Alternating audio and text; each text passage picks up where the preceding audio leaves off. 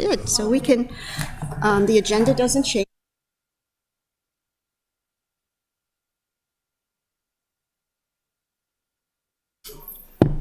You're live. Good morning. The Finance Committee is called to order on May 4th at 9:38. All members are present, that being Alderwoman Finlayson to my right and Alderwoman O'Neill to my left. At this time, I'll accept a motion to approve the agenda. Motion to approve the agenda for 5/4/23. Second. All in favor signify by saying aye. Aye. Aye. Next is we have the minutes. I'll accept a motion to approve the minutes of yesterday. Do we have the minutes? Yes, they're attached. Yes, do you need a few moments? I'll accept a motion to approve them when ready. Motion to approve 5/3/23 special meeting minutes. I'll second the motion to approve the minutes from the May 3rd meeting. Okay. All in favor signify by saying aye. Aye. Aye. Okay, minutes approved. We're going to go right into the supplemental appropriation that is before us, legislation first. It is for appropriating $100,000 from a HACA sub-grant, which I'm not sure what that is, and we have staff here to present it. Is there any framework that we need from the finance department at this time, Kate? Or are we good? No? Okay. All right. Just introduce yourself and start. Good morning. Eric Lishinsky, Chief of Comprehensive Planning in the Planning and Zoning Department. I'm here to clarify what this supplemental appropriation is all about. This is associated with our Eastport Choice Neighborhood Initiative, community-led revitalization project of the Eastport Terrace Harbor House public housing communities that we've been working on for about the last 9 months. As you may know, we got a big grant from HUD for that project. It was about $500,000. It was a big coup for the city to get that. One of the aspects of that grant, which is, I think, very forward-thinking, is that some money should be used towards what they call early action activities. That is, improvements in the neighborhood that can make a measurable improvement in the short term, given that we're in a planning process. We may not be doing the kind of large-scale revitalization for a few more years. So HUD provides an additional $100,000 for these early action activities. So it's a reimbursable grant. We simply need to move the funds to our budget to cover that $100,000, but we would be reimbursed by the Housing Authority for those funds. Now, there's a sub-agreement that is nearly executed. We've been working with Finance and the Law Office on that to clarify the terms of that. But so that's also in place, but the $100,000 would be going towards specifically safety and beautification projects at the intersection of Pleasant and Madison Streets, which is sort of the gateway to that community. It's a location that, through kind of a community process over many months, we basically determined that this is where that money could be best spent. It's an intersection where you have 2 bus stops, you have kids waiting for school buses, you have a lot of traffic moving through, but cars, pedestrians, cyclists, buses, and it's lacking in a lot of basic amenities. So the money would go towards 3 things. improvement to the crosswalks in kind of there's a trend, in cities all over the country to do artful crosswalks, basically something that, can slow traffic, make drivers more aware of the crosswalk there, but also do that in a way with community, so that it becomes sort of a unique aspect of that location. So that's one piece. Second piece is basic improvements to the bus stops, which could be seating, improved signage, plantings. Shade structure would be nice. We may not have the space for that, but we're kind of hampered. We're doing this all kind of in the public right of way. So, and that's partly why the city is doing this project, not the housing authority, or leading the process, I should say. And then the third piece is neighborhood signage. Think the same kind of banners that you see in the Arts District along West Street, that will help people know where they are, that there's some pride in the community, that we're doing this project to revitalize the community, and basically identify that location through artful banners that might be attached to street light posts or power poles or some other way. So those are the components. And, I know $100,000, it might seem like a lot of money for those kinds of things, but the idea is that there's a community process behind all those components that requires a lot of time and energy, for a consultant to work with members of the community to develop these ideas. And then the money goes towards, materials and fabrication and installation as well. But there's a whole process behind all that. So that hopefully gives some explanation about what this is. Before we get to questions, I just have a clarification request. You mentioned HUD as the source of money, but the SA says a HACA sub-grant. How does the money flow? So the money ultimately comes from HUD to HACA. Okay. And then basically we have to get a reimbursement from HACA, and that's what the sub-agreement is focused on. Got it. Questions? I do have a question, thank you. Along that same line of thinking, does HACA have to approve your request for $100,000 and weigh in on how it's being used?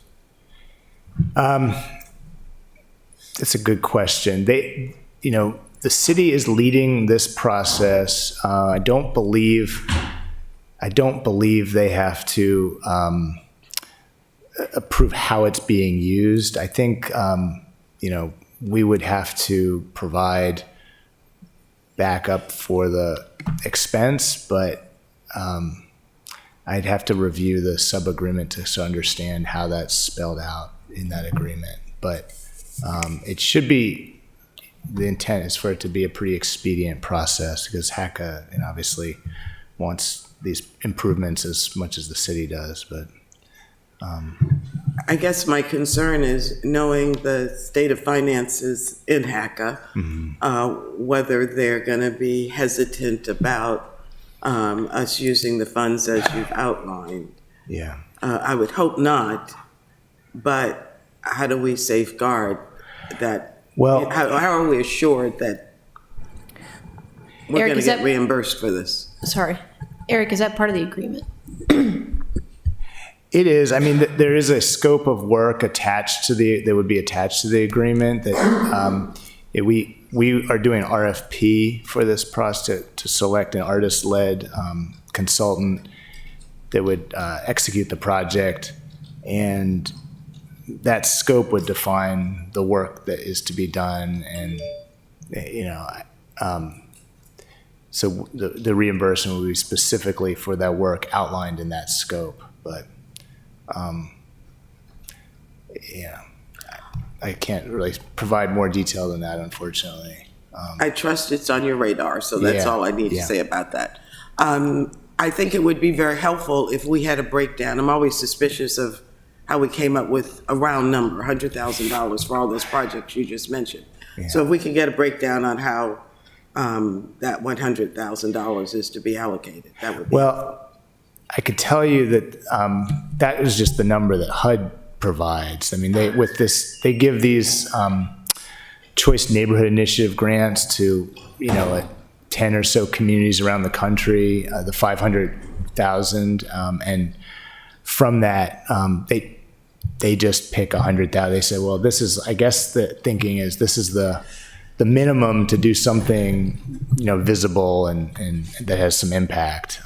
But with our RFP, we would be asking for the proposer, the consultants who propose to break that down. How are they going to spend that money? So we'll get a better sense of that when we get the proposals in. But we haven't,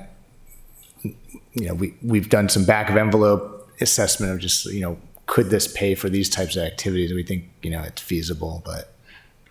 So in essence, HUD gives you $1,000 for this express purpose and trust you to use it to the maximum. Yeah, and if you run out of money, will they give you any more?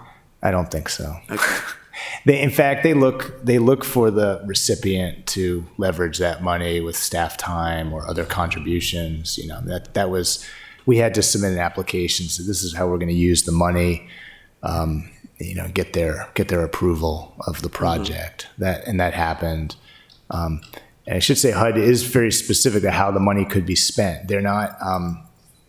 They do not want the money spent on things that should already be happening. Like just the most standard, functional public work type project. So it has to be something that really adds character to a place and is very specific to the community and involves the community. So. Yeah, we had to clarify that with a lot of our stakeholders who've been involved in the process. Thank you. Sure. Alderwoman O'Neill, any questions? No, all mine were answered with those questions. Just to follow up to Alderwoman Finlayson, so to simplify it, it appears that this is a budget. This is a budget. You don't have a defined scope of work yet, and you'll send out an RFP saying this is the budget, and then you'll get a defined scope of work under the category of beautification, if you will. Yeah. Okay. At this time, I'll accept a motion for action. I'll move approval of SA 2923. Second.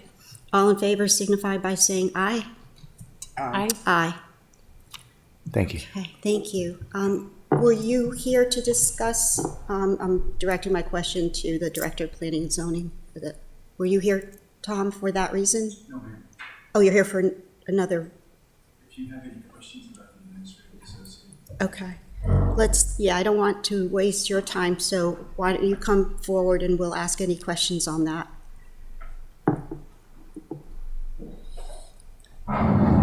Okay. Let's see, where did we leave off on It's that? page 9, planning and zoning. I'm sorry, page 9 of our Right, copy 2 of FC report FY24. okay. From, in our review, we look at the budget, the budget book, and we look at your presentations, and we didn't really get an explanation on this, looking at it as not having this position, how does it affect you?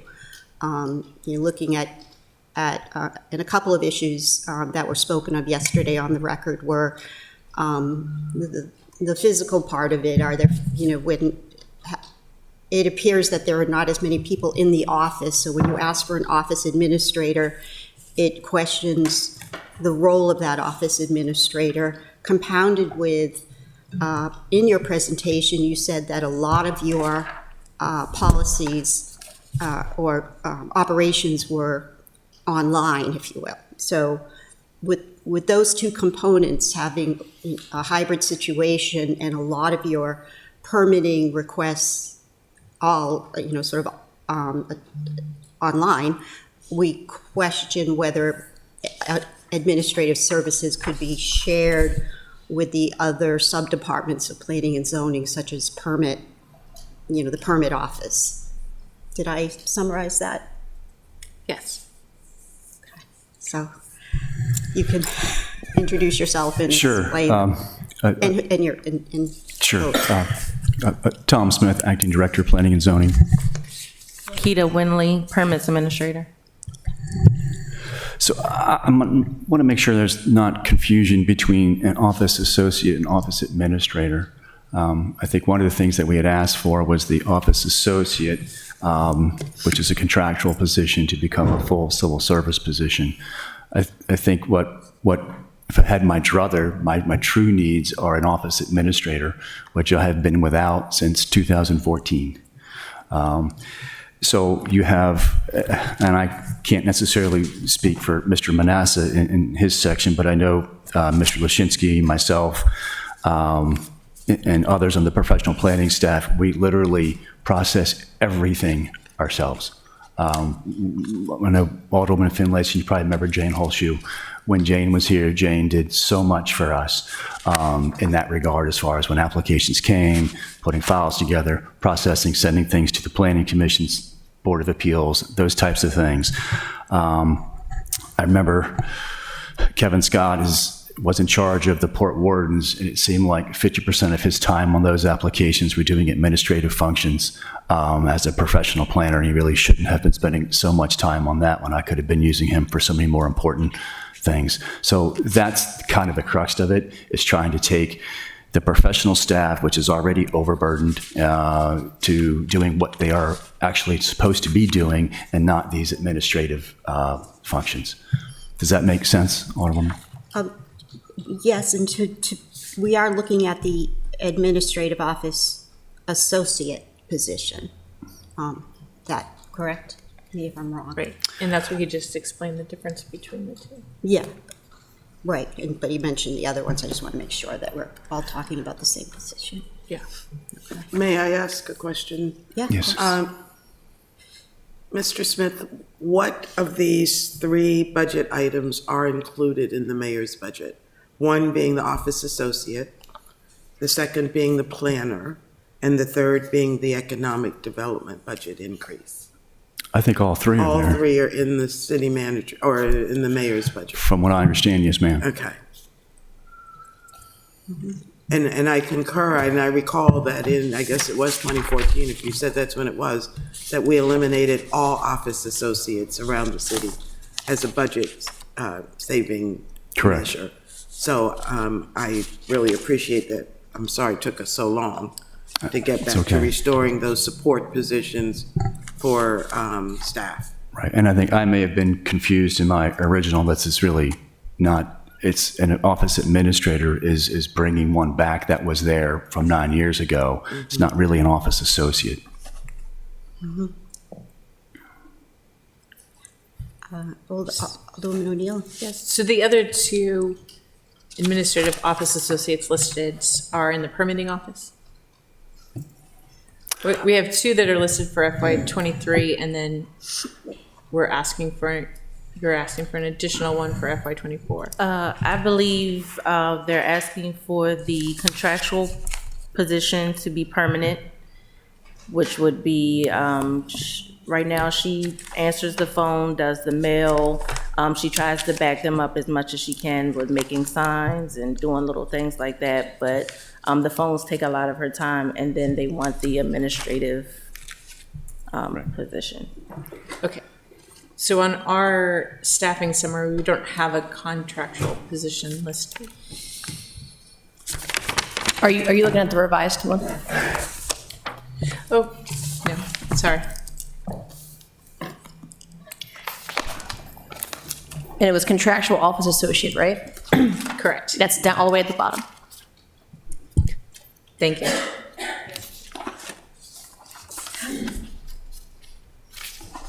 I'm confused and I'm sorry. And when I look at the when I look at your workforce impacts, we have the part-time, we have the office associate and planner as the net add, if you will.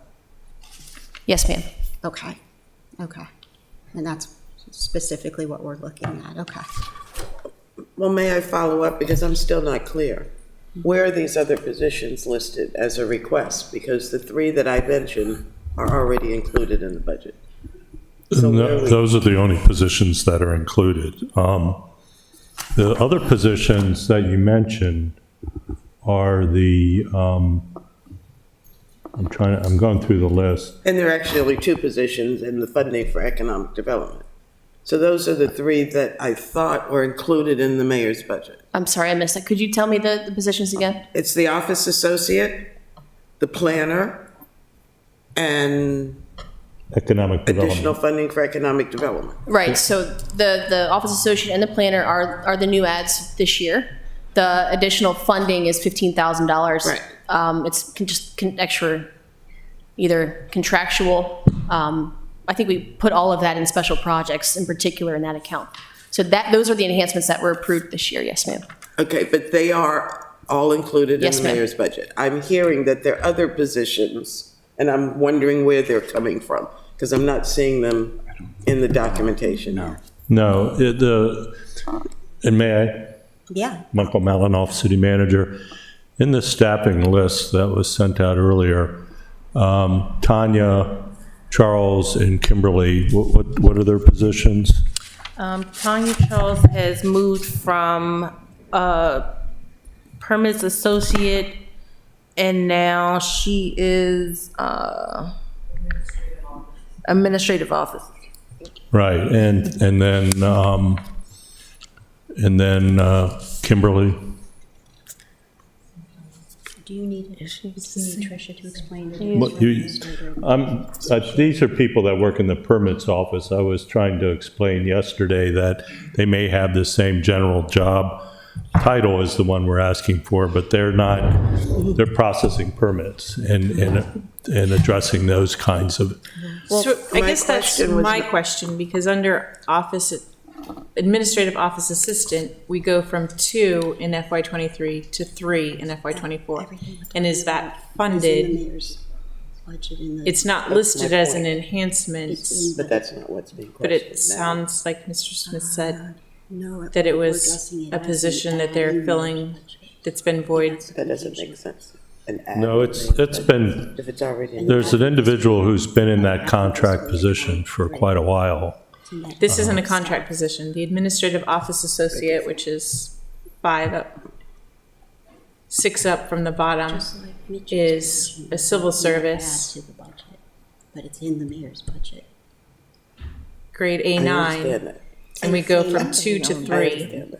2 and 2 But I- in 23 to 3 in 24. So what could have happened is during the year, That's what's being. they have the position in code, right? And if they have funding available, they can use that funding. Like, let's say someone leaves in a different position, right? But they know that they have a need in a different position. They can use that funding for this new position that you see here. So it's not a add as an enhancement. This was done during the fiscal year. Okay, that's the difference. Okay. So I guess that's where I was questioning, like, because You're, we're seeing these 3 office Right. associate, planner, and economic development budget increasing, but not that one. So right, you would think, yes, you would think, so there's a net add of 2. So if I look for that particular one, it went from 2 to 3, but that wasn't an enhancement, so I would see the other offset somewhere else in this chart. So a position should have gone to either 2 to 1 or 1 to 0. You know what I'm saying?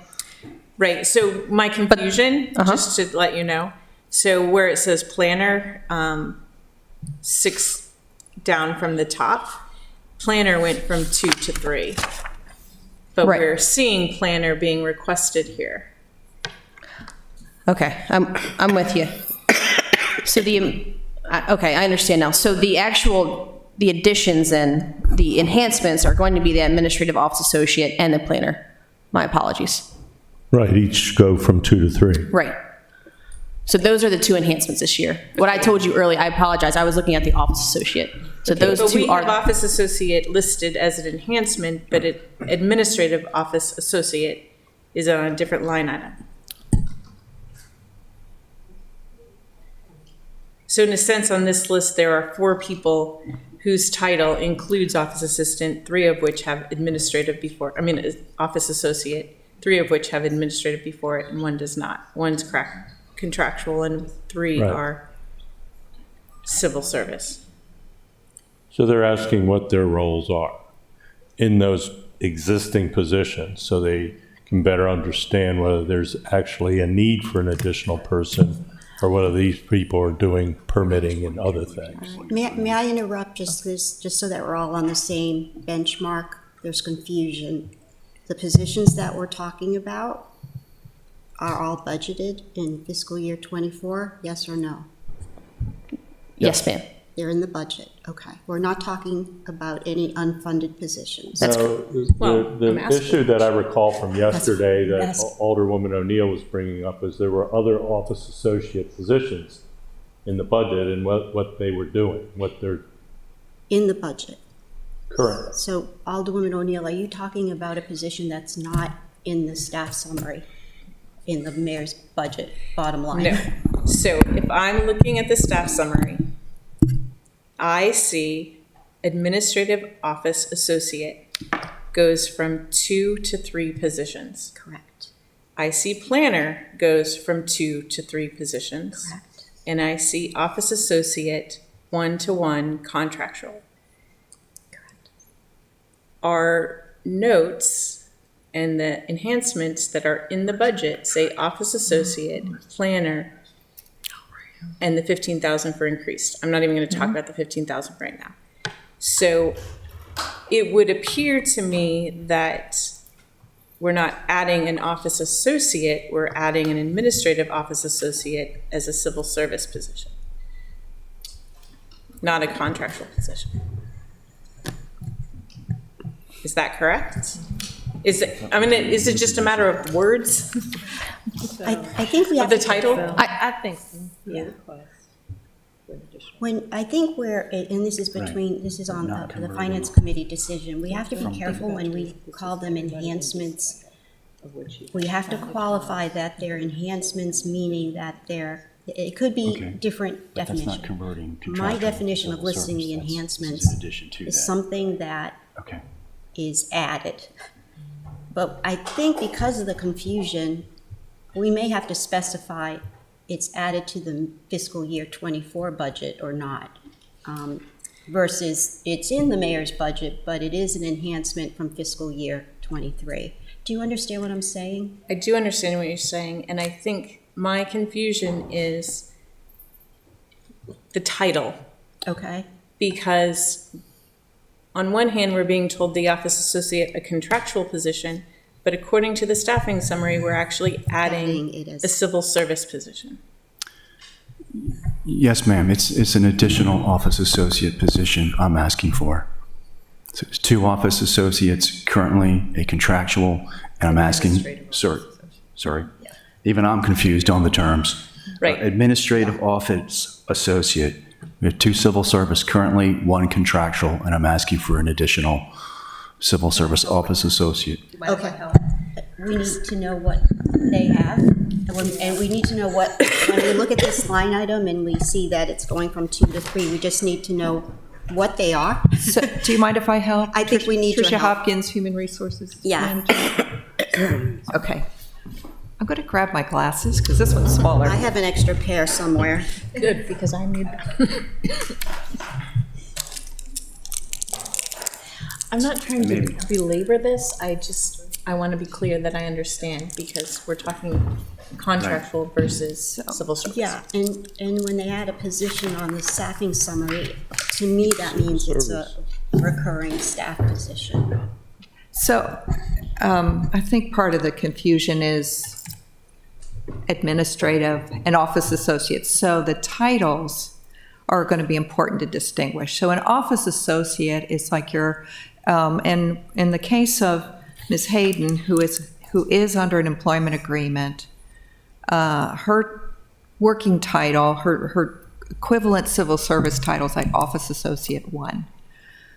That's the lowest level support position in our civil service system.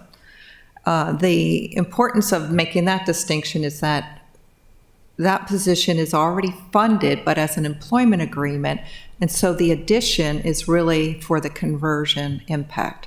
It's the additional benefit costs, No? I'm misspeaking here? Tom is saying that he's adding another body.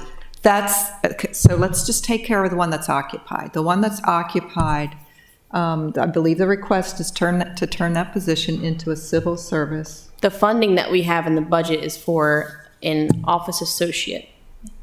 Which is what the, Like, we have 66,000 in, A contractual position. It's listed as a contract position. it's listed as a contractual position, but Where do you see that? that position was to be Office associate. converted, correct? Am I not misspeaking, am I? Converted into a civil service position. It was sort of a dual. So may I ask, is the 68,000 the converted cost for that position?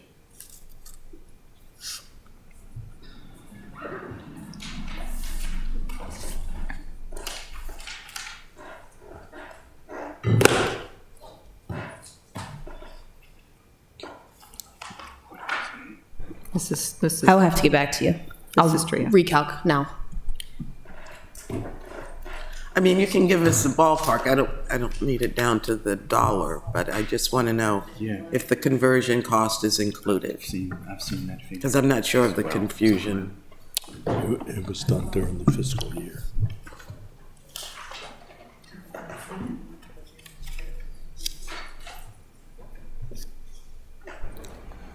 so the administrative office associate is not that position. That's It's not a what? different position. That's an additional title, of which they already have two incumbents holding the same title. So your questioning, would be directed to staff here regarding how the two that are currently in those positions, how that functions between planning and zoning and the permitting side. That's a And- two-part question. We So, want to know the yes. functioning, but we also don't see on here that they're adding a third Correct. administrative office associate. Right. Which this does not reflect in that's why I'm just trying to clarify. I'm just trying to help them. I Help understand. Tom here. She's doing great. I understand and I Make a appreciate it. distinction And I between think what the a lot of two- it is with title and. Yeah. So we added funding for a new position, office associate. It's 66,800. That's civil service position that we added. And looking at the staff summary, that's the one that goes from 2 to 3. Yes, ma'am. Okay. So, okay, so let's- No, it's not. that's the It's confusion. administrative office associate versus office associate. So So the, who is the office associate currently, or is that not filled? Contracted office associate. That is Julia Hayden. Okay, thank you. yes. One person. One person. Right. And who are administrative office associates? There's 2 going to 3. Are all 3 positions currently filled? So you have That's the Tanya system. Terrazzo. One would be Tanya Charles, and right now she's handling, she is in charge of the housing, rentals, sending out the notices for renewals, sending out the licenses once they've completed the inspection. And she also handles, she just moved into that position, so she's training, but, that's her main, priority is to make sure that the rentals are up to date and the notices are sent out. Okay. And who's the other person that's currently there? The other is Kimberly Consoli, and she is essentially what you would call the recording secretary to the Board of Appeals, Historic Preservation, Port Wardens, Planning Commission, and she handles all of those aspects. Used to be Tammy, if you recall. Hooks, yes. So that's what Kimberly does. Okay. And then you're looking to add, And I'm looking to essentially bring back what I lost 9 years ago. and that's the 66.8. Yes, ma'am. That's the 2 to 3. Okay. Thank you. That's Thank what you. I need. Thank you. I'm sorry it's so confusing, and I'm a bit of a newbie, so perhaps I didn't articulate that as well for you to understand. Yeah, no, that's, If you're looking at the enhancement list that I sent you, is that what you're looking at? that in our notes from the Okay, presentation. So I think this might translate into a recommendation. We the director isn't here, but one of the emphasis, no, the director of finance she spoke to getting a handle on these licenses, these STR licenses, because there's a thought that we don't have them all in hotel tax, now that the county has increased it, adds to our revenue, obviously. So speaking for myself, and I would hope my colleagues agree, we need 100% effort on that effort, which I'm hearing is by an office, by who would be doing that in your office? There's that, you spoke to that would be one of those positions. That'd be Tanya? Tanya Shaw. Yes, That's Tanya. yes. Yeah. Do you know what I'm saying? Mm-hmm. That's a really important job Yes. right now. Yeah, she just started about a month ago. Yeah. So we've been training her. She's getting settled in. Yeah. But there has been the new, host compliance? Yes. Is it working? Correct. Right. So there's something, You're saying no? No. no, that's what I've heard, so Right. I'm not leaving it up to the associate to solve that problem, but I just think that we need to focus our attention on this position and what they can do, what their limitations are, so that we optimize hotel tax. That's all I'm saying. Do you agree, Mr. Malinoff? Thank you. That makes sense. Thank you, Alderman. So just one last question about those. So of those 3 administrative office assistants, are all 3 civil service positions, or is one of them a contract position? All through the 2 we have currently, civil service, and I'm asking for the additional civil service. Okay. So it actually should say on our list, administrative office associate at 66.8. Correct. Administrative office Put in associate. parentheses, civil service, so we don't have to revisit this. Okay. Yes. Seriously. Thank you. Thank you so much. I appreciate it, and I'm sorry that that took so long, Nope. talking in circles. And I think part of it, Acting Director Smith, is part of it was that we didn't know what these positions did, really. Sure. Yeah. Happy to explain it. I know you are in the office sometimes, but you're not there to fully understand what everybody does in the Yeah, office, yeah, so yeah. understandable. It's not like one floor with a central location, it's different sub-departments that have Correct. to function. Correct. Great. Any kind of Thank you. questions? Now, I'd just like to thank the team for sharing with us. I know we're treading into territory that is the purview of the director, but thank you for your explanation. And I do agree that we should be bringing back those positions that we lost. It does impact the level of service we're able to provide for the residents. And when we hear that people call and they don't get an answer and a real person isn't answering, we can trace it back 9 years as to what started that. So I just want to say thank you. Thank you for understanding that. Thank you for coming in, and thanks, Trish, as always.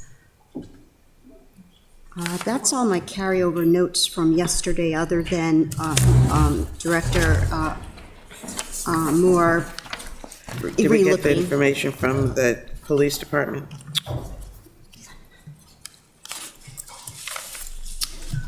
I don't know where Kalen left off with that, so my understanding on the police situation is we are addressing positions that are not on this enhancement list, correct?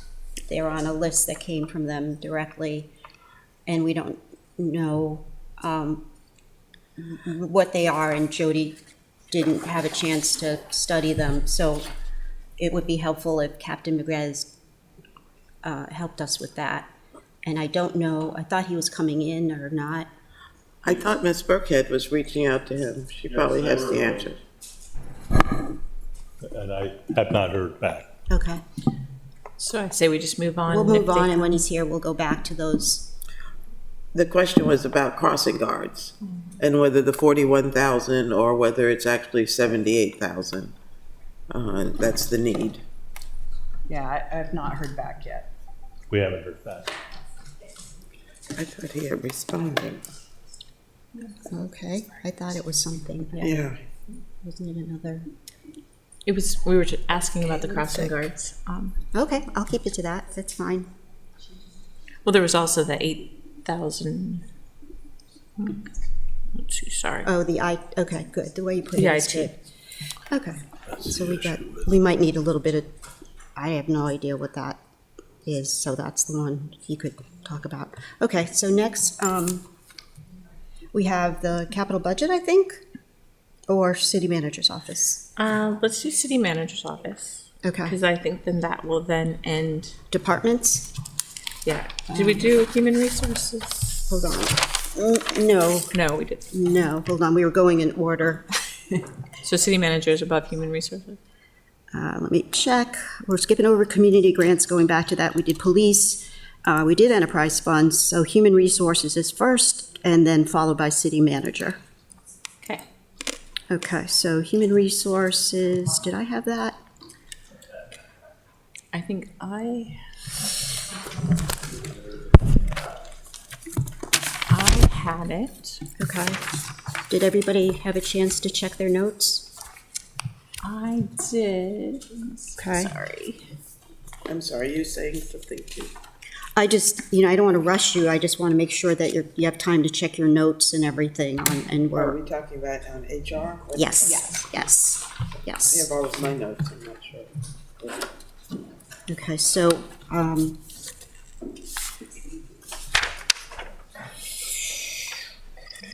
The only thing in HR that was asking for enhancements was the, intern program is, correct. The intern program yeah. and the consultant services. And yeah. Ms. Hopkins, what we're looking at is in the mayor's budget, that's funded, let's use that terminology, it's funded, is the intern program that you're carrying for $90,500. You spoke at length about that. And then you have this consultant services contractual for $75,000. And I think we need a recap on that. Okay. Okay. So Not in our budget book, is that where? it's not in the budget book? No. Yeah, it's in the budget, but it's, I'm on page 53 in the revised budget book. I'm not seeing this. I don't have my file with me because I came for another purpose, but,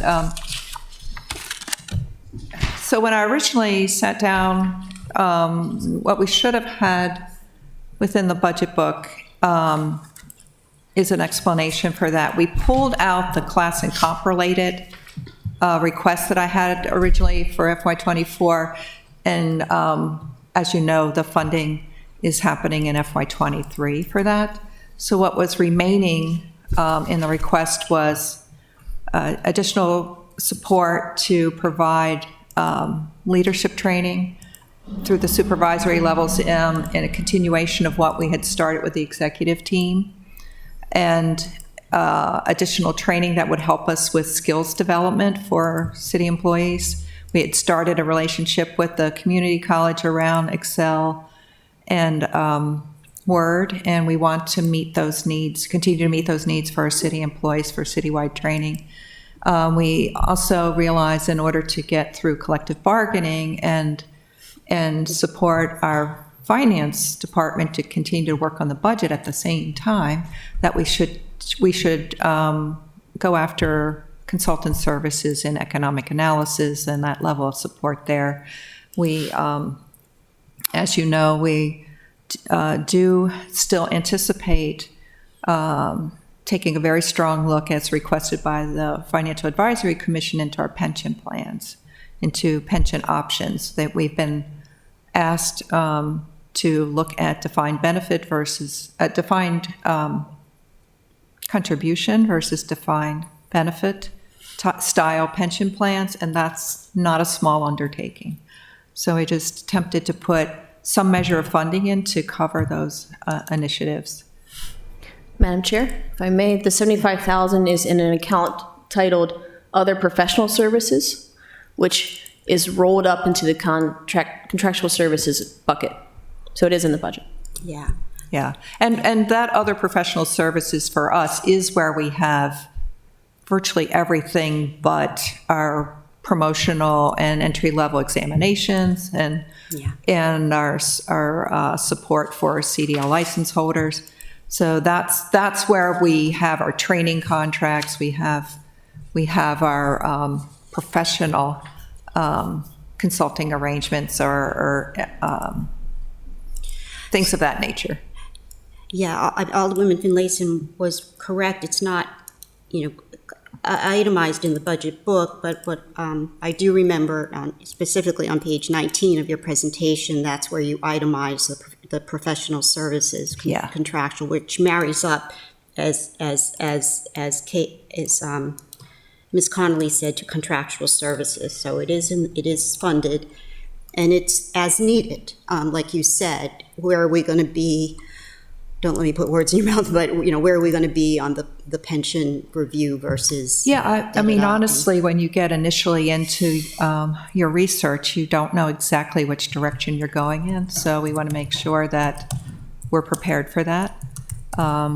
We clearly have great desire to make sure that we're providing some additional training opportunities to employees, and that takes some funds to do so. Mm-hmm. So that's the 88? Right. Yeah. That's the 88 one?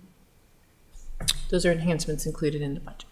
Yeah. The 88 one and the 90,000 No. are two and, No, it's 75,000 for consultant services as needed. okay. And then it's the intern program for 90,500. Okay. So we've continued to, so in special projects is where the intern program was placed. And I just want to make it clear, sometimes people have been speaking about 95.5 being that amount. It is 90,500. The other 5 is for our holiday party. Now, it's not a lot of money for a holiday party, honestly, but that's what we've continued to have Yeah. in that fund for that purpose. That's fine. Yeah. We get it. That's, okay. Are there any questions on that? No. Do you have any questions? Are there any unfunded, I know there's probably not in your department, but are there any unfunded enhancements, or were there any unfunded enhancement requests? You mean, did I make requests above and beyond this that weren't supported? Correct. No. Okay. I did attempt to get feedback, though, from our employee recognition committee as to what their needs were, and it just wasn't successful in getting that information to support that. That doesn't mean I wouldn't have a desire to have a more robust employee holiday party. It's just that it wasn't able to be justified ahead of some budget submission. Thank you. And did you ask about that tuition reimbursement to benefit? Yes. That's a note you have. We have we will most likely put a recommendation on pursuing or looking at a tuition reimbursement program. We don't have any value, but we just don't want to lose that initiative, so. I appreciate that very Okay. much. It would be a recommendation. With rising costs to pursue higher education, Yeah, and that was a program that the city had. I've been here 10 years now, and it's been a while. I think it was when things really were wow, we had it. about in- how to balance the budget, how to make payroll. Those really tough times is when that stopped here. It's in the collective bargaining agreements, kind of as a hold. Yeah, For when it's actually funded. It is would be well received here, I do believe. We just haven't really been able to touch that for many Yeah. years. yeah. Just, yeah. Not sure what I'm that not would saying look no. like. If you're asking if I have an estimate on it, I don't really know. I'd have to, and could, reach out to colleagues, in other jurisdictions and see what their programs look like and what they're providing to employees. If you'd like, just see if I can get some bones that would be, I think I would be cautious yeah, because this is a negotiated item. yes, And for us to put in a dollar amount is precluding what would happen at the bargaining table. This is a benefit, a definite benefit. But I think we keep that in our pocket as something to offer. That's the nature of bargaining. So I would not want to put it in the budget as an item or even as a recommendation. Oh, really? That can be a recommendation from the council to the bargaining team. Yeah. That's a tool, that's a benefit. to and in one. that regard, we would absolutely have to do our research and consider what's our ability to pay and what is the program look like, what would an individual get, what they need to provide in order to receive. All of those So you'd elements still would require some programmatic understanding, therefore Oh, some funding. absolutely. Yeah. When last I was able to bargain, we used the University of Maryland rate. So whatever the, the tuition rate was at Maryland per credit, that's what we offered all teachers in the system. So, that's a discussion you will have and, investigate it with your colleagues and other jurisdictions to Yeah. find out how they do it. I And- just and don't want us to step into bargaining. Let's leave bargaining for bargaining and so But I think it's helpful to know that that's your interest. absolutely. I take that very seriously, and therefore preparation for that as something to go to the table with is important to do. So could we phrase it somehow so it doesn't jeopardize the union discussion, or just leave it out entirely? I don't want I mean, otherwise, it's, I guess the best way to say that is, if the desire is to have all city employees have the opportunity to participate, then it is necessarily going to be something that we would have to sit at the table and negotiate for those Understood. individuals in recognition that it has an impact beyond those that are members of a bargaining unit. Yeah, okay. If otherwise, it's not impossible to have a program that excludes the bargaining unit members. I don't know that that's the kind of message that we ever engage in here in the city. I've appreciated that we've been really mindful of a fairness factor in that relationship. Yeah, I know you're receptive to it. Yeah. We volunteered it, and so I think, as Alderwoman Finlayson said, enough said. We just didn't know what would be helpful for you. Okay, Great. I appreciate that. Thank you. I don't have anything else on human resources. Nope, we're good there. You did it, right? You're the purple that time? You're purple, yeah, okay. Okay, thank you. And now we're on to city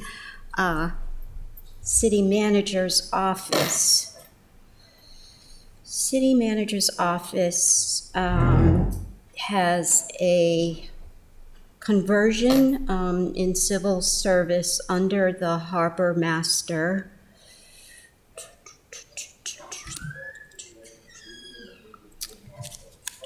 And then there is this office administrative position that says new, and I think that needs to be discussed further based on having one now, right?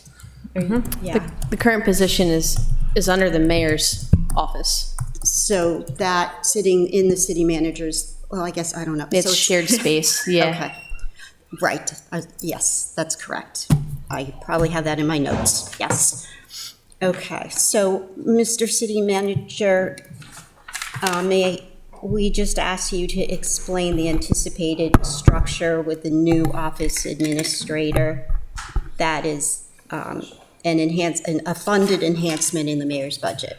Correct. The idea of the position, it was put in under the city manager's budget by finance. I didn't ask to have it necessarily there, But the idea was to share the administrative responsibilities of both offices. Right now, we have Rocio doing both offices, and it's a lot of people, a lot of paper, a lot of scheduling, and we thought that the position could be shared by all the different work that's going on there, and that's community services, resiliency,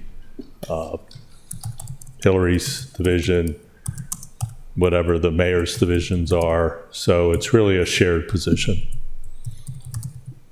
And you can put it under the mayor's office. I really don't have a preference. This isn't empire building or anything. What I ask for, I see as supporting our operations to support your operations. Are there any questions on that particular funded enhancement? I do have a question. It appears it's listed twice. I'm seeing that item. Is that the 97,000 office administrative position? Sharing an Alderman Finlayson, administrative position which with the document are mayor's you, office? which document are you referring to? I'm sorry? Which document are you referring to? I don't know. At least you're It honest. says copy 2 of FC report That's our of FY 2024 budget. Is that the I'm being Finance Committee report? I'm very honest. That's, So you can come and figure out. I was trying to find the other one, which I assume was copy 1. I just started typing it. But Sorry. I couldn't find it. That's your internal report. That's Well, you need to have this. oh, I see. It's up here in enhancements and it's down here as well. So that is a duplication. That's a duplication, but Okay. I think maybe there was just listing below and now they're. yeah, she's Writing up typing, I'm typing as we're, talking. I pulled up what we had No, put we in. didn't ask for 2. Okay. Yeah, Well, one is $400 more than the other one, so you pick which one you want. I'm good, and I didn't quibble at all with finance, which department it should be in, but it's really a shared, and with one person, and as Alderwoman Finlayson's been pointing out, that combined office had 2 historically, and I think it was also cut during that night of the long knives having to do with the budget. Well, let me ask you, Mr. Melanoff. You do not have adequate work for this admin position independently? Oh, yes, I do. So why are we talking Particularly about? with an additional person who's obviously going to be very Then why are we productive. talking about, we're setting ourselves up. So why are we talking about sharing it with someone else? Well, I'm just the way I am. Just to get it in there? No, I mean, not to get it in there, but I feel that we all need to do what we need to do to help each other agency-wise, but it is put in my department, and it would be primarily our function, but I would certainly share it because Rocio would be going away or taking time off, and we would need that kind of sharing. That's really how I see it. Could you not do that anyway? Yes. Okay. You know, my hope from day one was to create an office of the city manager, not have one person do all the work or one person and an assistant do all the work, or now one person and a deputy do all the work. You need additional staff. That's the bottom line. And I would much prefer to see this as your admin position, and that person can be allocated as needed. Thank you. So it's not a shared position then, it's an added position? Because Rosario is already listed under the mayor's budget staffing. Correct. It's in my budget solely. I am just stressing the need to be able to realize there will be time where one or the other is gone and the other one will be helping them. So when you say it's in your budget solely, then we should remove it from the mayor's office budget? There would be 2 total. So there's one under the mayor's office and under the city manager's office. So you're not sharing it. You're splitting Rosario in 2. You're dividing her in half. She already is, It shows in the budget as 1 and 1. 1 and 1. Correct. Right. Operationally, it will be shared. Budgetarily, it's 1 and 1. Yeah. You're saying there's We're right there There's together. no firewall between if there's something, da-da-da. That's all you're trying to say. Okay. Take phone calls, schedule, follow up. I mean, there are a variety of things, projects with Vicki here that we're starting to work on, whether it's the performance measurements. And I just got good news last night that my colleague in Charles County's sharing their SOPs with me. We talked about regulations and standardizing and making them available here to you all. So we're going to have that project. So we're going to start producing. And that's what that position will help. Could we talk a little bit, are you okay with that? Any questions so far? Could we talk a little bit about structure of your department? You have the deputy city manager, the A20. Is that position now overseeing the harbor master? Correct. We made that change last year to enhance supervision and customer service. And it seems to be working pretty well. So, Are you talking about the deputy city manager for For resilience? resiliency. Yeah, okay. Yeah. I just So- thought you said deputy city manager, Yeah. and that's a different position. Yeah. So what, No, it's not. We have the deputy city manager, and then we have Assistant. assistant city manager. Okay, sorry. yeah. I stand So corrected. this deputy city manager will be reviewed in the classification study that's going on. And so, Correct. and when you weigh that, what Well- is the departments that report to that position? That right now would be harbor master. And I wasn't here when that was created, so I can't really speak to the whys or wherewithals. I do know, and I will say, without her being here, is that she Yeah, has been fully willing to engage in anything beyond what she was hired to do to help in the office. And what I envision, which I mentioned to you all before, is possibly coming back to you with a delineation of responsibility by the two deputies that I've seen throughout the country when these people are available. You might have one over the more administrative support area, and you might have one over more programmatic. I'm not there yet, but I did want to bring that up to you, and I did earlier. Yeah,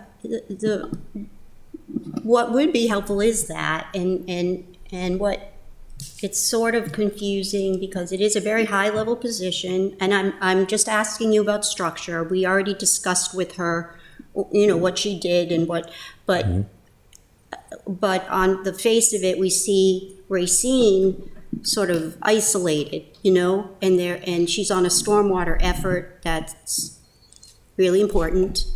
And then some of that, or most of that, is in DPW.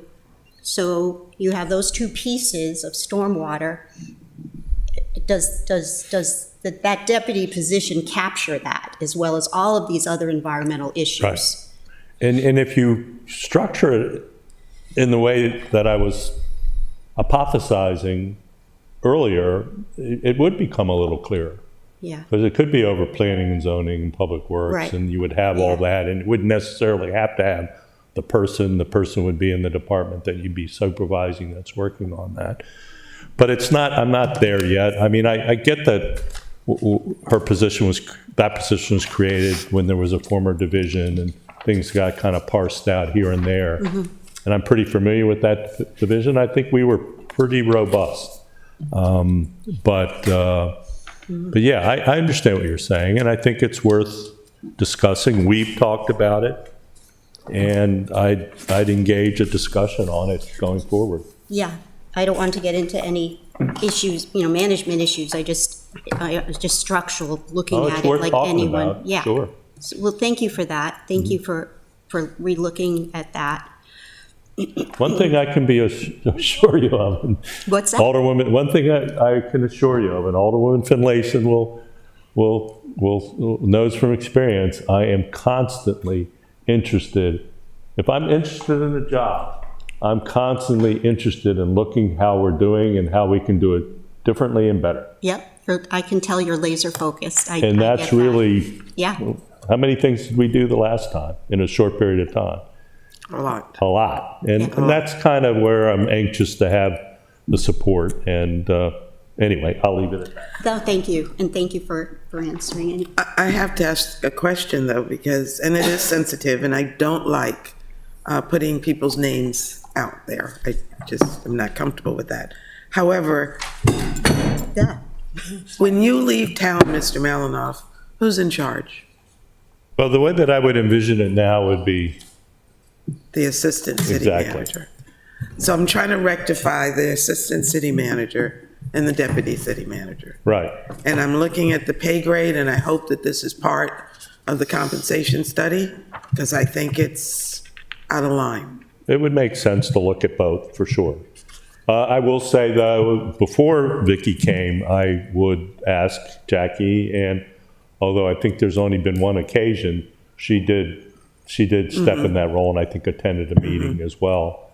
But if it came that both of us were gone, it would be Jackie. Structurally, I would see it being Vicky first. Absolutely. I have a feeling that when we created the city manager and the assistant, and it was a previous city manager who was opposed to having an assistant, but this was more of an administrative assistant, not a deputy class of assistant, if you understand what I'm saying. So I think that should be definitely visited in the comp and class study. Thank you. the Thank 820. you. Oh, yeah, at least. Okay. Thank So may I ask, are we including, under the city manager, the 50,000 for resilience, or have we not gotten there yet? That was, That's a decrease. yeah, that was a decrease from last year, Katie, correct? Okay. Yes. I believe that's the position that's for the electrical. That's my understanding. We put in, I think it was 65,000 One being an time. amendment for using one-time funds for a consultant to help resiliency efforts.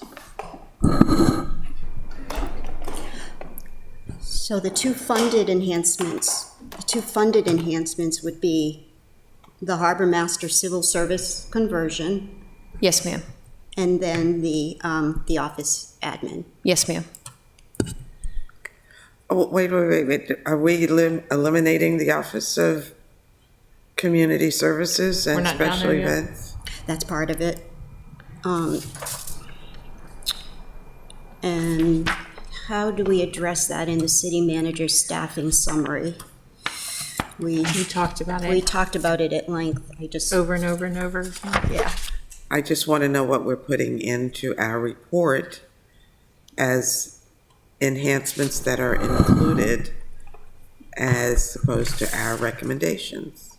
As I'm watching the edits, Alderwoman O'Neill, are you including the change from the audit committee as well as the funds for the training and education? What are you looking at, Mr. When Bell? we're putting, Enhancements. so I just deleted those, you saw me just delete those because we had decided in our report we would identify enhancements that were over $30,000. Oh, okay, gotcha. I just didn't recall that. Yeah. I do want to mention, and I don't know whether Katie has, I supplied information yesterday that the position in community services we won't know whether that will be grant funded until well into the fiscal year because the state is not making that decision. Which position are you referring to? That was the Hispanic navigator. Hispanic Outreach Navigator. So it will not be funded by the state, at least until after July 1, we won't know. Yeah, we got word from, Yeah. Laura got word from the state that they have, they're doing some revamping of their grants process, and they're not going to make a decision for a while. So as of July 1, the application is still under consideration, but as of July 1, the state will not have made a choice. Yeah, you told us when they presented, the Finance Committee's recommendation was to put that respective money in to keep their office operational fiscal year '24. So that's what our recommendation here is. Yes. Okay. Well, our recommendation is to fund the navigator position. Yes. That's a question. Yes. The one that the grant fell, no grant on. Wasn't there more than one position that was requested? How do we write it up? Hang on a second, let me keep typing and then I'll let you read it. Okay, yeah. I'm looking for the enhancements for the Office of Yeah, Community Services. as far as positions are concerned, my understanding is that position-wise, the primary concern was the funding for the Hispanic Outreach Navigator. So with putting that money in the finance unallocated to cover that gap, then I believe that part's covered. The other positions that got discussed were the intern positions, which got wrapped into that discussion. So I'm not aware of any other ones aside from those that were already sort of taken care of. And the grant for the Hispanic Outreach Coordinator was the 25,000? No, I believe it was the Latinos. Do you want to speak on the 40,000, it's like 40,000, I think. Let me see. I just sent you the email from Laura so you can memorialize the status of the grant, the amount. It was a state grant? It was the Maryland Latinos, that grant? Yes. Okay. It's on page 30 of your grant schedule. That's the one where we didn't put funding in this year.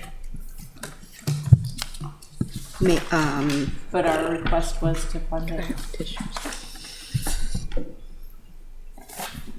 Thank you. Help me out We there. need to earmark the 51,333?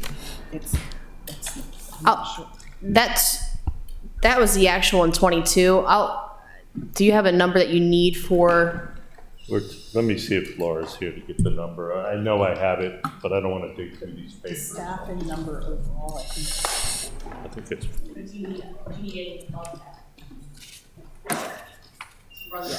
We'll have to ask. Let's make things complicated and let me ask, why is it under the mayor's office, under grants? It's a typo, right? I think. That's okay. No. Yeah, it's just. That's why I couldn't find it. Yeah, Yeah. we don't have a specific city manager or OCS, but we can definitely do that. I think it was just that's where it's historically been since Yeah, Ms. Gutierrez used to be under. yeah, that's why, I got it. So is that the 5133? That's what we're discussing right now. So I know we have a potential staffing number of needs. My question was, do we need anything above and beyond that to effectively run the program? So that's why we're going to get Ms. Gutierrez. That is what I'm definitely interested in. Those two interns will leave on June 30th, and we need to make accommodations for them, meaning we need to be able to put them on the payroll. And here comes Ms. Gutierrez, who can answer all of our questions. Are you We questioning? talked about it on Monday when we brought them in, Yeah. but we haven't talked about it here. Okay, We weren't at this point yet. We were just getting notes from Monday. okay. I'm sorry, we are not making the recommendations in this document. We are No, making the what- recommendations. I was saying that, Ellie said, oh, haven't we already done all of this? And we talked about it on Monday when we brought them back in before we started deliberating. but it has not yet been added to the report. Yeah. Okay, I don't want us to forget it, that's why And we're talking about it right now. I am Do you aware have of that. notes from Monday? I do, of course I do. Okay. Can you help with what the total amounts were that we talked about as far as funding the grant? I can. Okay. But Ms. I'm trying to Gutierrez is type. here and can help us even more. Okay. Laura? I'll try to make it simple. On Monday, you had a panel there. We want to keep all those people working for fiscal year '24. How much money is that? No, we heard that the grant, in all seriousness, there's a grant that we can't depend on the grants coming in. Yeah. And pretty much all of them, I think, is what we're saying. So my note said we were going to fund, just like we did the OIT last year, remember? Sheila, remember how we funded because the grants, we were wishy-washy about the grants coming in, so we funded it. Exactly, and Yeah. that's what we need to do this year. Exactly. So if the grants come in, they go into the general fund and that's all there. So I don't want to put you on the spot, but I do have a question on the interns. Those interns, we talked to interns with Tricia, but these interns are under Office of Community Service as far as budgeting.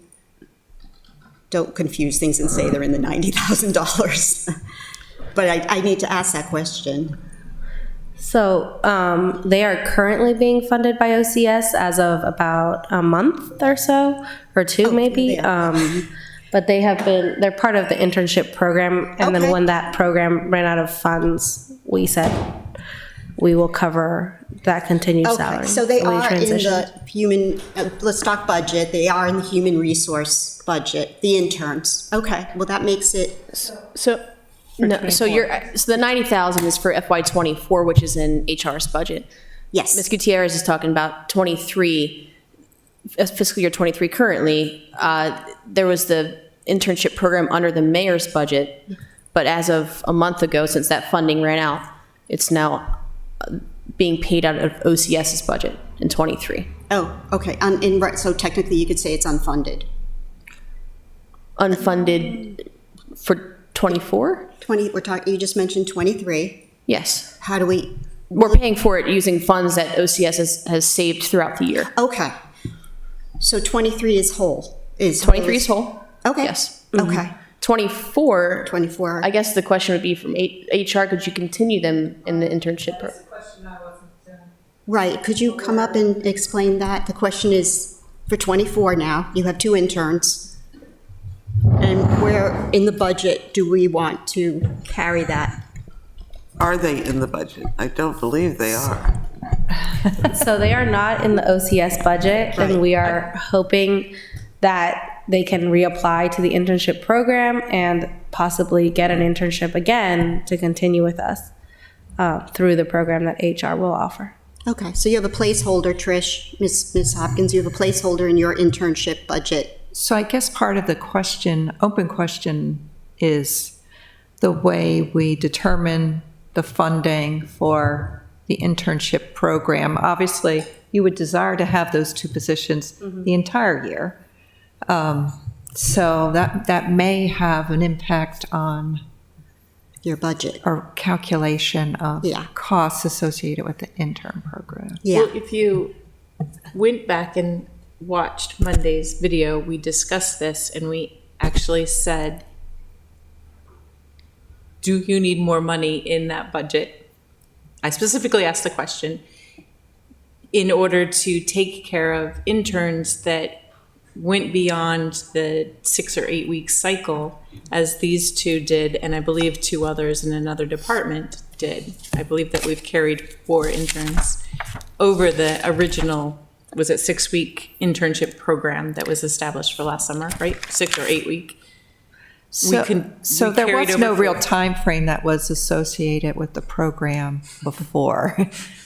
Conceptually, it was providing opportunities for youth, and however long those youth were able to work, and the budget was carried to its end of its funding. it just varied. You had some youth that only stayed a little while. You had some youth that, fortunately, in Laura's case, she was able to benefit from for an extended period of time. This coming year, my hope is that we have a better handle on who's where and who's committed where and what the need is, and that, we build that into the program expectation as well. So our initial calculation, unless the city manager would like to go into detail on that, our estimate was to look at about 20 to 25 individuals. Again, I got my folder back in my office, but 20 to 25 individuals, 12-week period of time. Initial expectation was looking at the living wage of $15 an hour. Could be impactful on other considerations here, but we want to develop a program that makes a distinction that's a fair wage relative to how other city employees are paid, as well as for what the design of the individual jobs are for the individuals that we are able to employ under this program. Okay. And I know that on Monday, we also discussed the fact that it was important as these two individuals, and I'm going to call them the rent person and the Enrollment. Go ahead. and the what? And the second one is Enrollment. enrollment person had a continuity so that they weren't stopping tomorrow if that was the case, and then reapplying for those positions. Yes. Do you recall? I do. We had that conversation. I do, and correct me if I'm wrong, but the sense that I got from that in your question was you're carrying a bucket of money for internship, and your two interns are a little bit different because they should be continuous. We can't put a number against that without jeopardizing the intern program. So my understanding was fund the internship program for the 90 whatever, and then if we need more money, because the other thing is, will the grants come in, and can we use the grants for interns? So I thought Jody said, and I might be wrong, I thought she said that that's when we could do a supplementary appropriation, when that time comes. Yes, ma'am. We could do if we get grant funding, we Right. can do a supplemental appropriation, which will come before you, and you guys can approve that grant. Yeah, because it's a hard thing to estimate right now. So can you tell us the grant that you requested that you're not getting this year, that we can put that placeholder into? So I applied for a grant that's around $200,000 with the Maryland Department of Health, and it's the Office of Minority Health and Health Disparities, and it's for doing outreach and health education in our low-income communities of Annapolis. There's a lot of different pieces to it. At one point, this was actually right as we were trying to find funding for the Food Fridays program, so that's actually a piece of funding that we asked for within that grant, to have more funds for that program. And then the position that I mentioned for our case manager, an admin assistant that would be part-time, and then sort of just general operating different programs. Did you have a total? So it's around 200,000. But that doesn't mean that that's what gets awarded. That's what was requested. But on Monday, we talked about $40,040. Yes, because that is our position that we have that is key to our office operations that we want to make sure continues. So the rest is great if we get it. We will be able to do so much more in the Office of Community Services, but it's not essential to our functions. So there's Okay. some variables So there. 40,004 with a base minimum is what we were going to earmark, according to my notes. Yeah. Does and that jive with your Yeah, notes? and we said, and we agreed to keep everyone at that table through fiscal year '24. Is that what you? I don't think we put in funding for that. That was my initial question. Yeah, That's how we, that's what we just did. no, we did not. The 40,000 the 40 is the vacant position. That's correct. That's The 40 already in the budget. It does not speak to the two who we're labeling interns, who I think we need to relabel them because they're not interns. They have valuable functions in the city. Okay? We need them. We don't need them as people come and go. We need those positions in the city. And so the one position that's already there that was vacated still needs to be filled. But forget about that because that's already in the budget, been here for a couple of years. We need that position. But the other two positions which will be vacated in June need to be funded and not on a as we get funding basis. Do we value those positions? Do they serve an important function in the city? I contend that they do. And if we value what they do, we feel that it's important to the residents who reach those services, then we put it in the budget. We make an enhancement to fund those two positions for the year. And that won't impact how Ms. Hopkins is going to deal with the interns. We don't want to gut the intern program for these two positions that are really, they need to be permanent positions. Or by worst case scenario, contract positions.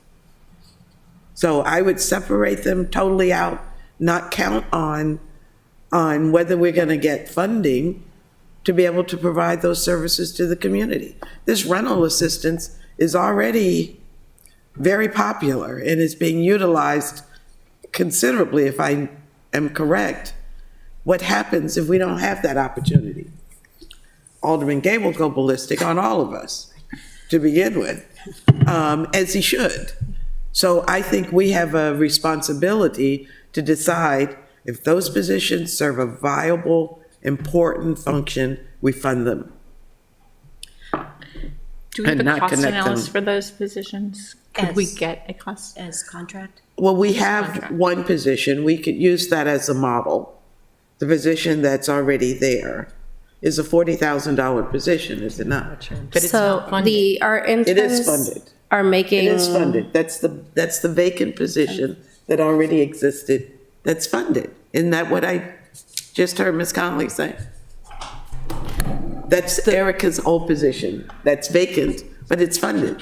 That's a different, that's so, The positions we have funded are the social work care coordinator, community engagement administrator, community service coordinator. Those are the positions that we have funding for. So which one is vacant at this point? so Ron Shea Clark, we just hired, she starts Monday. That's the community service coordinator, Erica's. Erica's So position. that is the ones, She's starting Monday and that will be filled.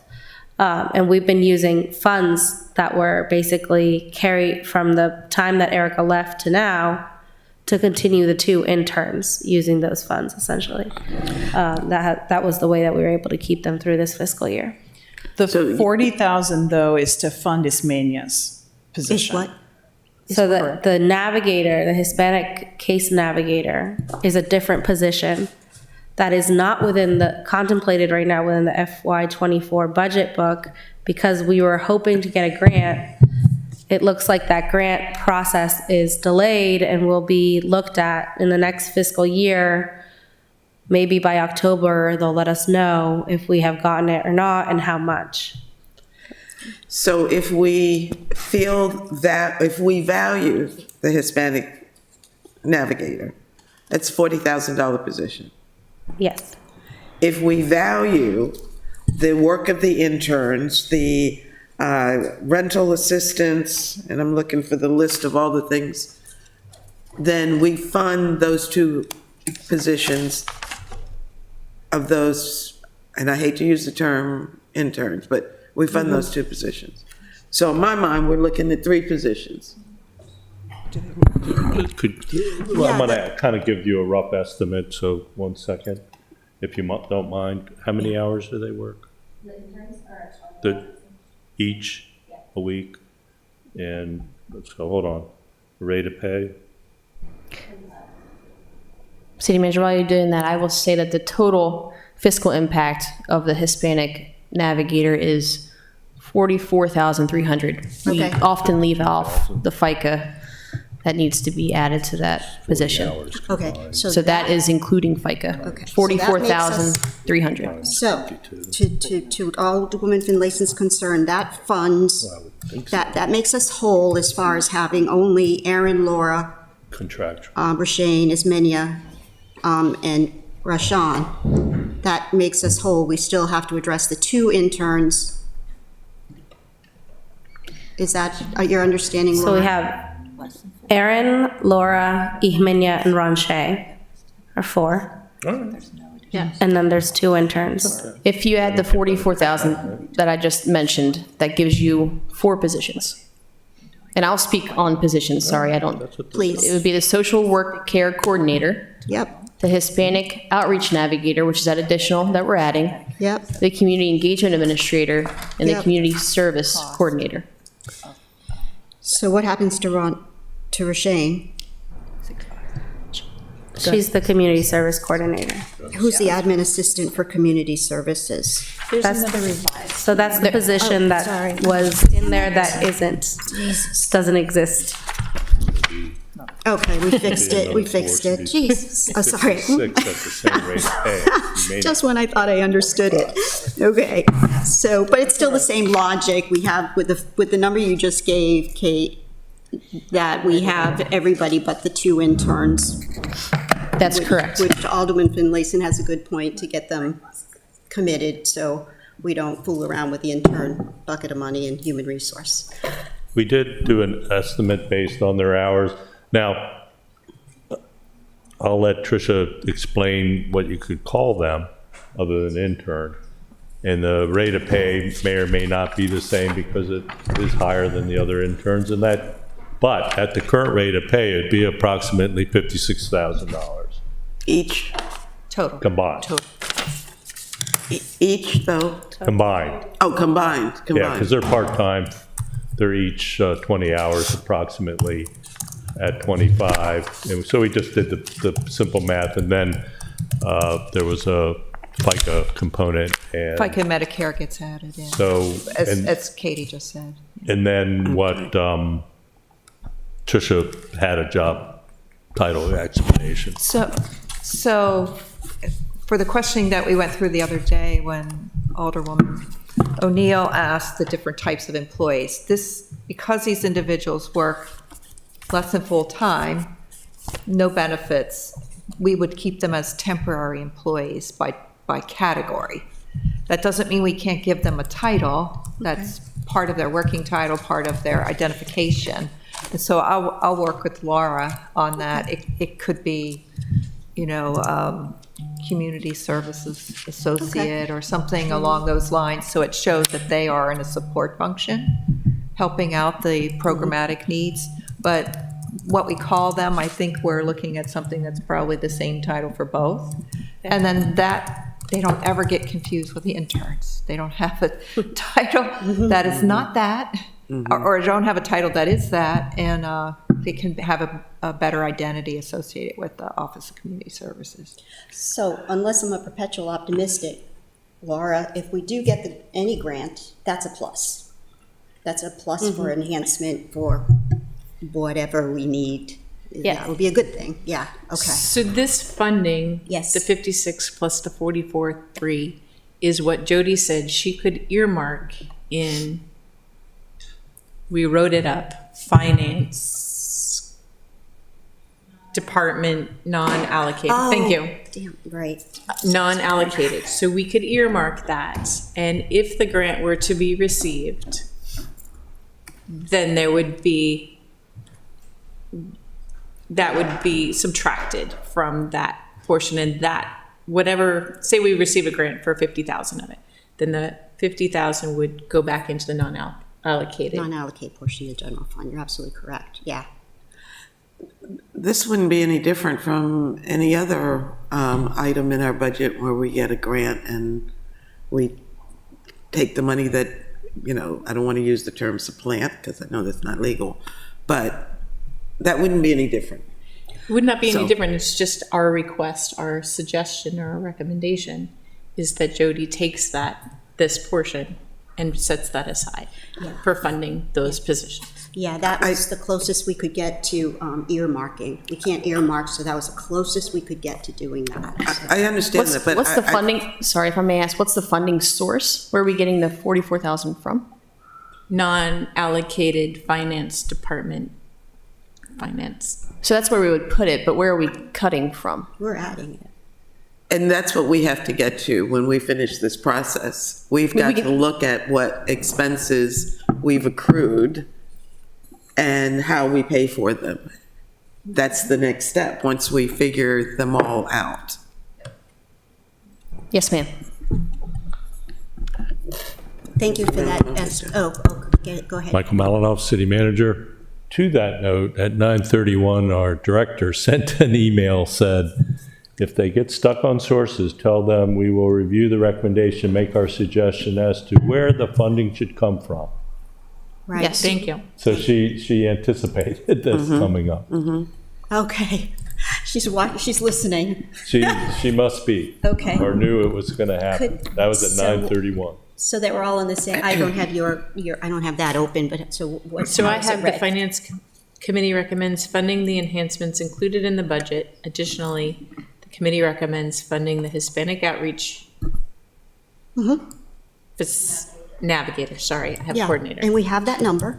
Yeah, at 44.3.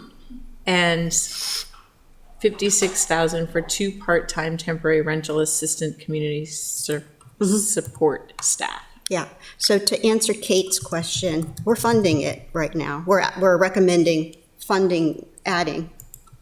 Am I confusing you? We're not taking anything She said, where's the unduplicated. source? The source of the money isn't in the budget. We have to add it. We have to recommend adding it. Yes. In that tree. In order to create the amendment, we need a funding source. And that's what Jody said she would work on. We will try our best to find a funding source, but you guys have made a lot of recommendations. It might be difficult to Sure. be able to fund all of them. That's my only concern. Yeah, So when we're done with this process, we're prioritizing, right? yeah, but That'd be the Claire, next step. right. So non-allocated, if this may help, non-allocated is where you're going to place the funding for this particular amendment. But we still need to find Yeah. where we're funding it. Clarification on that. Yes, ma'am. Okay, if they're contract positions, they're not necessarily recurring. On the interns, do we need to find money for the interns? Do we need to offset the intern funding because they're in it as contract? They're We not- need to find funding for them as well. Is your question, could we use one-time money Yeah, for I that? guess Is that your I'm- thought process? Yeah, that's my thought process. So we don't Yeah. want to use one-time funding for reoccurring expenses? That's right, that's the rule. But if they're contract, can they come out of one-time expense? No, programmatically, we're continuing a program Okay. of which they are supporting, so, Okay. no. Okay. Just, yeah, right, that's the rule. If it's a recurring expense, we have to find money for it elsewhere. Well, I mean, we could do it, especially in areas where we are expecting grant funding to come in to supplant it.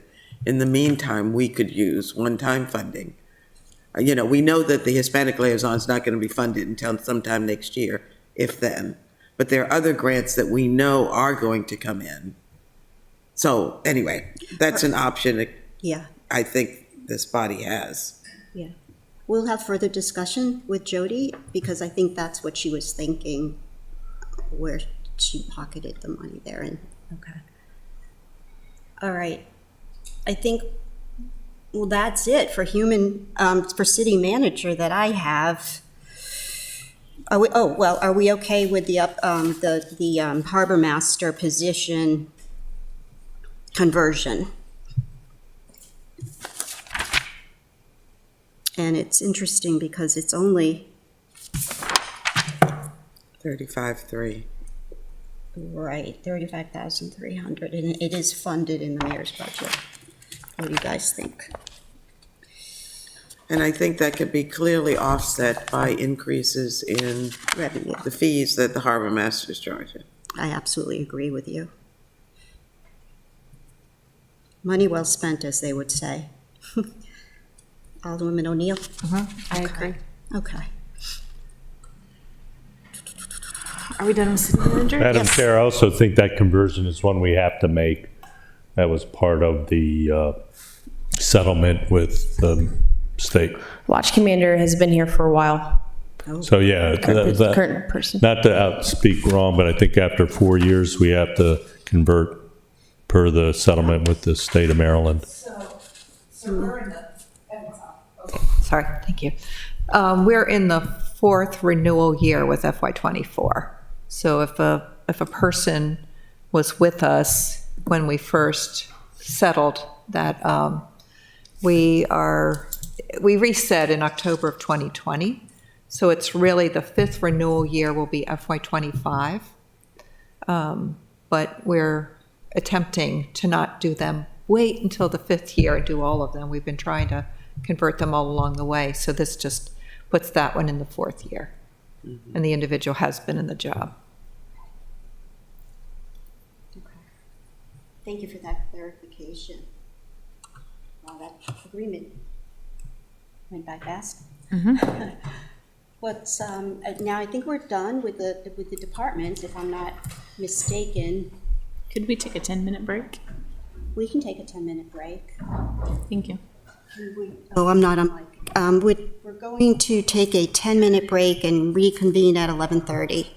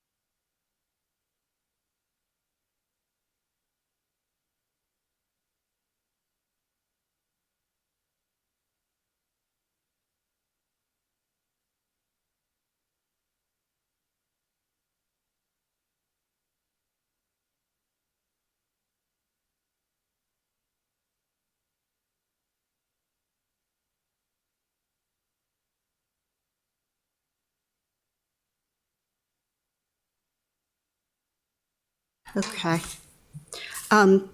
Welcome back. What I'm thinking is we'll continue, and today we'll need a lunch break. Let's have a lunch break at, say, 12:15, so we get some work before then done. Does that make sense? And then break for a half hour, and then reconvene at 1:15. And then try to go, our goal would be to finish by 3. Our goal would be to finish by 3, and the end goal, I didn't know we were extending our day. I'm sorry. this is a question. This is I think I'm fine. okay, yeah. I think we need to go past 1:30, but let's, we're always better Yeah, with I'm deadlines. Are you good? Okay, so the goal then, the end product by 3, is a draft of our report that is in good enough shape to give to Kaylin to work on it.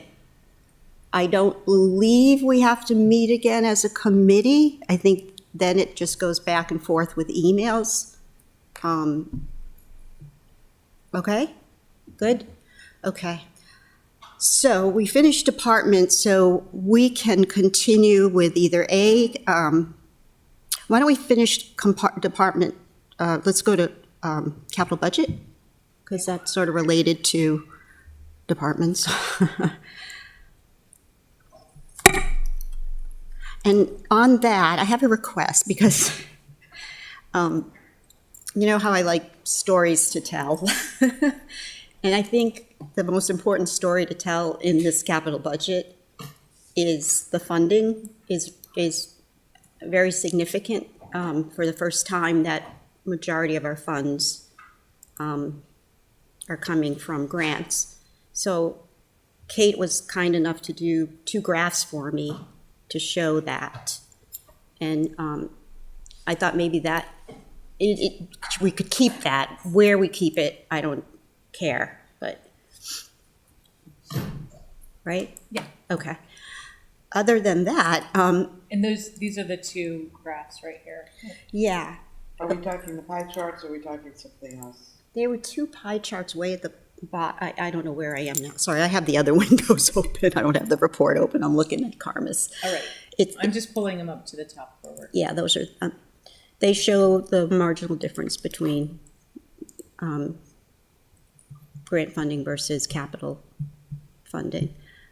So I thought that was important to note, because there's a lot of projects added. And the other thing is, and in my review, because it was assigned to me, my review of the capital budget, if you remember, both the department director of Parks and Recs, she specifically said, I don't have any money right now to,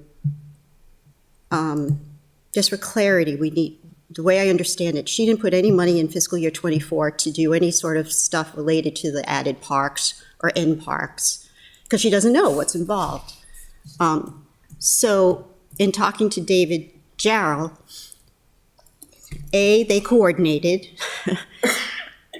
B, he evaluated every project for me and said, with the resources in the fiscal year 24 budget, this is the jobs we're going to finish, and then these in 23, and these are the projects that we're going to be working on in 24. He gave me a list in an email, and I think that's really important to have wherever you want to put it.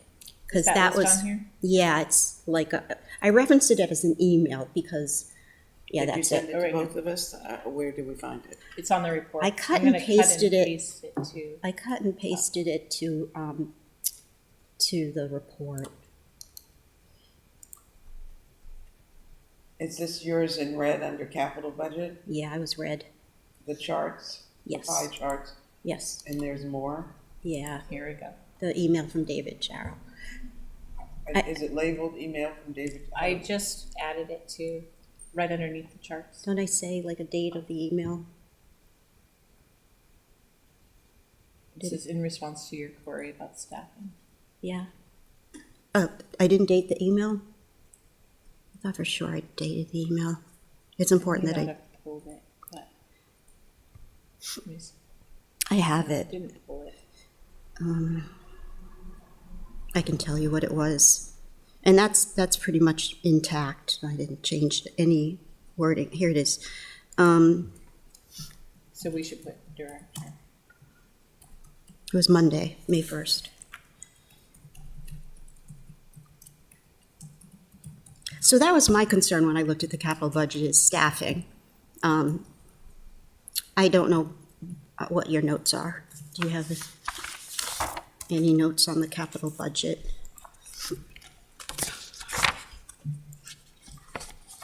I would say that we anticipate how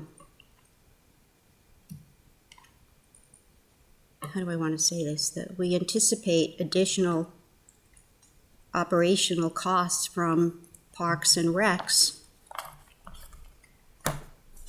for fiscal year 25 to address all the added parks.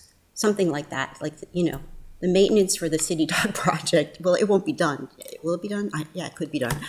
The other street and parks, all of that maintenance, is not in the budget. But that will be I'm sure that will be a significant number for her after she evaluates. So I don't know if we wanted to say that we anticipate that for next year. Is that fair? Under the capital Yeah, project. she didn't staff. Kate, what I'm getting at is when she presented to us, the Director of Parks and Recs, we asked her if she staffed the capital projects that were added, the College Creek Park, and they're all related to green space. And she said, well, I don't know do you remember her saying, I don't know what's involved? So what David Jarrell did, he just said, we're just planning these projects Correct. this year. Yes, It's ma'am. planning. So then we'll know what's involved, and then she'll price it for the next year. Yes. So, okay. Something on the radar, that's all. Okay. So May I ask a question? Yeah. What you have written, phase 1 and phase 2, exactly what does that mean? Is phase 1 those that will be accomplished and completed in 23? Yeah. I didn't call them phases. Burgess House is phase 1. Yeah, but so is Annapolis Walk. Well, the Oh, yeah, basketball court's that's- supposed to be done this yeah. month, supposedly. Yeah, that's the way he split it. So all of these will be completed by June 30th. And then he says, we have a long list of projects that are in design, permitting, or procurement. So and then he explains, how they're going to manage them. I mean, it's a big concern. It's a lot of volume of work. And he says, should city staff get overwhelmed with capital projects, we have the option for hiring an owner's rep for additional projects in order to stretch the staffing. Again, more importantly, this wouldn't require additional general funding, as it would be covered by the funding in the capital project. So When I'm the not time clear. comes. Are you proposing we add additional staffing to DPW? No, that says that we don't. All of this says that we don't. Okay, well, that's what I thought, so I'm just trying to figure out what we're Yeah, doing. yeah. So do we need this paragraph, the staff project managers to manage most of our capital projects? Do we Yeah, need I to think- keep that in for our recommendation, for our report? I would keep his email intact, if that's your question. That last paragraph is his. Okay. That's his. Well, I think we need to change the verbiage, because who's the we? That's David DPW. Jarrell. Director Gerald. Yeah, we as DPW. Should probably put it in italics, the email, the whole email in italics. I wasn't even going to attempt to paraphrase that, but it's a big.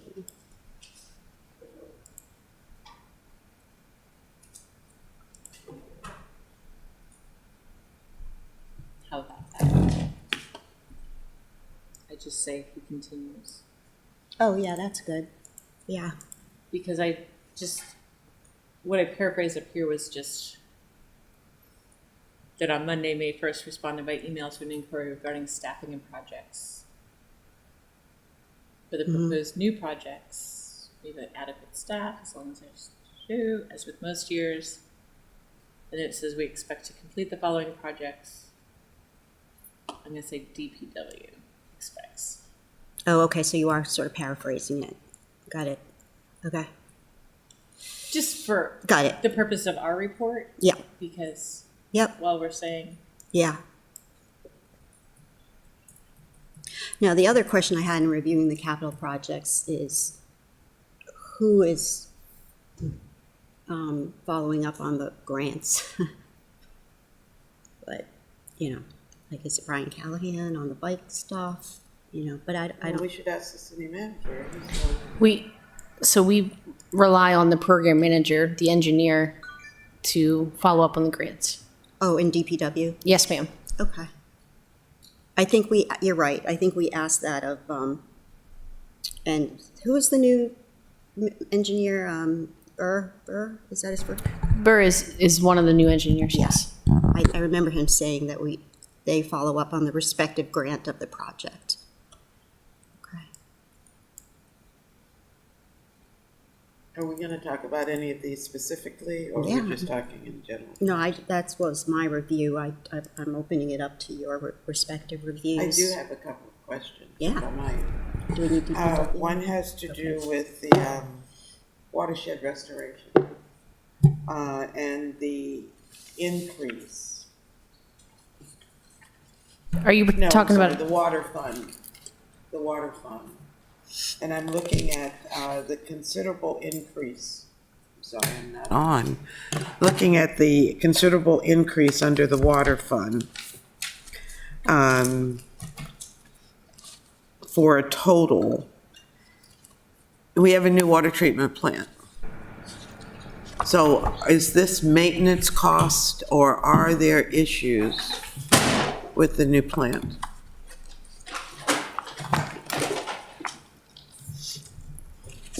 I mean, we're talking about $5 million a year.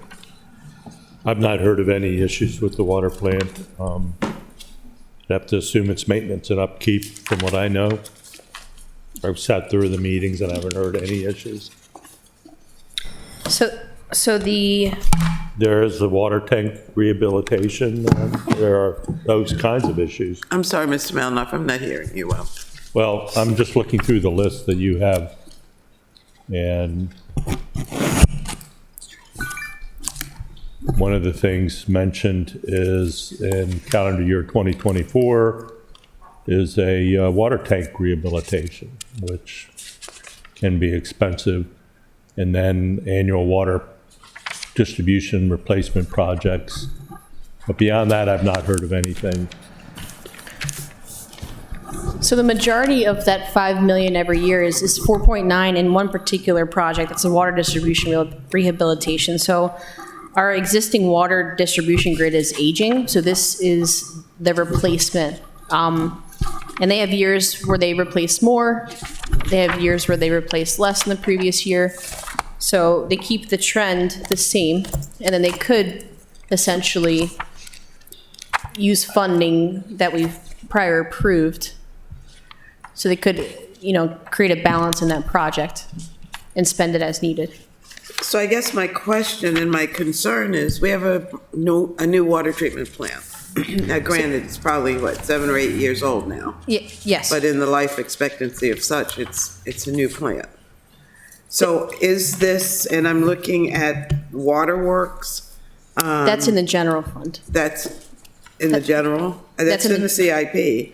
Yes, it's in the general fund of the CIP. Okay. The water fund in particular, you were referencing the 5 million every year. That 4.9, the majority of that is what I had just talked about, the replacement of our distribution lines, our water distribution lines. So is this part of the water treatment plant? No, that's a And separate project. It's a separate, Yes, ma'am. so where does that exist That physically? the water treatment plant is on page 81. That project is completed.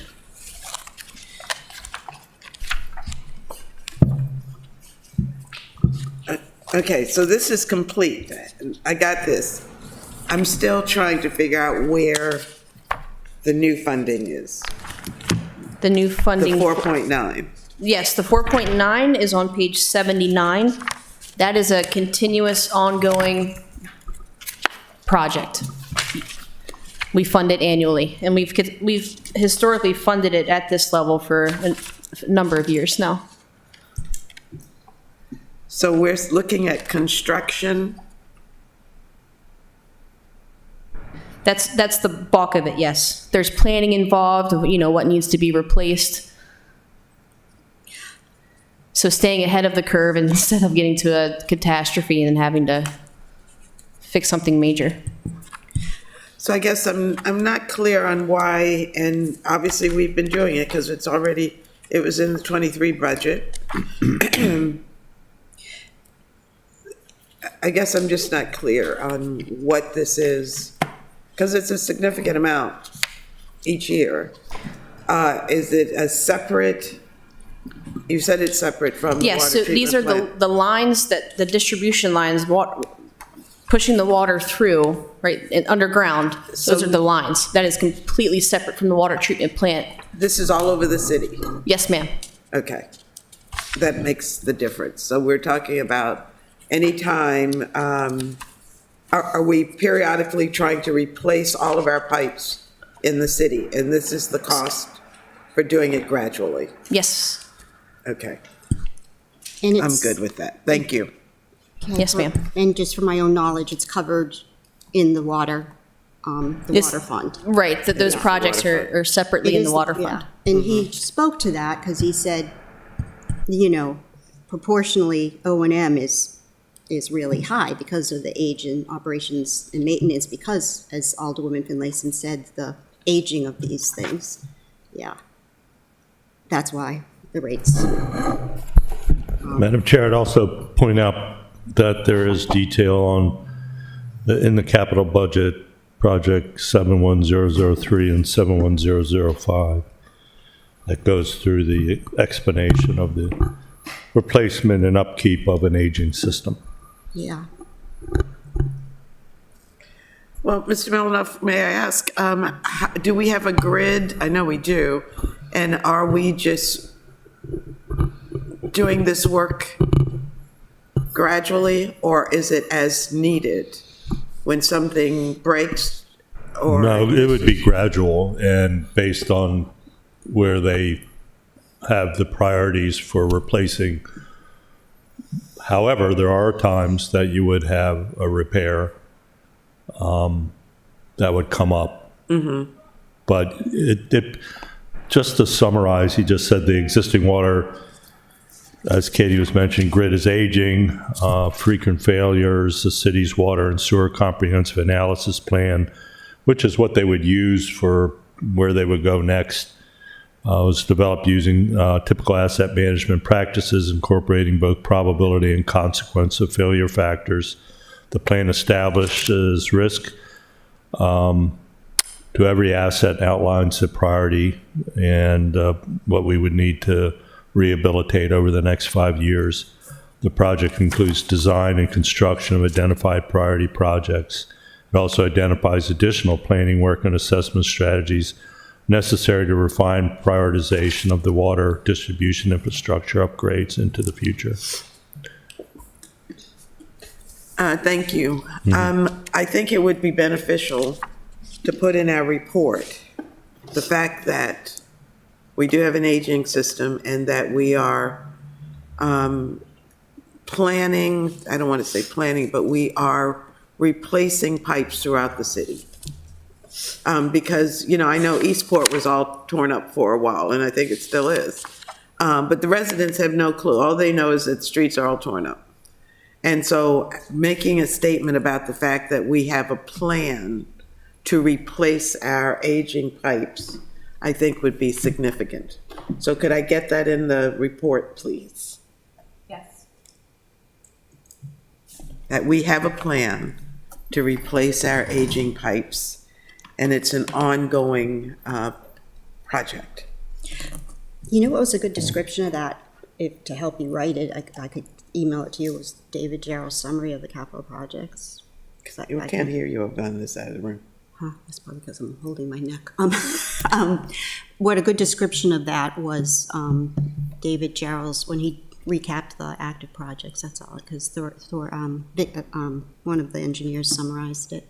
But yeah, definitely. I'm just requesting that we have a statement that says that, because if anybody looks at this, they're going to question why the considerable cost, and they should. But just to let the community know that we are replacing our aging pipes. We have a planned strategy to do that. So there will be interruptions all over the city at some point in time, but it's very necessary. I don't think you want to say all that, but. They're also going to see the increase in the water rate, so it is very helpful to have that That'll statement. justify it. Okay. Anything else on capital projects?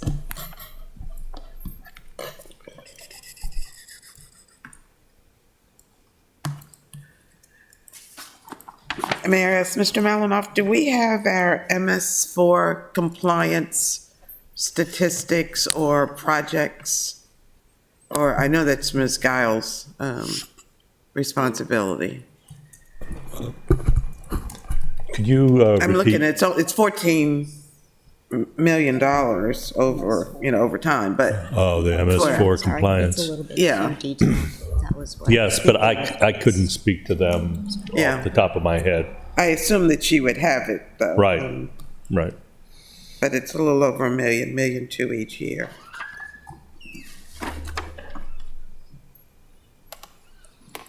One sec. Yeah, of course. Anything else? I think, Anything on Stanton Center? Good. I do have a question about that. I did have a couple of questions about the capital facilities improvements and the security upgrade.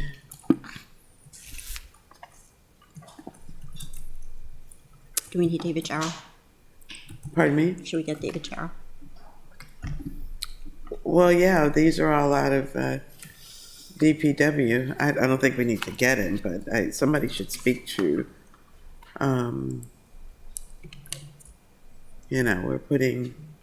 we just want to know, I want to know what the facilities improvements are. I know the fire department has been trying to get their improvements in for years, and I think they're in this year, but when?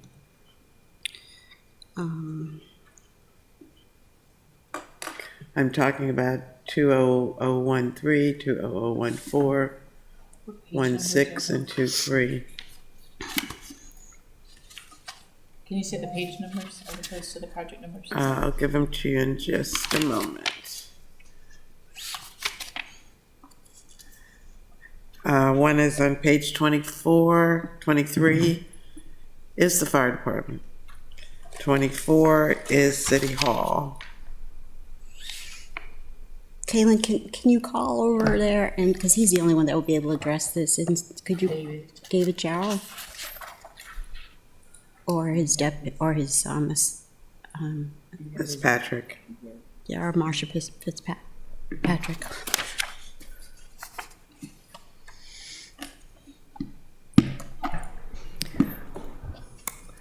I could try and answer the question if you want to propose it. I'd be more than happy to help if I can. Well, I guess my question, and I'm looking at all the numbers attached to the fire department. It's got like 5 different project numbers because it's been kicked down the road so many times. No, it's just, we added funding every year, so we created a new project number every year for new funding. But it started in 13. No, that's just the munis, that's an internal number. Okay. It's been on the books for a while, but okay, This- that's no it's a- reason to debate It's a that. maintenance program, it's a continual program, continual project, rather, sorry. Okay. I just want to make sure that and maybe I should have asked the chief to make sure, because I see the funding that, Was this about the fire Yeah. station? Mm-hmm. So if you go, Eastport Fire Station. yes. Eastport or Forest Drive? Eastport. I think it's Eastport. Page 23. That's Eastport. Page 23 has several different projects. Kaylin, any Including response? Eastport Yep. Forest Drive. So the planned programming for Eastport is the engine bay floor enhancement and parking lot repairs, HVAC duct replacement, bathroom renovation, and carpet replacement. And then Taylor Avenue is also included, along with Knighton, Gotts, and City Hall. Those were completed in '23. Okay. The project description houses what they plan to use the funding for in '24. Okay, so that looks like it's mostly Eastport and Forest Drive. And that door at APD. Well, APD, Gotts, and Knighton, all of them are active.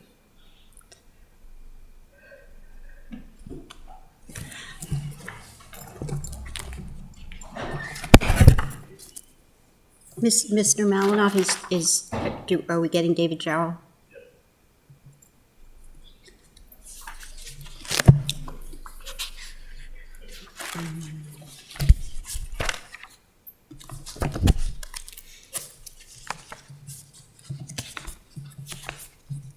It's probably good. Probably caught him right before his lunch walk. Yeah, I'm sure he's out walking. Oh, you think we? That's what I told her. Maybe If he's walking, he's so timely that maybe. well, that way. Yeah.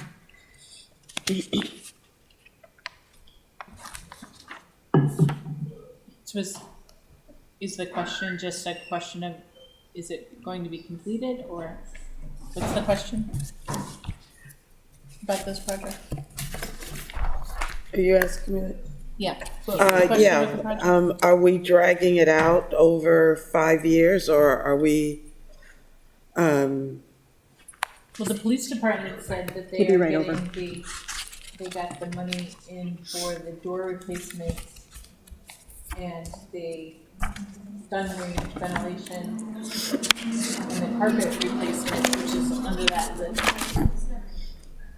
So it's funded, and in David Gerald's email, he talks about the fact that it's not going to be done the first month of 2024. We have adequate staff as long as there is an expectation that the project will start immediately at the beginning. well, I guess the question becomes, are we doing the work or are we contracting this work? And I mean, this doesn't require our discussion here. Yeah. I just want to make sure that we're not kicking this can down the road with the fire departments, the stations. Okay, so you're that's a valid. You're specifically concerned about because Is this is capital improvements on other things. I mean, they don't even have a female shower at Eastport. She's got to walk through the whole station to get to the shower. Chief Romali notated in his report that they were getting that done this year. Yeah, he was happy about that. But to your point, we would probably need to pull that to just ask specifically. There's a lot of, this is all capital improvements citywide.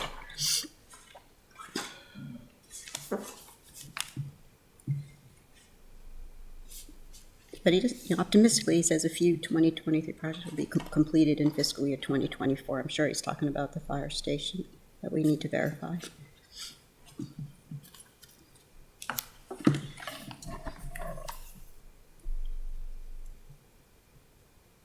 Does he single out the fire station in his email thing?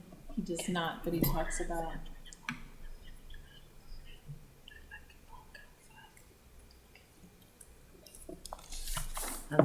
What'd you say?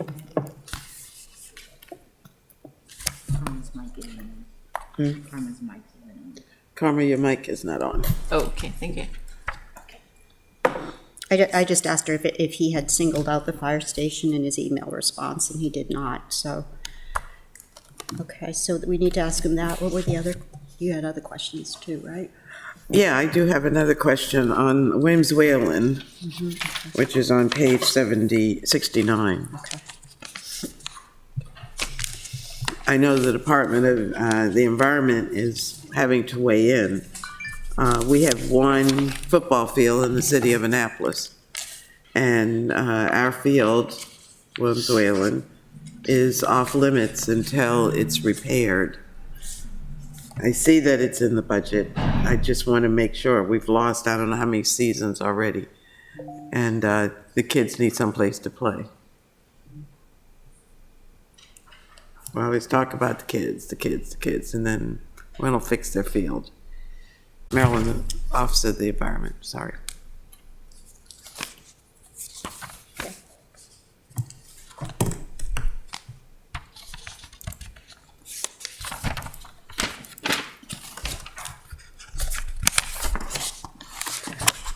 So can we do something else while we're waiting for David Gerald or Director Gerald, I'm sorry. Still have community grants to talk about and enterprise funds. Oh, let's do enterprise funds. Okay. I thought we did those, but go ahead, yeah. The enterprise funds were presented by Stantec, and Lettuce and tomato. they coordinate with DPW specifically on operational expenses. They do when you ask the question, Karma, I think they do a 4 to 5 year projection, if I'm not mistaken. Right? So for water, the water budget, again, we have debt, but a big chunk of it is the O&M cost. Expenses exceed revenue, so we had to raise our taxes to cover the revenue. And he gave us, and in that calculation, we did assume inflation factors. So we did talk about, because there's a line right here that says Finance Committee accepts Stantec's recommendation Yeah. for increases in fees. Okay, Yeah, I assume we do. sorry. No problem. It was still red. I do have a question, though, why is commercial sewer, why is the commercial sewer rate fixed no matter what the usage is on sewer? There's probably some logic there. Does Director Malinoff know that?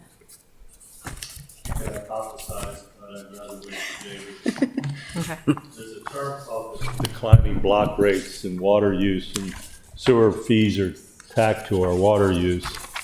And declining block rates was a phenomena used in water to make it cheaper the more you use, and then that's become not supported in the industry because it does not promote conservation. So I think it's all related, but I'd let David get into more detail, because we used to do that with water. Water would be the more you used if you were an industrial user, but that's been not so strongly supported. And our sewer is tied to whatever you use. There he is. Oh, gosh. We're holding you up on your lunch walk. Yeah, we've got the questions ready for you.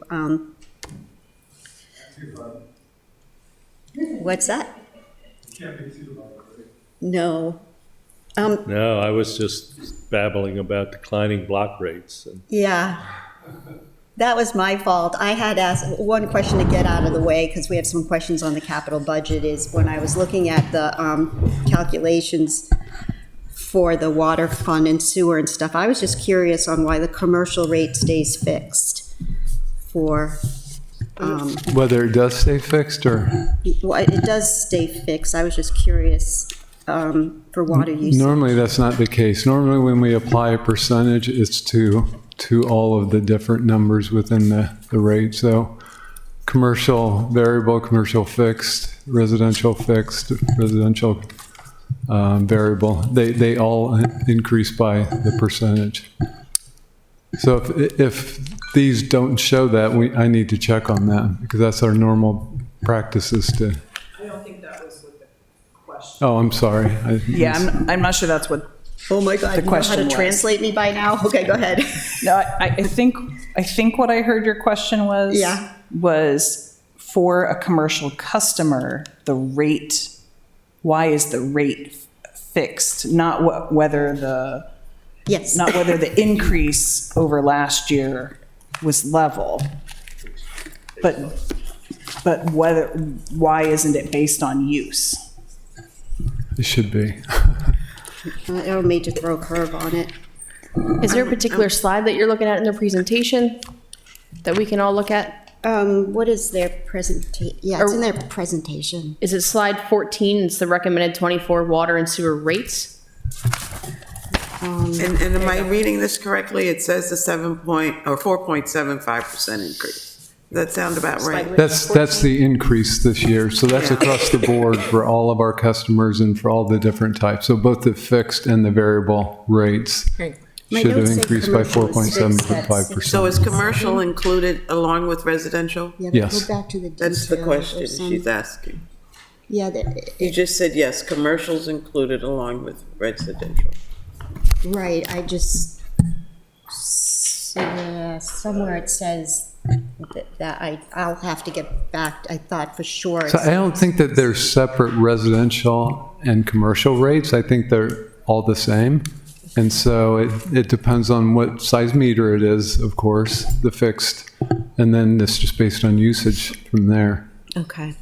Why don't we go on with capital projects, and then I can find that. Yeah, and I can double check and send something to you. No, I don't want to hold up capital projects, so Alderman Finlayson can start with some of her. Well, did you see the, our notes on the enterprise fund, the water and sewer? The water and sewer? Is that it's tiers, but that one's not tiered? Is that what you're asking about? Yeah. Okay, I guess I should go on. I had a couple questions. One had to do with the fire stations and the upgrades. And wondering, since we are spreading this over a 5-year period, does that mean those renovations are going to take that long, or is it a combination of GOTS and Knighton and Pip Moyer and everybody else? And how do we, I'm concerned about the fire stations. So are we talking fire stations specifically? And the fire stations that are within the facility improvement CIP? Mm-hmm. So no, those won't take that long. Those may be spread because there's a number of different projects within the list, I think. Mm-hmm. So that was a projection for the funding, the FY24 funding that would be used for those projects. So that won't take that full amount of time. And then each year for that particular project, we add a new list of projects so like next year we'll have a FY25 list, and then we'll have a FY26 list. So the ones you see that list fire projects, those are using the FY24 money. Does that make sense? Yeah, it does. Yeah, so it won't take 5 years for those projects. Because, we've kicked this can down the road with the fire station. We have, and we also have the standalone fire station project for Taylor, and we've continued to push that back because the fire fleet maintenance activity is going to move from the Taylor fire station to the new Hudson Street building, and that will allow us to do the work under that project because that frees up that space. So that's why that project kept getting pushed back, is because the Public Works maintenance facility, it's dependent on that facility being completed to free up that space. Okay, great. Security at City Hall. Is that in place? I'm on 24. Is that in place? How is that? What does that mean? So you're talking about the additional guard? here. Is that what we're talking about now? Well, no, I'm talking, it's a $500,000 construction The cost from entrance. 24. The CIP. Yeah. Yeah, so we put that in as a standing annually funded CIP a few years ago. And so that is the next $500,000, but it's going to address the changes to City Hall. So the moving the main entrance over towards law, the changes in the law office front entrance, and then closing up the front door here. So it's all ADA accessible.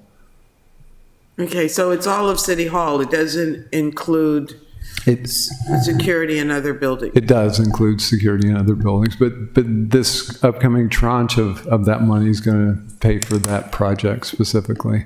But it's been paying for other security upgrade projects for the last several years. So, for example, over in 145 Gorman, we got a brand new security system at all of the main entrances to the departments, and that came from that funding. So it's applied to all the city buildings. I remember the ongoing expense. I was just focusing on the 450 now. It's like less than 200, 180. But I understand. I appreciate that. Yeah. Of course, I had questioned Williams Whalen, and you addressed that the last time you were here. But it looks like the plan is to try to get that done in 24. Yes. Yeah, so we're working closely with the state, MDE, on that. We've got a contract that's being processed by purchasing to hire the consultant back on to do the additional testing work that's required. So as soon as we do that and present the results to MDE, we're hopeful that they will approve the 2 feet of additional topsoil on top that will allow us to reopen it. So that's sort of the next steps in the process. That would be great, because the Yeah. kids are chomping at the bit to play. I did have another question, but I have to find it, so you can You said it was come on back to me if you... Stanton? Was it Stanton? I didn't ask the question about Stanton Center, but you might. I thought you had mentioned it. She just read it off. I said I wanted to ask. I don't have a question, but I looked through my. On the sewer thing, what I was questioning, we tier residential, but we don't tier the rate for commercial, non-residential on water, and I was just curious on why and if there's any benefit in doing so. That's all. So that's the sewer rate Usage. for commercial? The non-residential water rate is 6.47. Period, and the residential is tiered based on usage, 1 to 7,000. Yeah, that's right. So, and we put that into effect way back in 2012 because we wanted to incentivize the residential users to use less water. Yeah, And so that's why we tiered the residential use. So the larger customers, we didn't tier. They just have a fixed rate. okay, And they're mostly larger users than residential anyway. okay, And we consider them to be somewhat fixed, that they don't have the same amount of latitude to change usage okay. as the residential. So that was the reason behind that, was to try to conserve water, Okay, thank you. which is kind of contrary to, because that's our source of revenue, but anyway. I know, that's what I'm Yeah. looking for. So as people conserve, that means we lose revenue, but anyway, that's the right thing to do. Okay, thank you. Did you find I it? do have one other question, yes. Russell Street. Have we completely given up on Russell Street? Kind of. So we put a lot of effort in to try to figure out who owns that street. And we weren't able to. And we even did a title search, and we did, all the normal things. And it's really a confusing mix of ownership up there. So we haven't been putting any additional labor against it, just because I think we're running up against a wall on that. So can we make a recommendation? Part of the problem is that the seniors can't get to West Street. I know. So can we make a recommendation that relates to transit or some other opportunity to assist them. I know it's not, has nothing to do with ADA compliance, but kind of it is. It does, yeah. And we always talked about that as being an alternative, right? Is just have buses go up there and take them all the way up so they don't have to traverse Russell Street. So I think that is an option. I'm looking at the city manager so he can.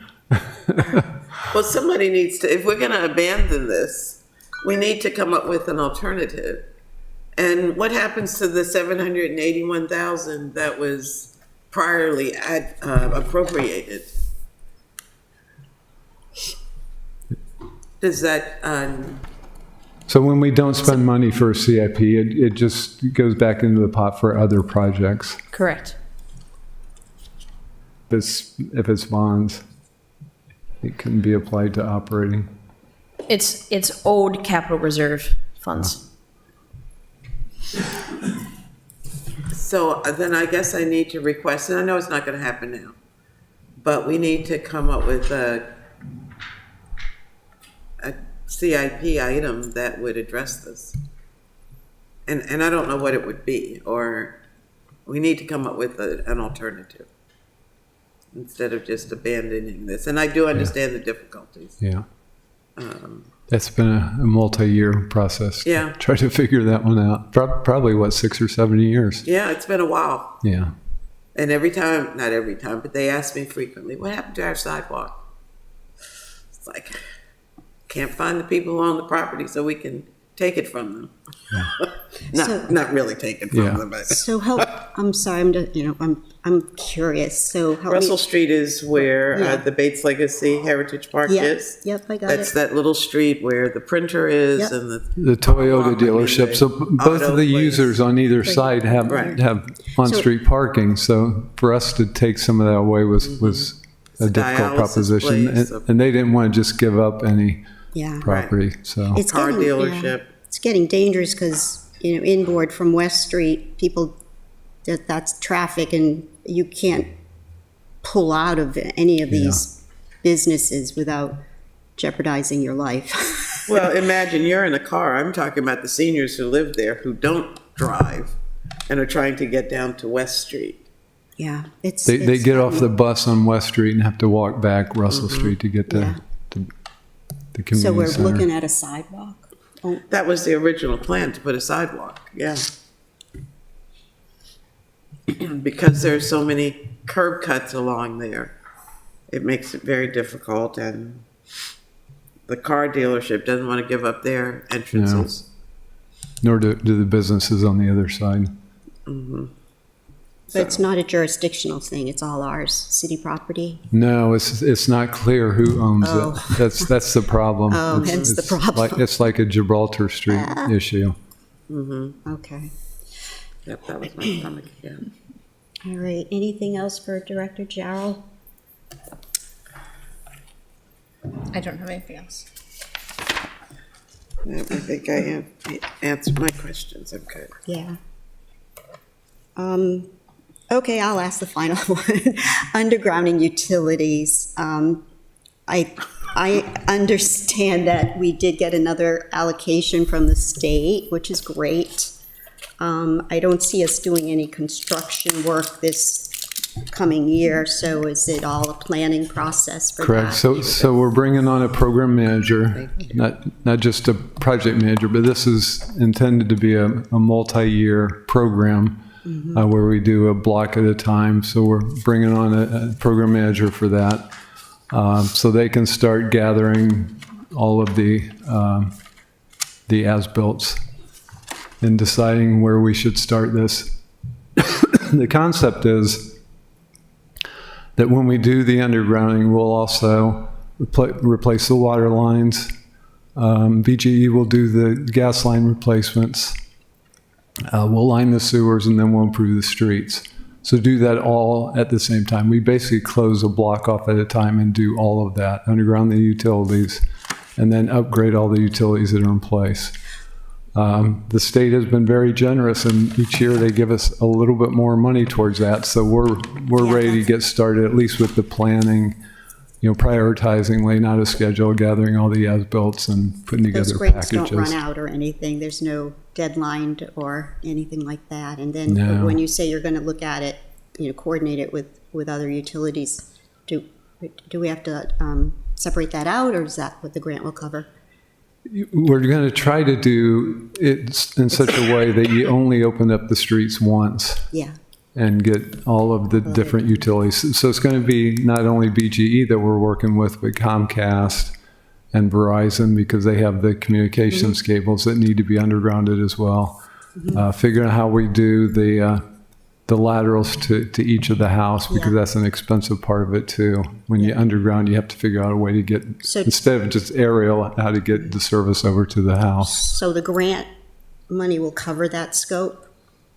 The grant money right now is going to get us started with all that program planning. Okay, yeah, we're not there yet. Okay. And then so water will pay for some of the costs, sewer will pay for some of the costs. Once we get started and figure out how we're doing it, then each of the Got it. entities will pay some of the cost. Got it.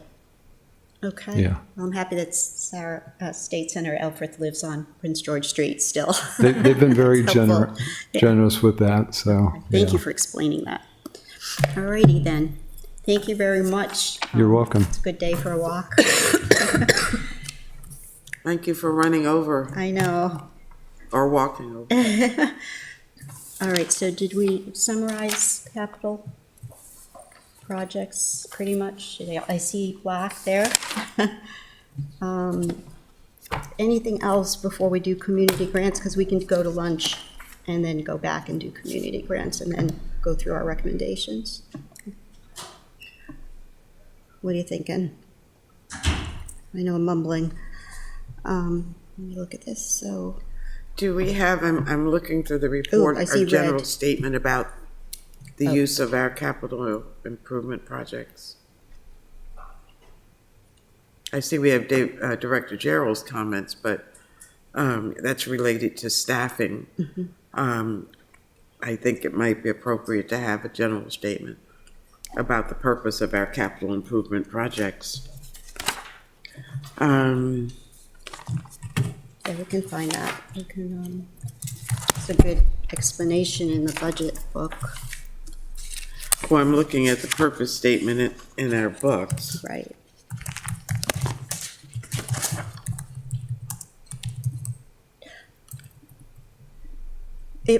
Well, you know what's worth mentioning is the process, and what I understand is from the presentation that the scoring process, there used to be a scoring process, and that doesn't quote-unquote add value.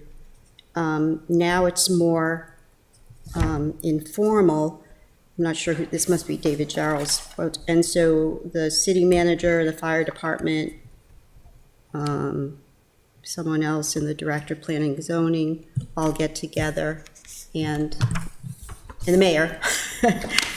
Is that correct? And Eric, oh, that's it, the comp planner, yeah. All get together and decide. I think what didn't happen this year, at least I don't remember, is that the council was asked for their suggestions in the past, and correct me if I'm wrong, we were asked. Oh, We you sent an said- email out you in said December, that. yes.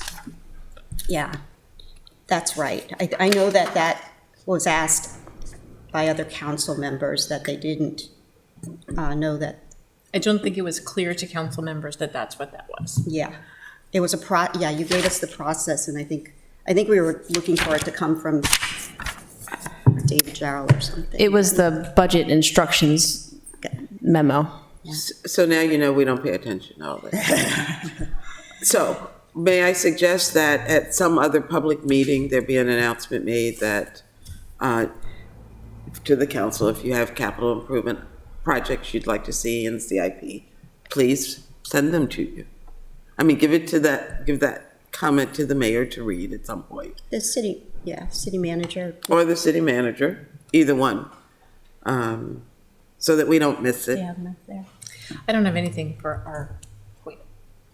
Oh, I just wanted to address the process. I think that's important because it changed, that it was. So you want me to write the, in fiscal In fiscal year '24, the scoring process was replaced with a coordinated interdepartmental meeting between the city manager, the fire department, correct me if I'm wrong, Mike, comp planner, director planning and zoning. Is this an DPW. introduction to Yeah. the this is- CIP? Yeah, just to say how it's, Lindsay, DPW, and where the projects, and the mayor, where the projects are identified, added, and prioritized. That's how it happened this year, just FYI. And then, we want to, it's important to note that the funding sources were significant. Hang on a second. Yeah, we Type just- so fast. Oh, I know, I'm sorry, I'm just. What did he say?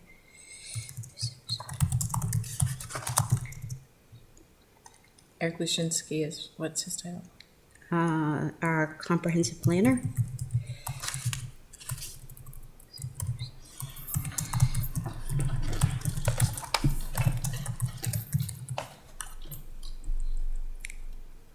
I have your first sentence, I don't have your second sentence. What's that? I have your first sentence, I don't have your second sentence. Oh, I want to address the pie charts. No, for the FY '24 scoring process was replaced with a, With a coordinated meeting between Right. those departments where projects were, existing projects were prioritized and additional projects were budgeted. Madam Chair, can I add? Yeah, help or us with that, offer a Kate. correction? I wasn't in the room. So it was city manager, director of planning and zoning, director of public works, chief of staff, and the finance director. Comprehensive planner was also there. Okay, so is Alderman Finlayson right, it's stated correctly in the budget book? I don't wanna, it'll be easier for her to cut and paste from the budget book. The process, Yes, page 3. sorry about that. That's okay.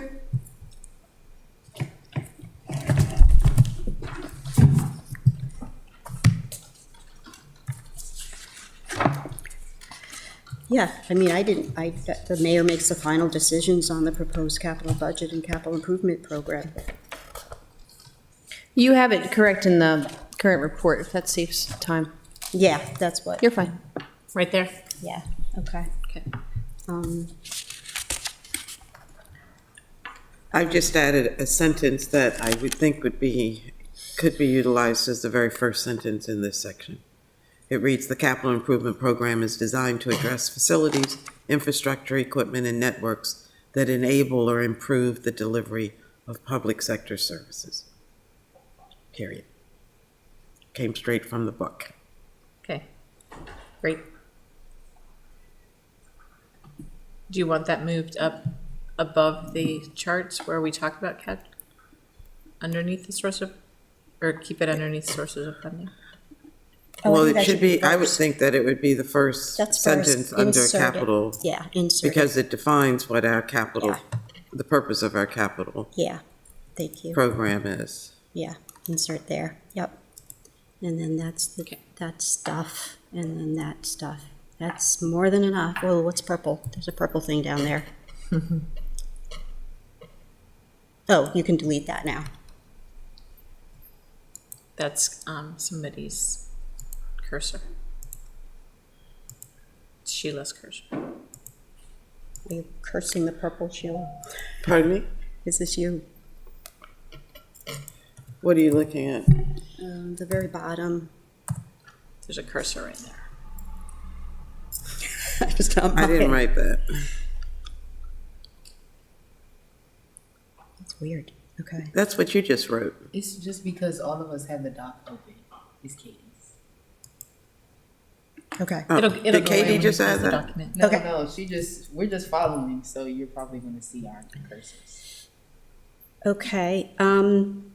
I don't know why community grants is, I'm just looking to see what is in red. I don't know why community grants are in black. I think I cut and pasted from last year or something. Perhaps that's left over. Well, we're taking this purple section out because I don't know whether She's that's. trying to, yeah. Okay. She's trying to. I just changed it to black because that's what we said, wasn't it?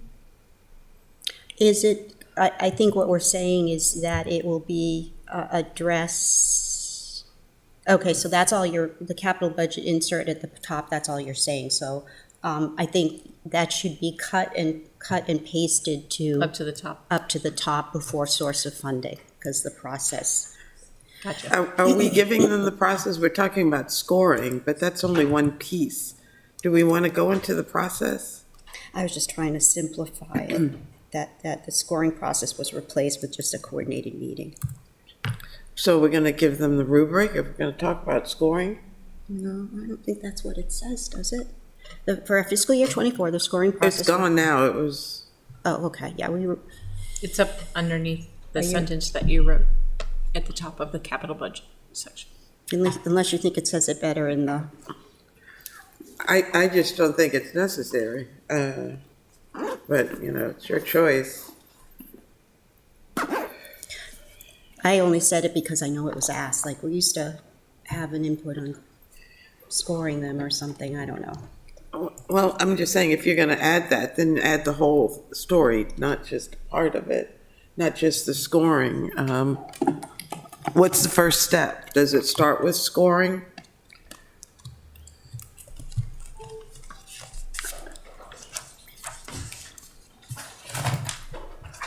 Which feels like it's opening a can of worms. Yeah, just if, yeah, All that to yeah, say. if you're asking questions, then I think if we want to do,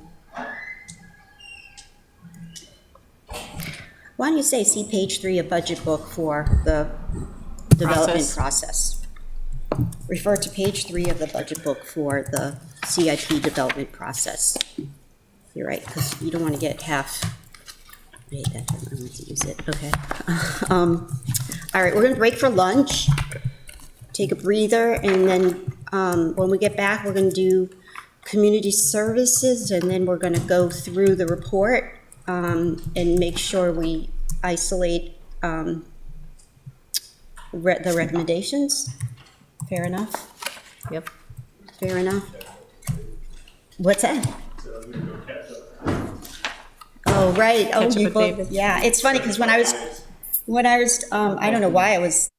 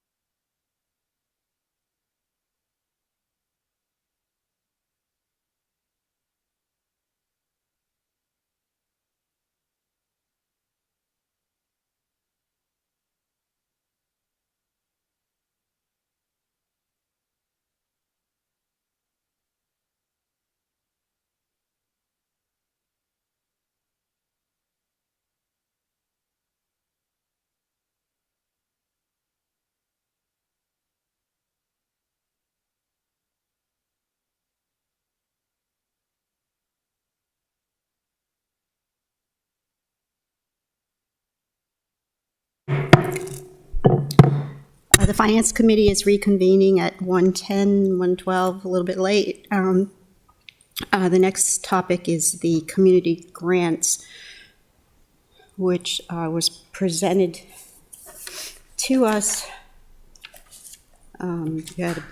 twice, I guess you could say. No, once. That was Monday, April 24th, by the team. So I think we should start with what their recommendations were. And the best place to look at that is probably, Kate, you don't have any revisions in the community grant attachment, right? That's correct. Yeah, so I mean, you can choose to look in the budget book.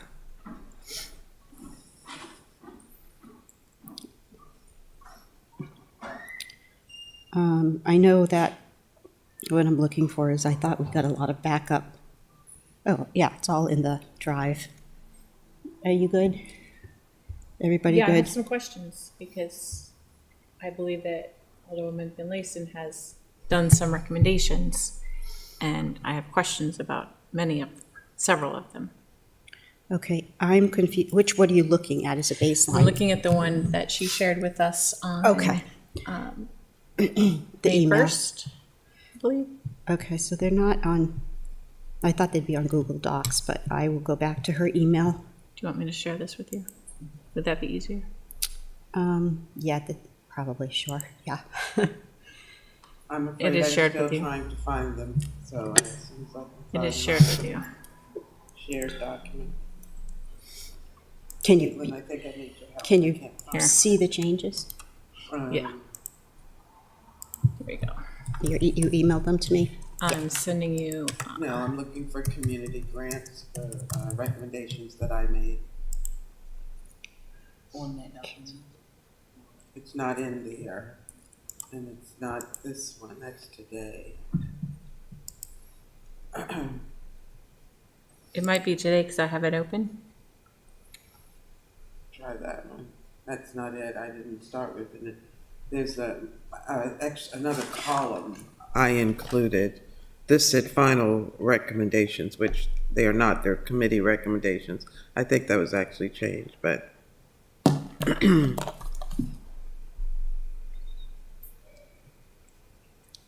Is it, I was Why thinking is about, yours not looking like? no, I was just looking at what Laura Gutierrez sent us, so, you emailed it to me? I'll no, that's April Inbox, 5th. refresh. It was done this just- week. I think I just did. Is it in Did you do all Tierney? No, What that's is right. email? They sent it to you? Yeah. she did also. Yeah, actually, no. No? Laura sent it to me, so it may be Her, in my emails. Let's see. Oh, no, I sent it to your Gmail. Here, let me send it to you.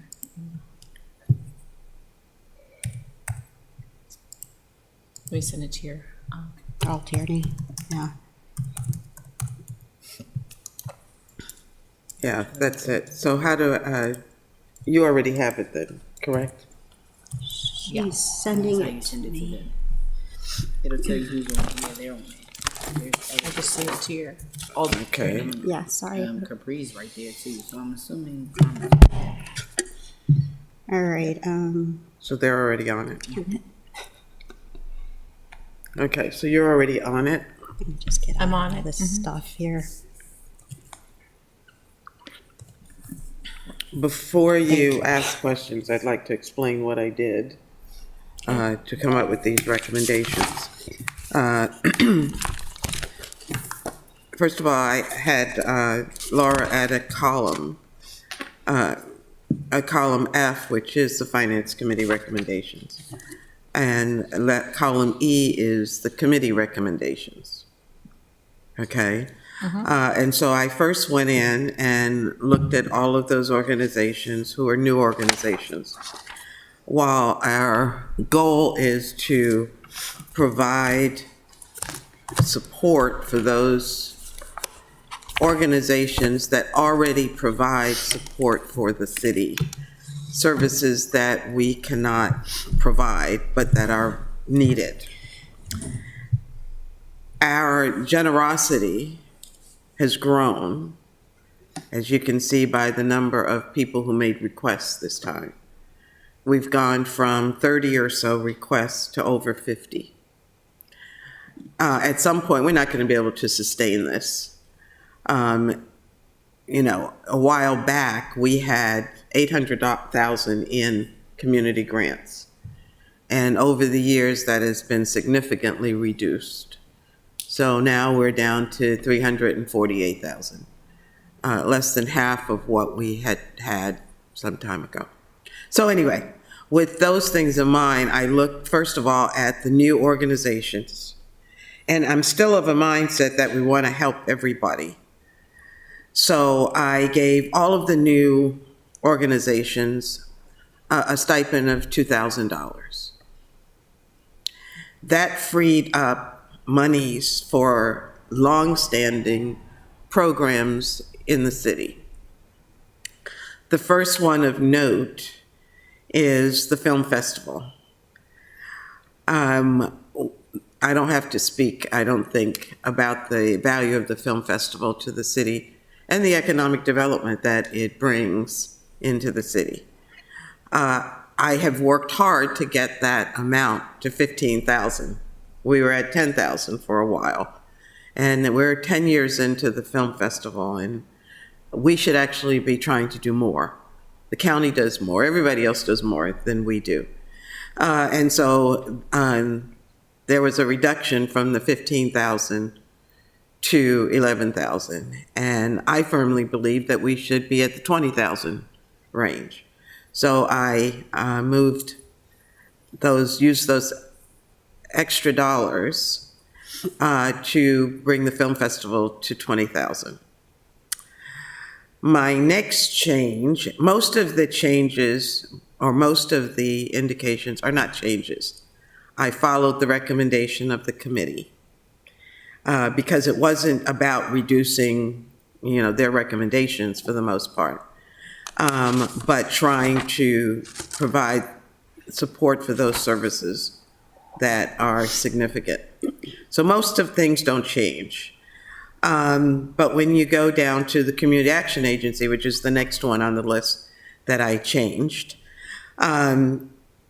at one time when I came on the council, and I know we don't value a lot of our history, unfortunately, but the Community Action Agency, specifically Annapolis Youth Services Bureau, got $100,000 a year in city support. That's a counseling program that takes place at the Stanton Center. Over the years, their dollars have been reduced, and it's generally been around $30,000 to $35,000. Last year, that was reduced to $27,500. So what I did was to take the Community Action Agency back up to the level that we funded it last year. The other area, I think, of a significant change, I think it was OIC. I'm looking down, trying not to miss. No, OIC is the same. Annapolis Pride, is that your reduction? Excuse me? I'm sorry, I'm No, I'm Annapolis looking Pride. for where I increased Oh, you're doing increases. Okay, the pardon me. contribution. Because we have Lighthouse, there were years when they were still in the development stages, we gave hundreds of thousands of dollars to the Lighthouse. Wally H. Bates is the other one. And there is another one I'm missing, but Wally H. Bates, which is an institution in the city of Annapolis that has been redeveloped to include the housing, the community center, the Boys and Girls Club, as well as the Legacy Center. The Legacy Center is the historical piece in that, in the entire Bates the whole center. Many of these organizations, the Community Action Agency and Wally H. Bates, leverage their funding so that they can get state funding, county funding, federal funding. Because neither can hardly operate on our contributions. But certain levels are required. And the Wally H. Bates Heritage Center, Legacy Center, has been getting $28,000, and that seems to be sustainable for them, even though I guess a couple of years they came and asked for additional funding. But they need that funding to leverage other funding. So I moved that from the 16,000 back to the 28,000. So that pretty much, I think I'm missing one, but I can't find it. One that I did increase over what the committee had recommended. So I'll take questions. Can I just ask a process question before Karma asks her questions? So you did or didn't work with Laura? Was that just in adding the column? You said something initially that you approached Laura. I had her add a column because if you notice, it was missing the column for the Finance Committee. Okay. Okay, there was a committee column, but there should have been a fourth column, which would have been Finance Committee recommendations. And if you look at last year and every other year's breakdown, there's been a column for Finance Committee. So then just broadly speaking, you kept the bottom line the same, you increased some of them, and so then you respectively found deducts elsewhere to make that bottom line the same. Well, the way I came up with other funds was to move all of the new applicants to a $2,000 stipend. Oh, I missed that part. Okay, that was new, 2,000. So that every organization that applied got some funding, but the new organizations each got $2,000. And thus I was able to free up other money for the organizations that have more institutional impacts. And I'll speak to, and I'm not being critical of the committee, but their process was a little different.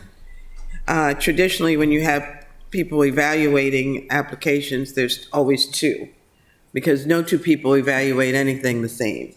But their approach this year was simply because they had a high volume of applicants to evaluate. They simply gave everybody on the committee X number to evaluate. And so that potentially creates favoritism and other kinds of things. I didn't weigh that in on anything, really. But I really thought that the new organizations, we should begin to help them. But, next year we may get 100 applicants. And how far is this going to go? Are we willing to increase our community grant funding considerably higher? Or how do we control this? Just lastly, I lost your logic there. By distributing it by number equally, how does that introduce favoritism? Well, if you look at some of the recommendations by individuals, it is widely known that there are some individuals that have no respect for the Community Action Agency. And I know for a fact that there was considerable debate over whether to give them any funding. And I would like Okay. to add to that because I was one of those that debated that because Well, you were not on the committee. I'm I was talking not about on the committee committee. members. I was not on the committee, but I have been debating it in my own mind, I guess, because I'm the only one that knows that I'm debating it. Because they were not supplying their quarterly reports. And as we all know, in the grant world, as anybody that accepts a grant knows, one of the most important things about receiving a grant is following the grant procedures and policies. And if our policy is to provide the quarterly reports, which we received from a Community Action Agency on May the 1st, Monday, after the committee had gone through there. One of their justifications was that they had not received their quarterly reports. There are several other organizations also that I question because they did not receive their quarterly reports. We did not receive their quarterly reports. One basic proponent of receiving the grant is providing the quarterly reports. Well, I would challenge that, and I specifically asked Ms. Gutierrez that question. And she assures me that they have been getting their quarterly reports. But in addition to that, you each receive every month a report from the Community Action Agency. And I know you receive it because I forward my copy to you. I know you get it individually, but I also send it so everybody's assured to get it. So I don't think we can say that they don't keep up with their quarterly reports. They probably communicate with us more than any of the other agencies. Okay. That is an opinion, and I'm stating I'm mine not as well. stating an opinion, I'm stating a fact. Now, All if right. you don't want to recognize that, that's fine. But I'm stating a fact. We get a monthly report. That's a fact. That's a Okay. monthly report for all of their business, not pertaining to this particular grant. Absolutely you do. Search your emails, the Community Action Agency. For the city, based on the city grant policy of providing that quarterly report of who in the city they've helped. Because I know that they have more than city spaces. They have Edgewater, they have other Anne Arundel County locations. Absolutely, they do. We also give them space in the Stanton Center, which I think should be part of our overall thought when we look at an organization about what they're receiving from the city. So now you want to add in the fact that we allow them space in the Stanton Center For $1 per year. for $1, like every other organization that's in the Stanton Center. And when I talk about those other organizations in the Stanton Center, I base my feeling on whether they deserve extra money or not, based on the fact that they are not paying market value for rent. If they're paying market value for rent, it would far exceed the $2,000, $3,000, $4,000, $27,000 that we're giving different organizations. Well, that's your opinion, as you said, and you have That's a every right fact. to it. You said yours was a fact, mine's a fact. Yeah, and that's what I acknowledge that. I didn't say, that's your opinion, and that's fine. You know, we decided a long time ago that there were agencies that we wanted to support. We Care and Friends, the Community Action Agency, and the Anne Arundel Health Center that provides dental programming. We can't begin to pay for their services to the city. This amount that we give them is hardly enough to operate their office in the Stanton Center. And so we give it just like the Maritime Museum. They pay us $1 too. And they're a question on my list. Okay, well, that's When fine. we are talking about our grant process, the application went out to all these grantees, all the people that decided to apply. And the committee went through and looked at how that particular organization would benefit what we couldn't ourselves do for in the city. And I think that we need to take a good hard look at it. And when we're giving 1, 2, 3, 4 organizations year in and year out, huge funding, and people that are trying to grow, trying to be a part of the city, and we keep them at the lowest rates we possibly can give, I think that we're not helping. Annapolis Pride is the only organization that speaks to the LGBTQ community. The only organization. I think that they would deserve more of what they asked for, because that's a section of our community that is not represented in any other organization that's on this list. I have to back up, though, on the process. Last year, we didn't do it this way. We basically took the committee's recommendations, and then we made a couple of recommendations. What this looks like is, unfortunately, we have to go over every one of them over again, because by adding to one, you subtracted from the other. I would have proposed that you looked at it and said, look, I want to give Community Action Grant more money, and we could talk about it. But you've revised the entire list, and that is not what I think our role is. Madam Chair, you asked me to do this. And this has been exactly what I have done year in and year out. Now, if you do not accept this, this is fine. These are my recommendations to the committee. You may change anything or all of it. You can scrap it and go back to the original document. But this is what you asked me to do.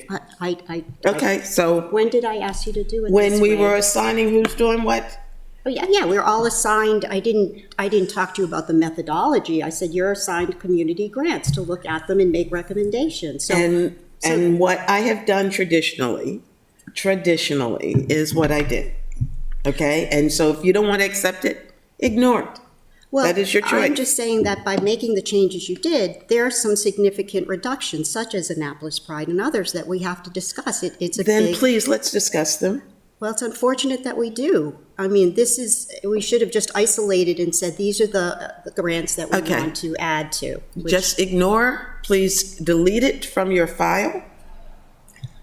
I don't think we need to go that far. I think we Well, need to I have mean, a you know, discussion. Yeah. a We're trying to discussion. have a discussion. Yeah. Then I said, let's discuss it. That's what I'm discussing.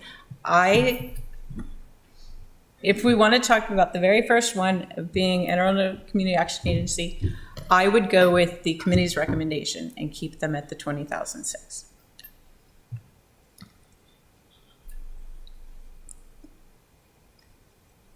I see no If reason. we want to go back up to the top, I would venture to say that we reduced Annapolis Green.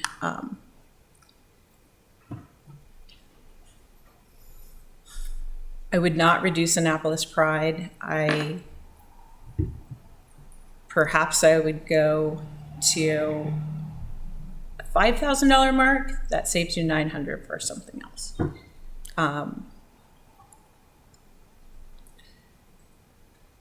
So are we just going to But when I take looked- one recommendation over another, or how are we having this discussion? I would suggest that we follow last year where we throw it to the council pretty much by saying, look, we want to give more money to X as a recommendation. I don't want to confuse the council.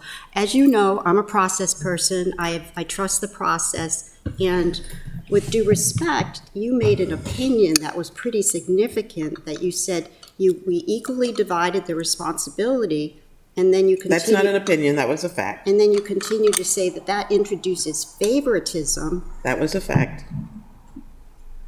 Well, somebody could argue that by you doing this, there's favoritism. I would question the panel having favoritism. They may individually have some, but then they had to bring it to the group. You heard the process. It was very good. It was very comprehensive. Did you trust the process, or did you? I trusted the process, and I will say this. In every case for the past 2 weeks, we've talked a lot about trusting the professionals that we've put in place to be the professionals, the directors, the staff. We put together a committee. We gave them a task. They showed us their process. They came up with recommendations. And I think that by altering those recommendations, changing those recommendations to what we feel is better suited, puts them at a disadvantage for the next time around because they would second guess their process. I would go as far as saying I would recommend what the committee has recommended to us, to the council. May I respond? We did not select a committee. This responsibility was given to the Office of Community Caring last year. It shouldn't have been there to begin with, but we had no one else that would take on this responsibility. And I would dare say, if you questioned any one of them, it was not their most favorite task. And last year, we asked Erin to head it up, our newest social worker. So no, the committee was put together not to diminish the value of any one of those employees, but this was not their strength. And this was not their interest. And this was not why they're in the city. But this is a responsibility we gave them, and they did the best they could. Okay, so let's be clear that we didn't design this, okay? In the past, the finance department led this effort. You guys don't want to hear that, but this was headed by somebody out of the finance department, okay? And we had community service people like Ms. Norris from APD to serve, and others who had intimate knowledge of the organizations that support our city. Okay, so this is a different structure as of the last 2 years. Now, it is what it is. But as I said, because of the volume of applications, they simply divided those lists amongst the members of the committee, which is not a great process because it's, I don't want to say arbitrary, but everybody has their own way of evaluating, and people value things differently. So when there are two people evaluating something, you can get an average of those two people. But when that doesn't happen, you get one person's opinion. And if there happens to be something on the list that that one person doesn't embrace, then there is a discrepancy, I'll say. So we will not be saying that the process is something we created and it's flawless, because it's not. And I value, and I know every member of that committee, and I know how they labored over this. I know how they argued vehemently about some of these items. They did not take any pleasure in doing this.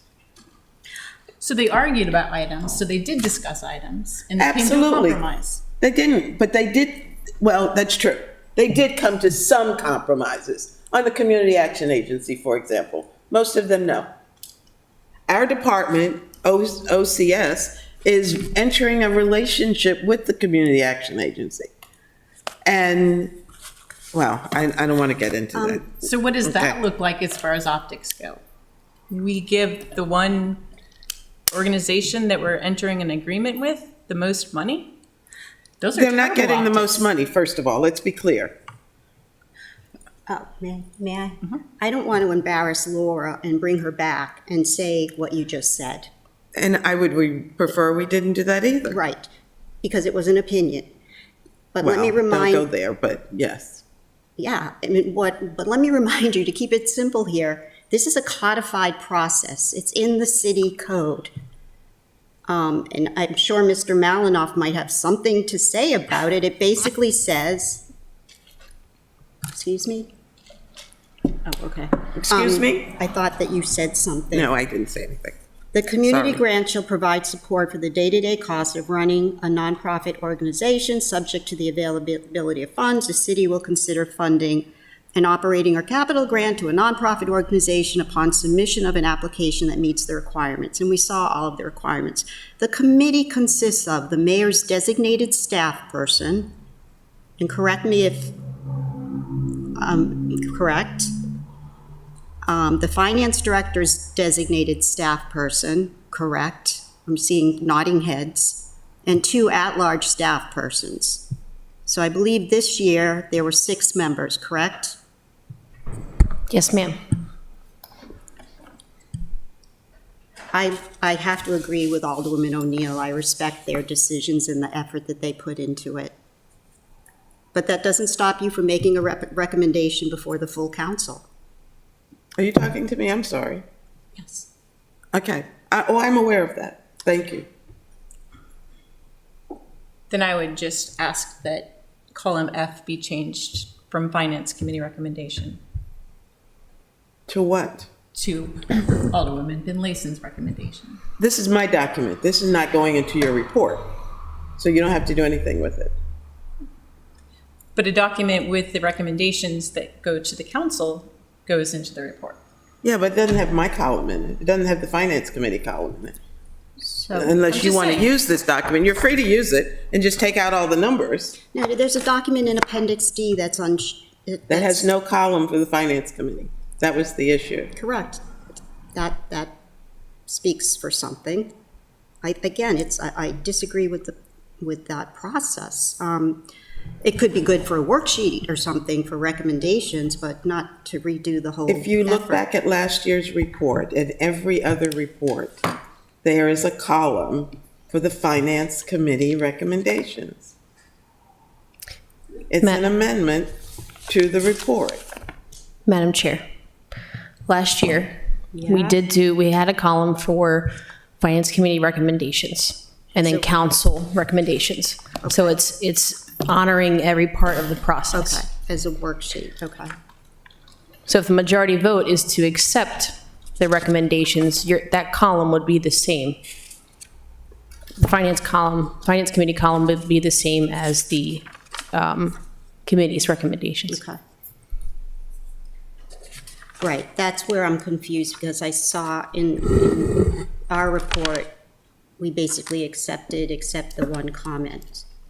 So we must have used it as a worksheet, and we didn't submit it. Yes, it exists, but we didn't submit it. We didn't supersede the committees. I believe the Finance Committee last year we had at least one recommendation, if not two. So Right. your Finance Committee column of that schedule was different than the committee's schedule. Yeah, we had an amendment. We said, we put it as a recommendation, community grant amendment, increase South Forest Drive Resilience Association, Business Association from 1,000 to 2,000. Yes, ma'am. We did that one, and then we said community grants adhering to City Code 6.16.070, requiring and receiving quarterly reports from nonprofits seeking community grants. So we made a recommendation to make sure that the quarterly reports were received. So I'm just saying we didn't resubmit the sheet, we made recommendations. Yeah. As part of, you're talking about as part of your report? Yes. Correct. Yes. So what I'm hearing is that I don't believe we agree in increasing the three that you mentioned. We can talk about, did you want to mention? I mean, I think in fairness, we should talk about the three. Alderwoman Finlayson suggested I think three, correct? I mean, unless you don't want to, but I think in fairness, you recommend to increase the film festival, the Bates, and the Community Action Committee. Were those the three? The Community Action Agency, yes. Right. The Bates Legacy Center, and the Film Festival. Okay. And I think, as I already said, they speak for themselves. The Film Festival is a phenomenal event in the city. The city is recognized, the mayor is recognized at every opportunity during the festival. It is time that we be better partners. The Community Action Agency provides any number of services to the city residents and thousands of city residents. They provide services that we recognize we cannot handle, but because they're a county agency and they sit in the city, they get tremendous resources from the county. And this small amount speaks volumes to the value that we feel they have in the city.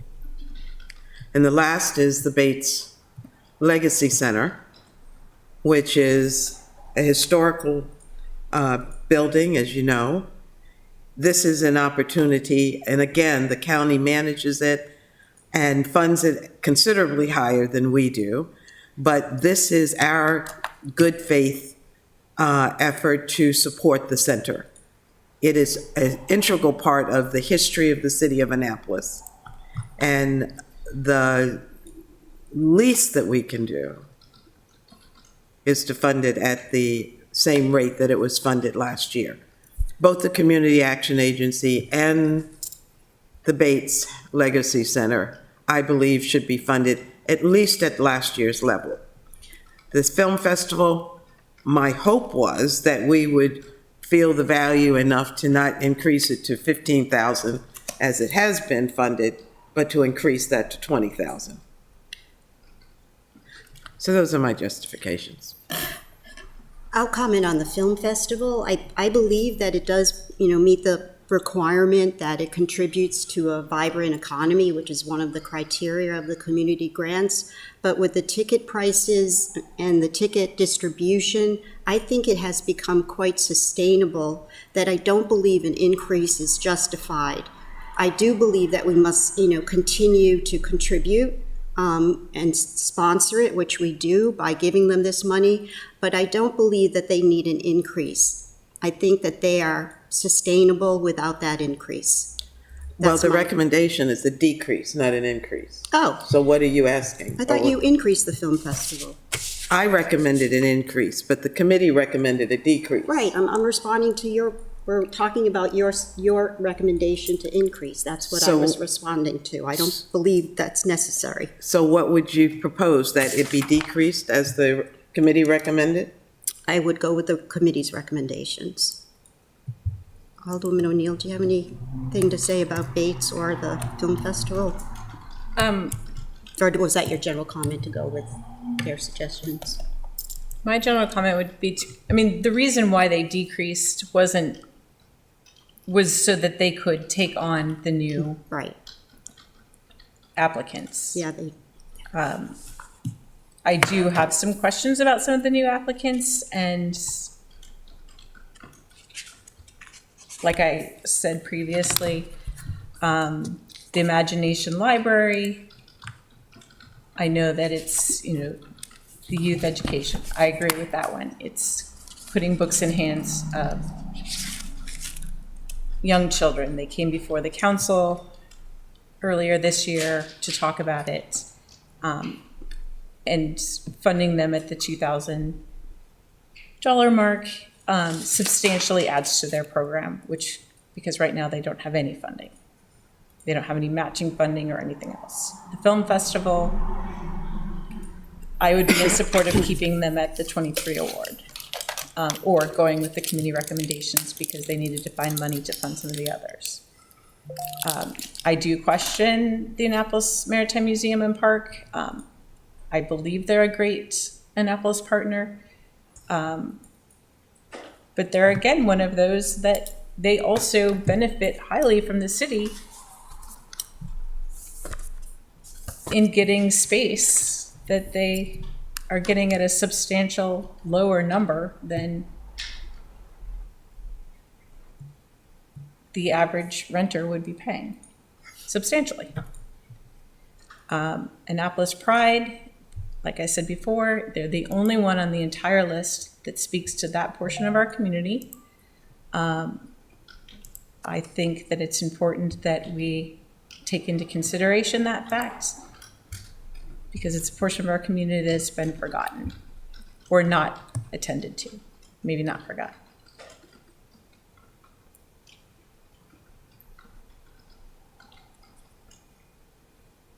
I somewhat question the London Town because it's not in Annapolis. I think that they also get substantial funding from the county and the state because they are a heritage area, so I question that. Back up on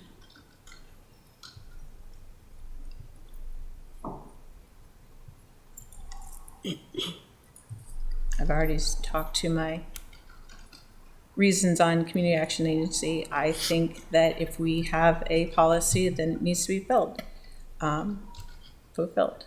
And it's a matter of writing the report on the piece of paper that goes to the city, then that's what it needs to be.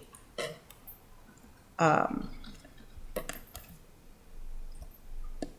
question us in additional funds to Charting Careers, because I also know that they received funds through the other community grants, the Adopt a Community grant.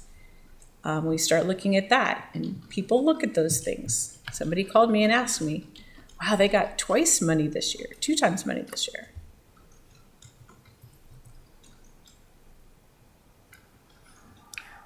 I hope that when you answered the question, you were able to explain the difference so so that they would understand that we're not throwing money at the same programs over and over, because that's not what happened.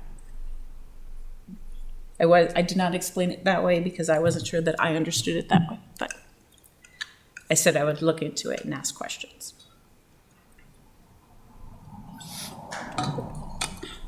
My recommendation would be to go with what the committee recommended in light of the work that the committee did and whether they divided it up so that one person was reviewing them or not. It was still a committee decision to submit this as a whole. We don't know what they did as far as coming together to discuss each and every organization once they had fulfilled their report on their 7. I remember when they presented, I'm sorry, we've done. I remember when they presented, I asked, because their process was very, the process was thought about a lot, and I asked, if that got if they voted on that process, because that was a big, genesis for their awarding. They wanted to get everybody something, and then they had to take a second step and say, okay, we have to acknowledge the organizations that we've given to before.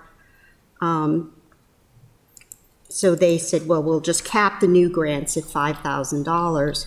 But then that was, just too general. And then they went through and said, this is why we have to give more to Partners in Care and Annapolis Pride. So I applaud them for bringing in, new ones and trying to acknowledge the old ones equitably, I guess would be the word. I'm excited about the new ones, specifically. I feel like if I say something, it might be a little bit, I'm going to qualify this as an opinion, I'm sorry, but I'm really happy about Serenity Sisters. But anyway, so yeah, I would suggest that we recommend the committee's funding, I don't know what we call it, formal word for it, but in tab G. And that will address anything. Next step is to address with the council. Has Alderwoman O'Neill finished her evaluation? Yeah, I asked her before I started gabbing. I am.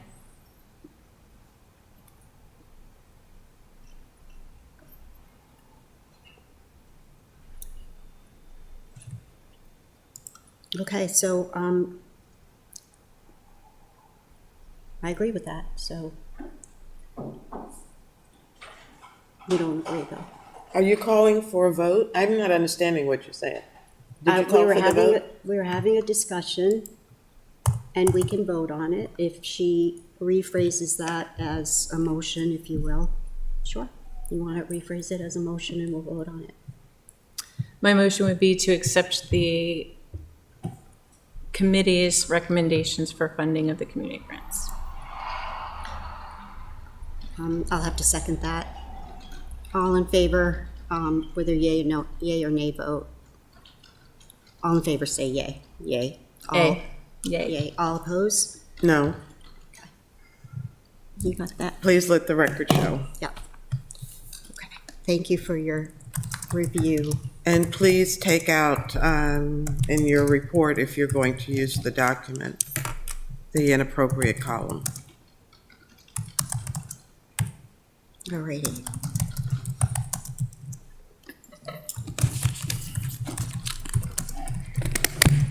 Okay, so is there any red left, or purple, or blue on the draft? Hang on a second. Okay.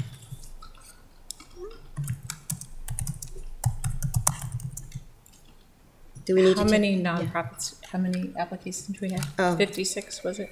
Hold on, let me just.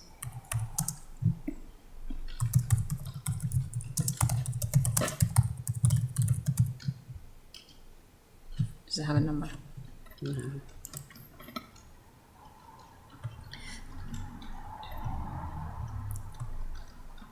This might. 52. Did you count them? Yeah.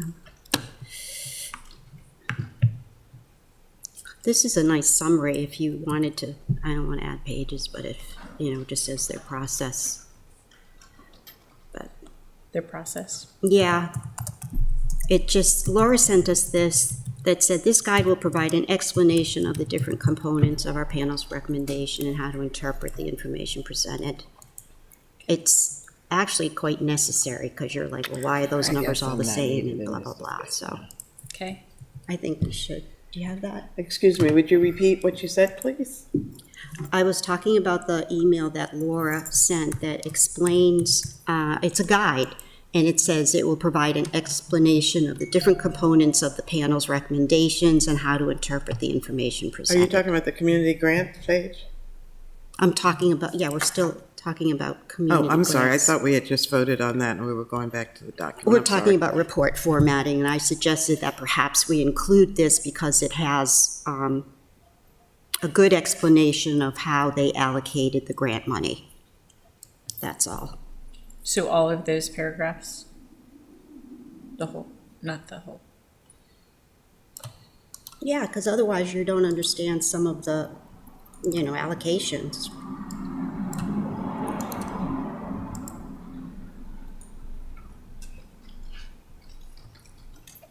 They had to make some tough decisions because they had 20-plus new organizations. Right. Yeah.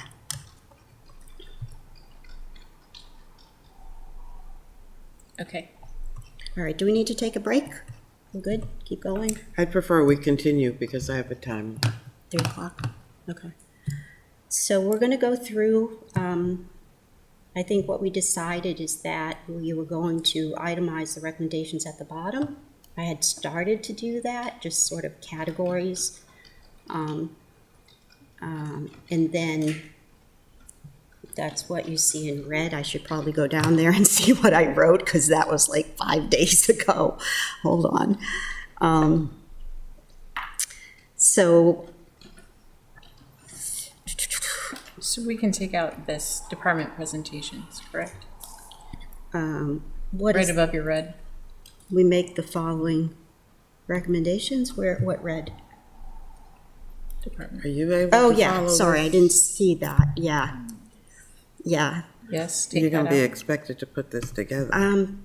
Your call. I mean, if we did that, wait, stop for a second. We might want to put that before the departments. Okay. I think we should. If you go up to. We may have done that. We may have done something, maybe we already cut and pasted it. So we'd have an executive summary, and then we go to salaries, boom, right, yeah. Are we Okay, going to put a heading on what this is that was just added, or we're just going to let them continue to read okay, so, independently? I'm sorry. Okay, there's red up here that I believe we can, okay, I started at the beginning. I want to find a place to insert that, so that that what we were just looking at, to insert it before the departments. I've got it copied and I'm ready to push it. In so doing, I saw that we still had this red, which I think you had already moved down below. Do you see this red I'm looking at? Yeah, and I thought that that's what we're going to start talking as far as our summary. Yeah, but The red. I thought we That's had at the it, bottom. I thought we had it at the bottom. It is at the bottom. So where do we want to do it? It's twice, isn't it? Yeah, that's what I mean. Yeah. So I think it should be at the bottom. Okay. So it technically is at the bottom because what's underneath it is stuff that I'm deleting as soon as we find it, because we've already gone through that. Right. Okay, So so where are do you you want following this me? up above at the top of the, Okay, so we're going to delete the red that's up there because that's the hang on just a duplication. second. So right now, if you start at the very top of the document on page 1, it's the budget process timeline. Yes. And then the pretty little graphic, Those the are the budget headers. summary.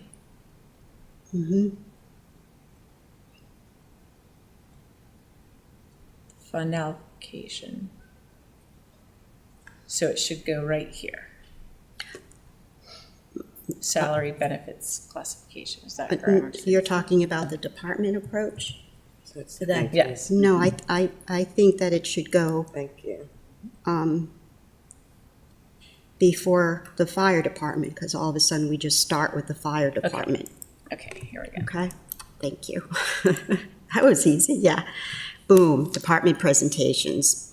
beginning with the fire department. Okay. Okay, So so under the salary benefits and classification, you can delete. that. I thought it was important. Hold on for a second. Under salary benefits and classifications, last year we made a statement about the impact of the union negotiations. I think this year we should make a statement, which I attempted at, to say that we have a monetary placeholder for possible impact of a reclassification study at this time. The contract has been awarded as of this writing. You could elaborate on that more and say this is to evaluate, I don't know what else you need to say, but that was my intent in writing that sentence under salaries, benefits, and classifications. Okay, so we make the following recommendations, the monitoring of amendments. No, I'm really confusing you. That's duplicated. You can delete that because that's all down below now. Okay. Right. That we make the following recommendations can be deleted. Right, so then we go from that little blurb. We keep the generally, there's a 4% increase? Yes. Hold on one second. Kate, is the 4% increase in each department's budget, is that per, I'm under salaries and benefits, and I made a statement about the 4% increase. Is that? Not for salaries and benefits. No, Right. it's the non-personnel side of the budget. So it's the department presentation. Yeah, delete that then. Just say that enough. I think the reclassification is a big enough issue to say that, right? For salaries and benefits, we gave a 2.5% increase Okay, that's important. Okay, across the back- board. You okay, go back up to salaries, benefits, and classification. And Kate just said, these are important general things. Yeah. 2.5% across the board for salaries and benefits. Salaries, sorry. In salaries and benefits. That includes our contractual staff, which we haven't for many years. 2.5%? Yes, ma'am. Yeah, okay. 2.5% what? Cost of living increase. Cost of living increase. So those were the two, in our report, Kate, just those, we thought those were two significant things to say. Okay. So then we go on to the department presentations. We explain in a little summary there about Sheila's rubric, and then we say, most importantly, maybe you want to highlight this, for detailed information on each department's presentation, see Google Drive folder. Insert the word presentation. Okay. Now, I'm is gonna this? bold that. Yeah, let's bold that. Now, Kate, is this a correct statement under, now we're going into departments, and I make a statement, generally, there was a 4% increase in each department's budget due to inflation. In some cases, there are cost savings, in other places, the increase was more significant. That doesn't make sense, Ellie.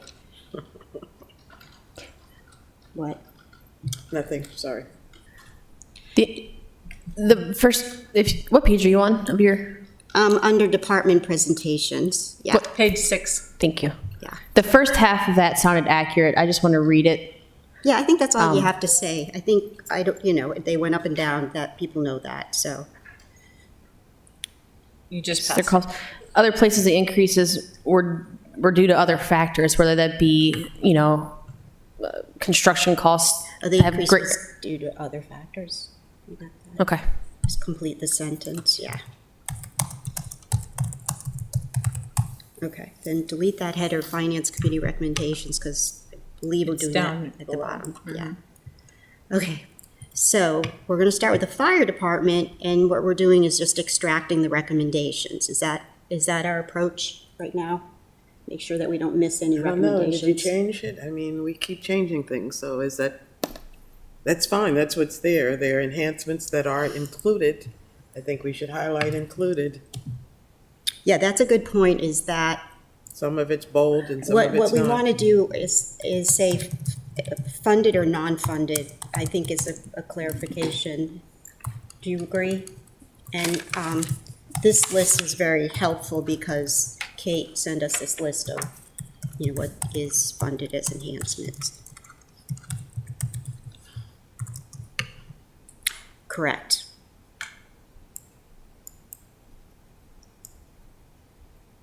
Correct. Okay. So it looks like we don't have any further recommendations. Correct? Correct. Okay. Okay. Recs and Parks, the header, well, that's where Kaylin might help us on header size and stuff. Okay. I'm gonna make it look Yeah, cozy. yeah. And let me know as we go along if there's confusion on what header versus non-headers, subheaders, whatever. Right. Okay. Recs and Parks, Just the 80 and the 30 were both funded. So they are in the budget. Okay. Okay, and we didn't have any problem with those. Okay. All right. You ready for the next one? Mayor's office. Okay. Okay, your font changes a little bit there.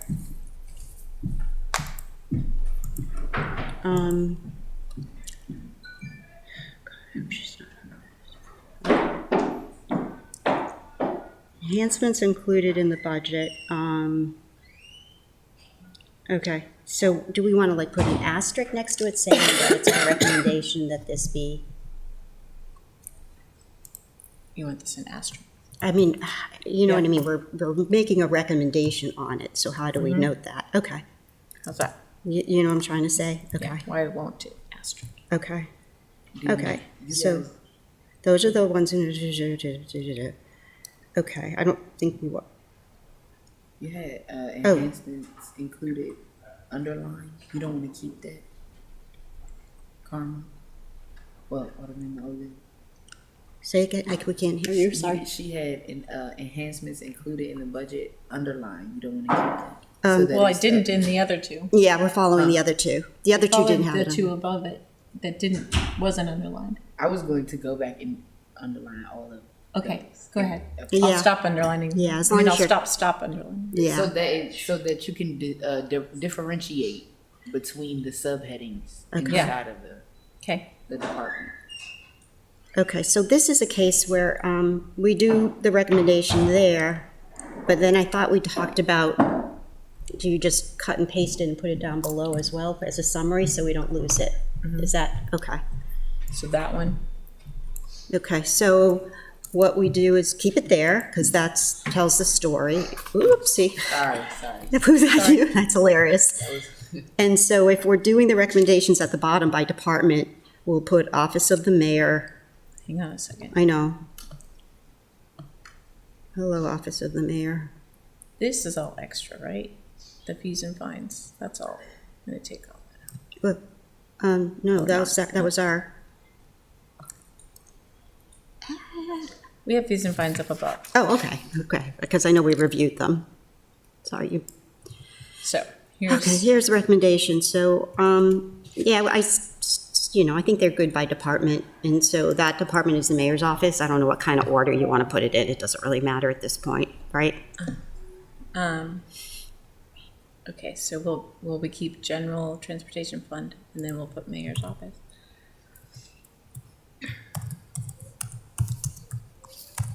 Does that make sense? Yes.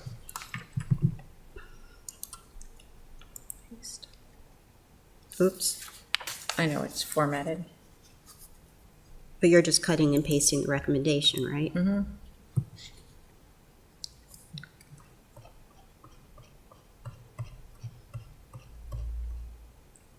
Am I making you dizzy? No, I was just making sure this new contract part-time position doesn't stay there. Is that a recommendation? I thought we were We're cutting. gonna talk about it, yeah. We're cutting it from a. Oh, I was talking about, you had a paragraph explaining the recommendation here, hold on. Oh, sorry. Yeah. Committee's recommendations. That's what Yes. you wanted highlighted, not the other one. No, I thought that if we have a recommendation, instead of losing it in the body of the report, that we reiterate, we summarize at the bottom. But you don't have to agree with me. We could leave them, but I think it's good to have a separate list. So I suggested you just Sit in the back copied and it and put it down there as well. Okay. All right? May I ask where we are? We just finished the recommendation for the mayor's office. Yeah. So what was the recommendation? Did we change it? No. We did not change it. Nope. We're just copying them and putting them down below. So at the end of the report, we have a list of our recommendations. So what is the cost savings? There's no cost savings that we don't have to say the cost savings. That we're just saying that we're requesting. If we're not recommending a position that's in the mayor's budget, that sounds like a cost savings. It is, but I don't know if we wanted to get into that. I think it's enough to say that we're not recommending adding that new contract part-time position. I mean, it's not like our recommendations are going to add up to something. I don't know, But it should add up to something, should it not? I mean, we have to have a balanced budget at the end of our day, and those dollars could be used for something else. that's a valid point, but some of these recommendations don't have dollar figures. I think Ms. Conley told us that anything that we add, we've got to find funding for. And likewise, anything that we cut, we have to figure out the funding and if we are going to use it. So we have to know the dollar value. $30,000. Yeah, put it in then, minus 30. Yeah, if we know the value, there were some that Jody needed to look at first, okay. That's the contract part-time position, okay. So.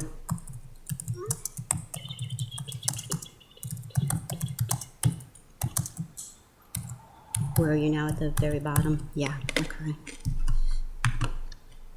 Okay, OEM, I think we thoroughly checked this as far as what was in the budget, but the 147, we have to clarify, is not funded. Again, we have to, enhancements included in the budget, so then we say enhancement, not in the budget. So this committee's recommendation right here. Is to fund the 147,000. So we want to move that down to the bottom, copy it down to the bottom as well. Yeah, So that's a, that's a recommendation under OEM, right? And we want to yes. So I isolate just want to it, make sure that we're doing the same thing for each department. right? Does that make sense? Did we move the one from the mayor's office down? I'm seeing Yes. that in the same place. We've left it in the body of it, and then underneath our committee recommendations is being reiterated so that it's not lost. So we're doing the same thing with OEM. Yes.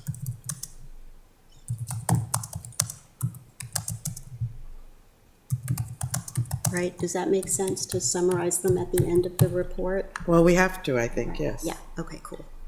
All right, So that would be a cost, right? Well, we say an here- expense. It would be a Better than a cost. cost. Expense. Okay. we say that we are getting it out of the non-allocated.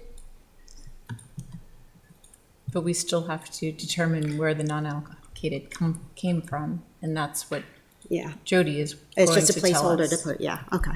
So we have to fund that, we have to find money for that. So are we addressing the other unfunded enhancements? For Yeah. OEM, Yeah, isn't that what we're on? I'm confusing you. Is that, I got confused. The OID enhancement, the 147. That was only one. There were Right. several. Yeah, but that is in his budget right now or not in his budget? I thought it, The 147 is not in the general fund. So they have potential grants from state and county. yeah, yep, that might come in. Yes. And then there were two other pieces that, So the heading is wrong on it. That's the confusing thing. Those enhancements are not included in the mayor's budget. So there's two lists. Yeah, there's those that are and those that aren't. so this is actually, I see what you're saying here. This one should be underneath The the one. unfunded.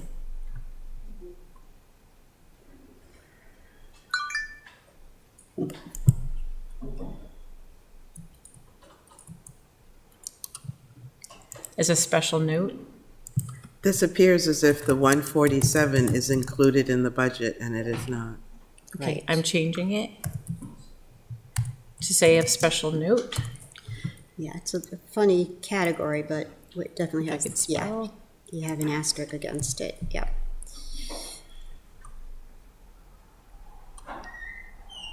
So it can still go under the enhancements not included in the budget. And that's of special note. Yeah, you have two categories. You say enhancements included in the budget and enhancements not included in the I'm budget. not sure why it's a special note. It's an enhancement not included in the budget. We have so many that are, grant funding may come in. I don't know why we would single this one out. We should put it in not funded enhancements. Well, only to help, there are two of them like Okay, this. There are never- only two of them like that. Sheila. Okay, we'll see. I think there are more. Well, two departments, I guess, OEM and Office of Community But Services. I understand you want to treat this one differently, so. It's kind of a weird one, yeah. Okay.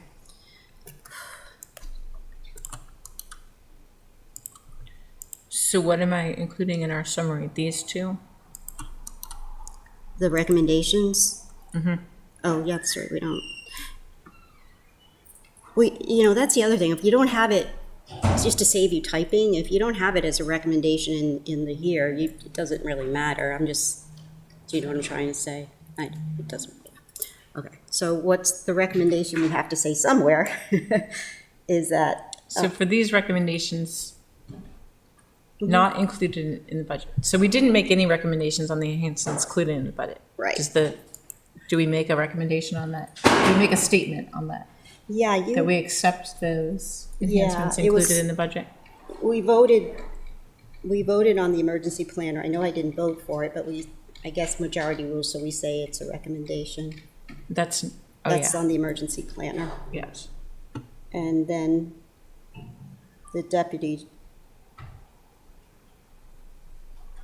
director salary.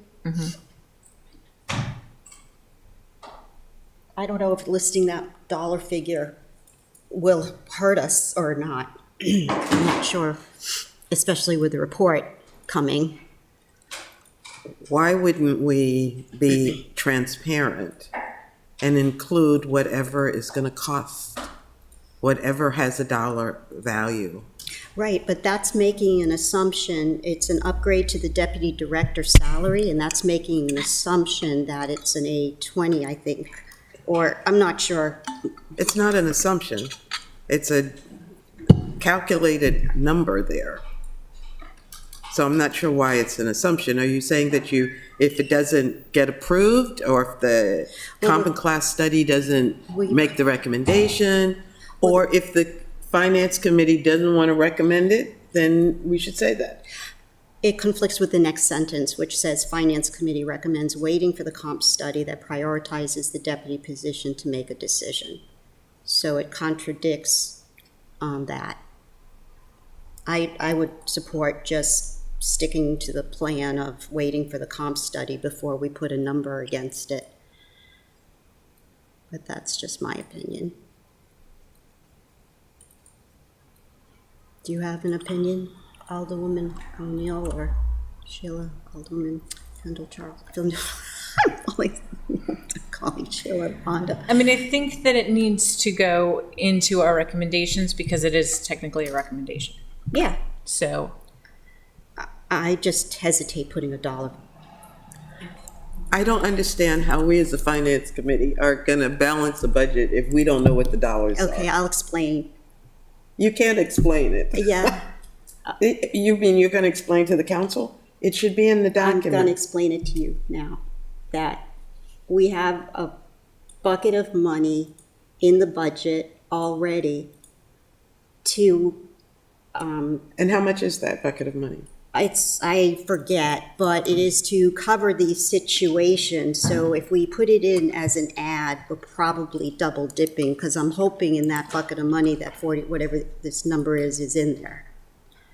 So you're saying that we're going to use $23 to pay for this? Or $24? I would assume it's $24, 24. because that's the budget we're working on. Yeah. In the 24 budget, we have $250,000 set aside and non-allocated for the classification and compensation study. Right. Results of that study. Right. So we could combine these two sentences to make the recommendation that we want the upgrade and we're waiting for the comp study and hopefully it's in there. But it's not in the, if we put it, it's not in our math of adding or deducting to the budget. Because theoretically, it's already in the budget.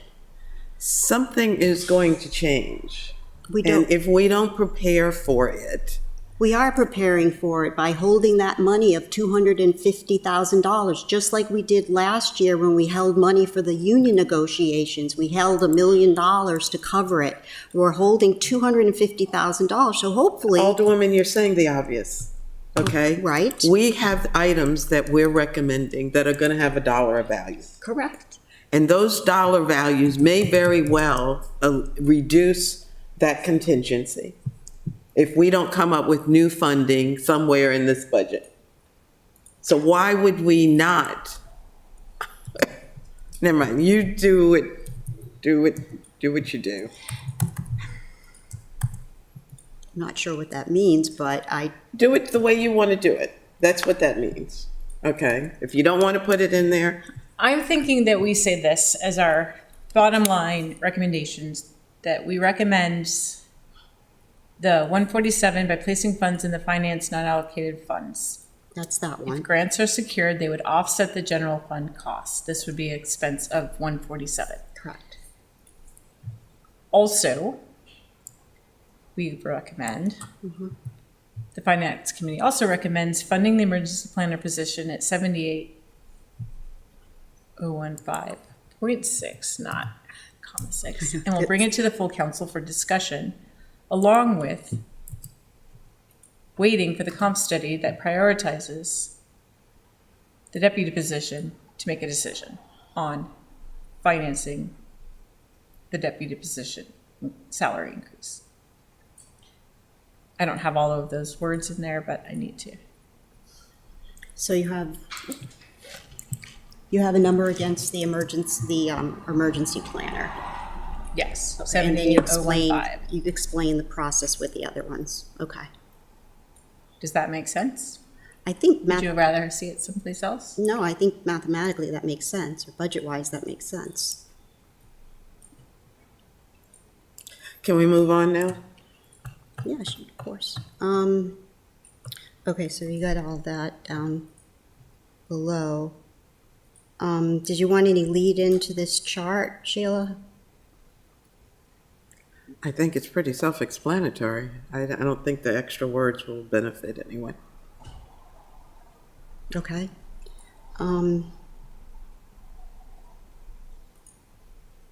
Transportation.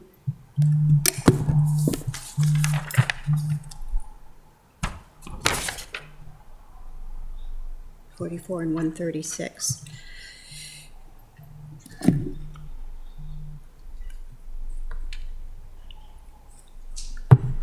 Kate, help. Is the 49-1 and the 104 in the transportation fund? Yes. Okay. It's included in the budget. For what? Bingo, bango. Okay. Community grant recommendations.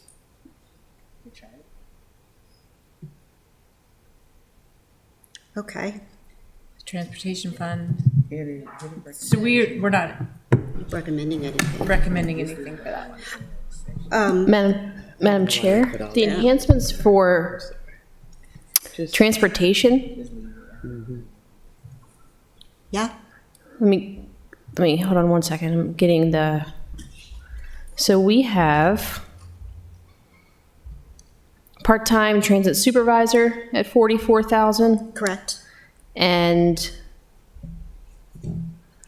the increase to the starting pay for the part-time bus drivers is the 136. Yeah. The other two are not enhancements, but they are included already in the mayor's budget. So should we call them out as enhancements?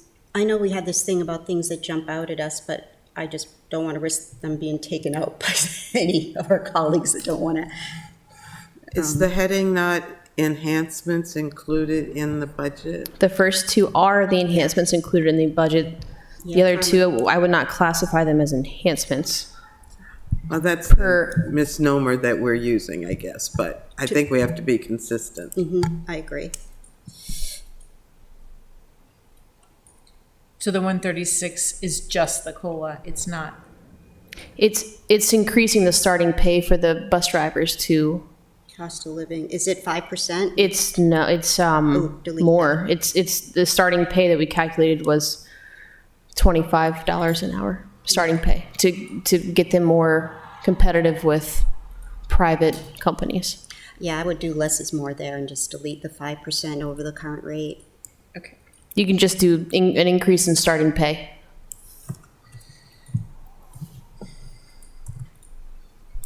That's great. So the 136 COLA for part-time bus drivers increases their starting pay?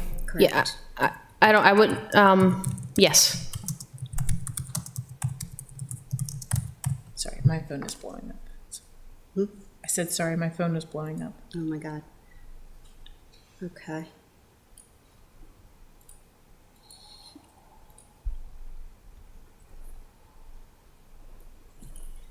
If I had a mouse, I'd take over. That's my lame excuse. I don't have a mouse. It's okay, sorry. So we would delete, in being consistent, as Sheila said, we'll, how do you feel about that? Deleting which part? The 49? The one for, they are not quote-unquote enhancements. They're just in the budget. They weren't defined as enhancements, so Kate brought that to our attention. The 49-1 and the 104? Those Correct. two? And then the other two were? Yes. Okay. On transportation fund, Wait a minute, where did that go? She just told me to delete I it. thought you wanted to delete them because they were not enhancements. They're in the budget. We were identifying them because they were large numbers. And I was afraid of listing them as an enhancement risks them being taken away. They were not defined enhancements by the department. I think they were. Where did we get them from if they were not defined as enhancements? We were itemizing items that were significant, and Kate just confirmed that they were not enhancements in the They're budget. new dollars to their budget. Okay. I know. Never mind. I know, I don't. Never mind. That's why we included them yesterday, Yeah, because they because seem they like, were new dollars to their budget.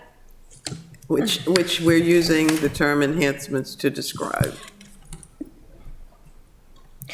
did they, Part of that was I forget what was written there, but I think part of it was the radio system, which has historically been in their budget. I think you guys were just highlighting what we broke down in contractual services. The plan that they had in there, it's mainly through grant funding.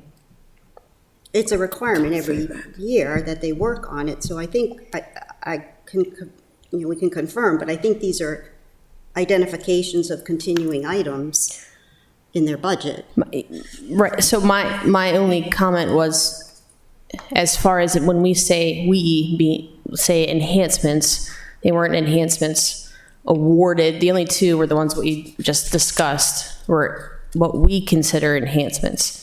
If these are other notable things, I was just suggesting a different section, not to confuse your readers. That's what I'm worried about, to confuse Right. our colleagues. And from reading what you write to the departments, you get the enhancements defined by them. They say this is what, mission critical enhancement, so. Correct. Okay. So we don't. So the radio system, the bus surveillance system, and fare system service, that 49.1, that's included in their contractual services breakdown, and that's every year. It just went away again, but the 104 was what was that, transit? That's for the. Yes, development plan. So that 104, the dollar amount that you had in there is grant funded. And then the other part of that, a small portion, is going to be in contractual services. I think it's like 10.5. So much for our procedure of indicating amounts that are over $30,000, because that's not consistent. That's fine. Yeah, I know Go that's, on. yeah, I don't, yeah. Please. So transportation fund, the third item, reassess funding availability, was a recommendation. The recommendation that I'm trying to say there is that we want a checkpoint. We don't want to wait for the next budget, so we want to know we want a measurement of that waterfall revenue. So maybe I have it written correctly. Reassess funding availability for fiscal year 25 when P3 waterfall revenues are more predictable. If that's to finance, I understand what you're looking for there. Do you mind cutting that and pasting that as a recommendation? I just want to make sure we get the revenue for transportation. Under, I guess you. The reassess funding, that line? Yeah, if Kate understands that that's all we need. And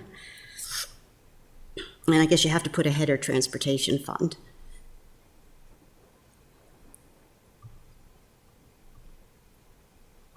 It's all like paper money right now, Okay.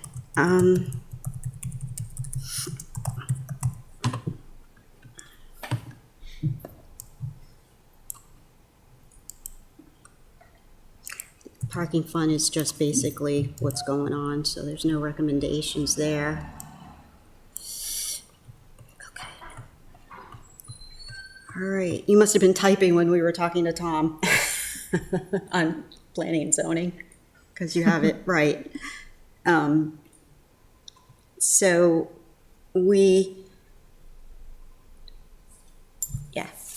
So there's no additional recommendations because we basically we say here the finance department recommends. Okay, well, let's not be shy, but I do know that we did question that associate. We did question it, but I guess, were you satisfied with Tom's explanation today about the need for it? Yes, no? I'm indifferent. Yeah. Are you actually talking about cutting this from the mayor's budget? I'm sorry, I wasn't privy, but. Yeah, we brought it up. That's why Tom was here to talk I about. remember that, but I'm asking you all right now, are you talking about trying to eliminate the office associate? That's our question that's on the table right now. Yes, no, indifferent. Okay, I would oppose any reduction in the enhancements to the planning and zoning department. Yeah, and it's management decision on, the hybrid versus non-hybrid. We can't really get into that, but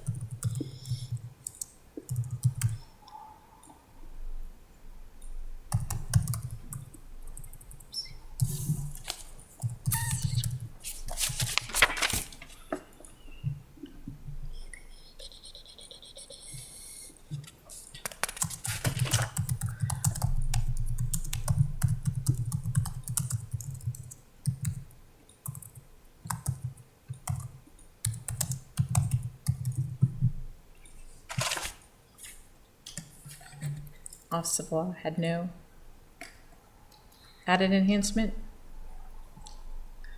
No, that was, These enhancements are already included. I don't even think I I have don't- notes. He did not have any added enhancement. He didn't have any, Unfunded enhancements. no, he had nothing, yeah, he had. I swear I don't even have notes, he talks so fast. Like, I'll go back to the charts. But in all seriousness, are there any recommendations there? We did just discuss the code revision. Do we want it all in his court? I don't know if this is. I don't think that should be in the budget, We're paying for it, so, yeah, okay. but there's no dollar amount, so there's nothing, that's part of his everyday responsibilities, or at least that's how he described it. Yeah, I know they hired Linda Schuett and gave her $20,000 to do the APF, but let's not go there. I'm concerned, going back to planning and zoning, the statement says that we recommend including these enhancements. They're already included in the mayor's budget. We agree. However, I'll just say, we agree. Yeah, we must say it Or above. support maintaining these. Yeah, whatever we say above, and be consistent.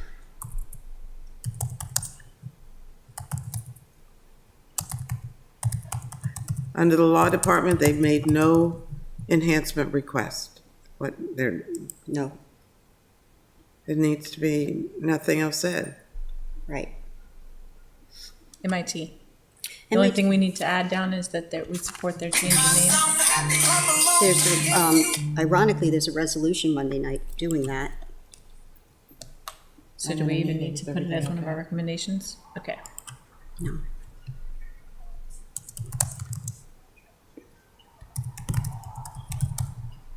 Okay. Finance. I need to speak to them. Okay, I mean MIT. send me a text. Yeah, MIT, there's no, He does have he has the senior systems analyst. Can we agree to that? yeah, we agreed to that. We already said so. Yeah. And we didn't, It's already in the budget, so it's not of note. Correct. right. And Sheila asked him, and he said, I remember exactly, I knew you were going to ask me that, and I don't have any unfunded enhancements. MIT. So, just check and see they match. 130. Okay. 136.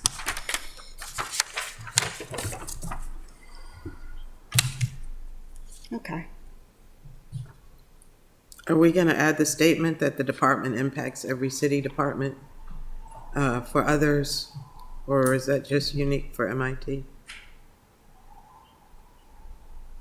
Well, I think that's added just to put emphasis on the added position. That's probably the biggest position the budget adds this year. But, Then maybe we would put that after the analyst, a Yeah. colon, and then that statement if it's connected to it. good point, yeah.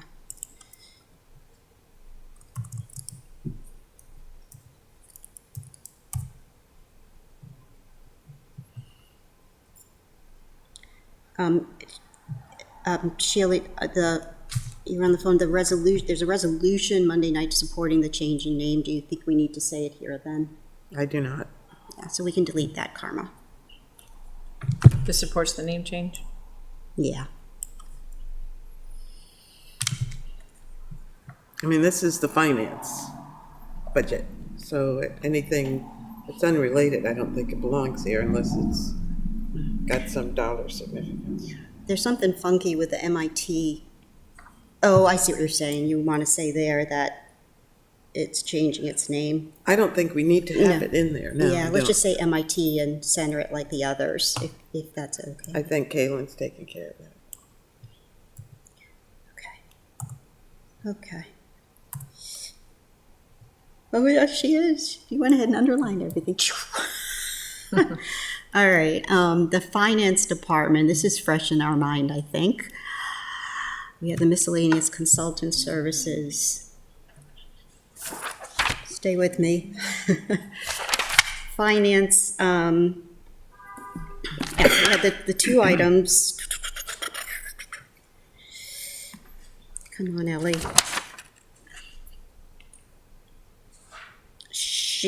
Wait a minute. Yeah, we're in finance. She had a position, but it was turnover covering it. So, what are we saying there? I don't think, oh, that 45,000 was the rule about anything $30,000 or more. So it's not an enhancement, right? Take it out. Sorry, I agreed to that, sorry. I don't know why we have all of the editorializing about the senior accountant. Because it's an added, it's an added staff from the budget, and it's. I think we need it. I just don't know why all the description, we're not giving that benefit to everybody else. No additional space. She asked for two other positions. It's confusing. She funds both positions. The budget funds those positions because she had turnover. Everybody has turnover. So what's unique here? This is unique. Not turnover, she had empty, unfilled positions. Everybody has unfilled positions. What's unique here? Can I help? Yeah, you probably Please. explain it better than me. Why we need that whole description there under the senior accountant? I'll leave that up to you guys, but just to explain. That's the question. That's the question. If you look at our staffing summary, we have a net add, but we know that we're not going to fill both positions. So we're taking a turnover amount for one entire position. We also don't have the seating to accommodate everybody. That's great, but that doesn't answer the question. Okay, how about this? What if you can delete that $150,000 senior accountant? I don't, just bear with me right now. Is that, okay, delete that sentence to ensure revenue is recorded timely and da-da-da-da-da-da-da. And the current staffing, da-da-da-da, delete that. Okay. I thought this needed explanation. There's currently no additional space in the finance office for the senior accountant or the grants administrator approved in '23. Correct. So what we're saying there is we approved two positions last year, but we haven't filled them until they need space, which is a weird reason not to hire people. And it's going to open up a can of worms with the other departments. Why is that? We have DPW about to open a new building, and they're in 3 different locations, in addition to the new building. I think this, okay. So, Yeah. if anything, we need to be reorganizing space, especially where we rent space. Gorman Street is not our building. There's We're a space renting. study currently going on. Pardon me? There's a space study currently going on for the Okay. entire city. So that will address that. I'm glad to hear it. So I'm not sure why we would get into the specifics of this and the fact that they don't have space. Nobody has space. I hear it from all the different departments. So do we stay silent on staff, Kate, even though there's no budget impact? And Correct. so why don't we say something against the 150,000 senior accountant because that's filled? Is that new fiscal? The net add is from a staffing. Is zero. The budget impact is zero, but we're Yeah. adding one additional staff. Which is? Which is a senior accountant accounts receivable. Okay. Due to turnover and limited space, no, just due to turnover, there's no add to the budget or something like that.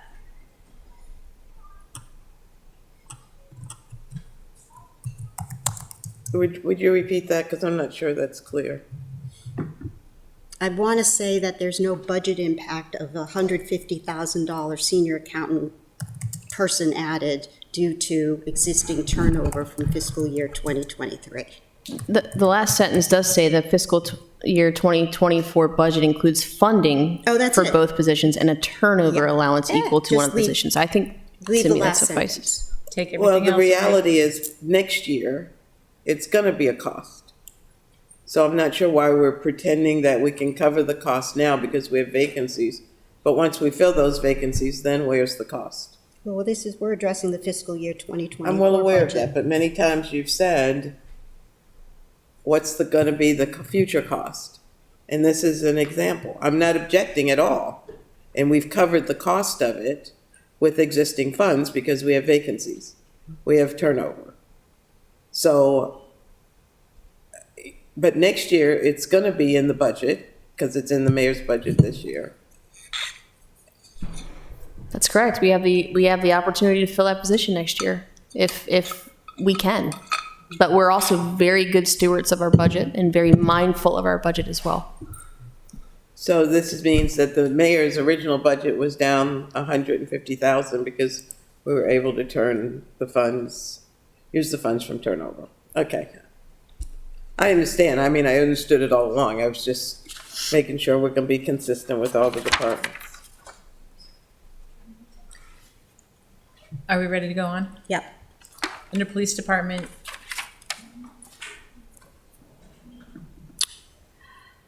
Those are the enhancements that are in the budget.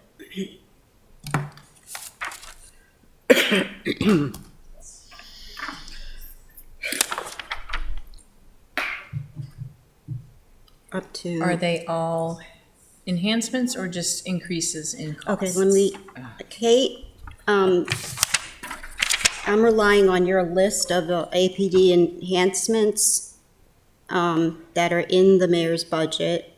So we have 33.6, 32.3, 30,000, 28.4, 12,001, 290, 100,000. Where are the security upgrades? Are security upgrades? Right, so all of those are included. Okay, so we need to add $5,000 for security upgrades. Okay. That's not included in the budget, so it should go under It not. is included in It the is budget. included in the budget. The 5,000 for security is in the budget? Yeah, it's on the list. Put a comma after 5.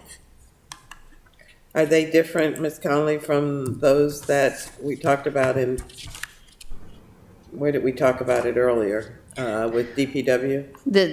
Are you thinking of the CIP project? This is outside of that, yes. Okay, thank you. Oh, you already did this one. Okay. Finance Committee supports funding the crossing guards, increasing their hourly pay to 20, and an increase in salary, $8,000 to IT project manager. It needs a budget analyst to determine the dollar amount of the increase and identify the funding source. So that's an $8,000. We have 2 ads there that we need to calculate, or it sounds like we have one of them. The 8,000 and the 41,240. Okay.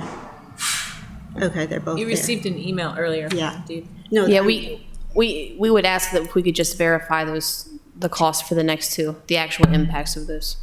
for the IT project manager. And the crossing guards. The dollar amounts that they have there, we just asked if we could. Okay. Where did the IT project manager come from? Where did that come from? I have no clue what that is. I'm so That was a sorry. request that APD put forth and we didn't fund. He explained it yesterday. They have the position Correct. and they are trying to keep the position This- because of the low salary, I think he said. That's correct. It brings them in line with other folks in the industry. So that wasn't covered in the police salary adjustments last year. This is not a police officer. This is a IT person. Contractual, I believe. Yes. Okay. Have we heard from Captain McGiz? Yes. I believe he sent you all an email this morning. Yeah, that's where the numbers came from. Well, he gave us the numbers yesterday, but he was going to justify or verify Yeah. the numbers with the county.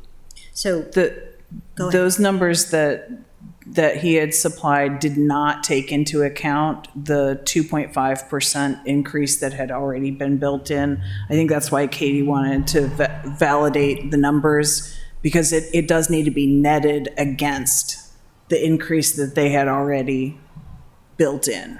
Mm-hmm. Katie, is that fair? Yes, and I mean, I would want to make sure that if you guys are putting forth a recommendation, there's FICA included, and often that's left off. So I don't want you to put a number in your report Yeah. that isn't accurate. Is that for both of them, Kate? The 8,000 for the IT and the 40 plus for the crossing guards? Do you Is need to it, read- is it what, I'm sorry? Is that for both items that we are talking about? We have. Yes. Okay. So, we might need to change it. You know, talk to us and we'll change it. And Well, I mean, are we going to add up at the end of the day? I keep asking the same I question. know, that's where I How are was, we gonna balance this budget, or are we not? I suggest, I know last year we made recommendations. We didn't make any recommendations that added to the budget or took away from the budget. We had a balanced budget last year. If I recall last year, you never cut a department, but you had some ARPA funding and you had one-time use. Yeah. What we could do is, you memorialize your recommendations in this report. Yes. I go back and calculate the impact, and then we can reconvene. I would leave that to Office of Law. I would think that you could we communicate via email and finalize all of these before the 15th, but definitely by the 15th, when all amendments are due. So it's captured here, memorialized in here for your report. Yeah. I'd love to get you answers for all of them Yeah. before the report's due on Monday. Well, clearly, we're adding, I think, items to the budget. We're Yes. adding positions, Yes, and those positions each have a dollar amount yes. that we're going to have to balance. So Yes. are you proposing that you will tell us how to balance those dollars? I am proposing that I will help try and find funding. It is not my, not my amendment, but I will try and help you find It it. is our responsibility as Finance Committee. You're absolutely right. But I don't think we can submit a report. My concern is you guys looking for dollar amounts that may not be accurate. Right. That's my concern. So that's where we have a line that says, we support this, but we need the budget analyst to determine the dollar amount of the increase and identify. Budget manager, yes. But Manager? how do we balance it? At the end of the day, Well, our that's going to be a responsibility is decision to that you all balance. have to make as well. If we can't find the cuts, then maybe the amendment doesn't move forward. And that was part of what the email that Jody had sent this morning said, was that once you guys had gotten through, here's our list of things that in a perfect world, we'd be able to do all of them.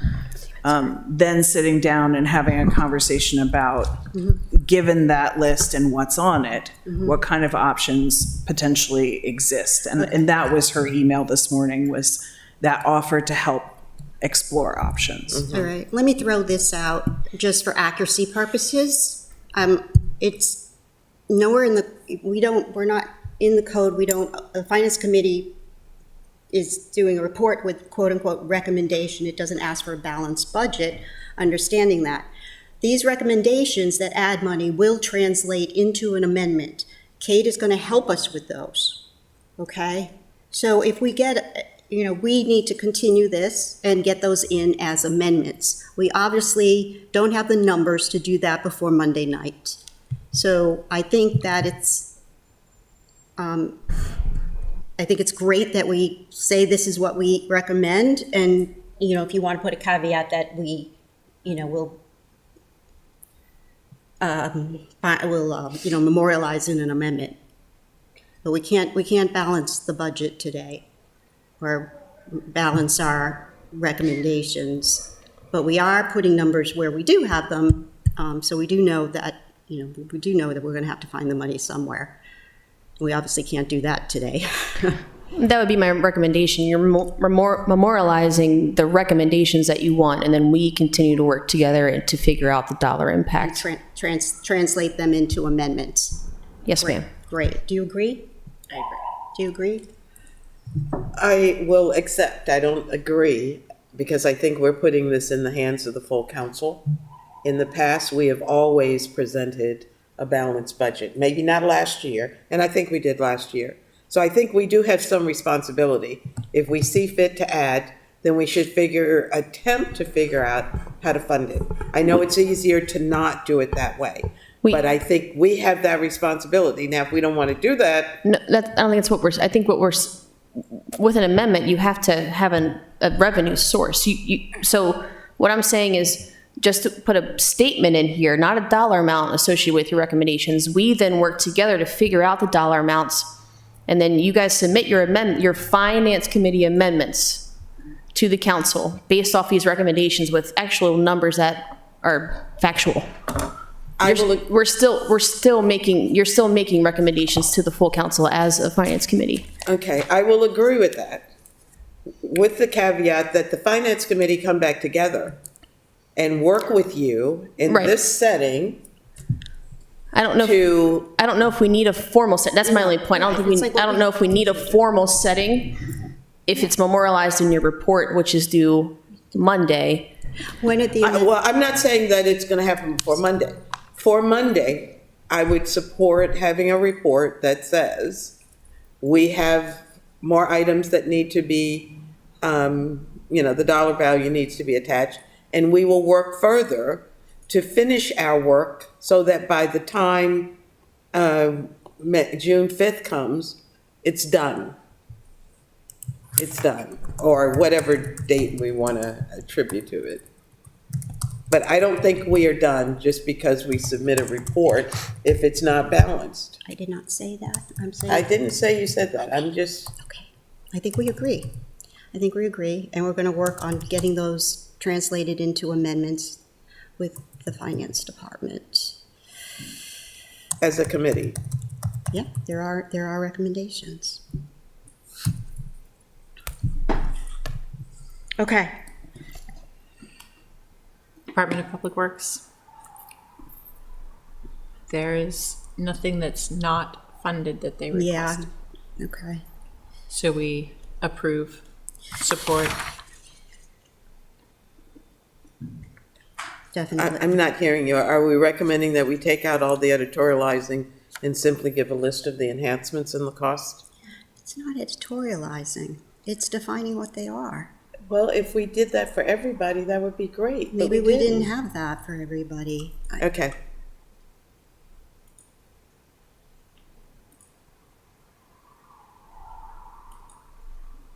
Should we just remove the editorializing and just say CIP book for details? Because they're all in the CIP.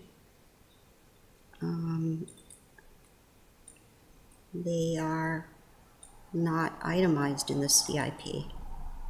They're in, Should we reference specific CIP pages? but first we saw them when it was in his presentation, so. I don't know. Correct. Yeah. No, I realize they're not editorialized. They're descriptions of the projects. Descriptions,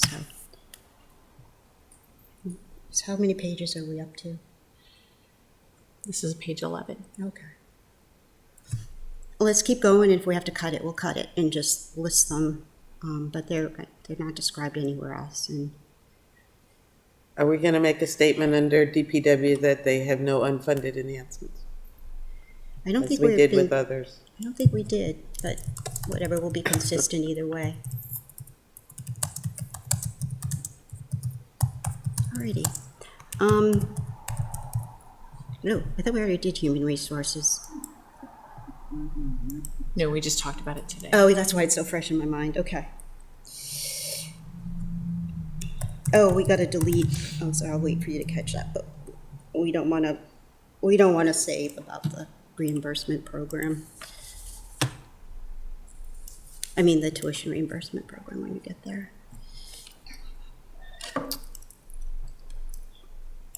We just want to say the Finance Committee agrees with these enhancements. Yeah.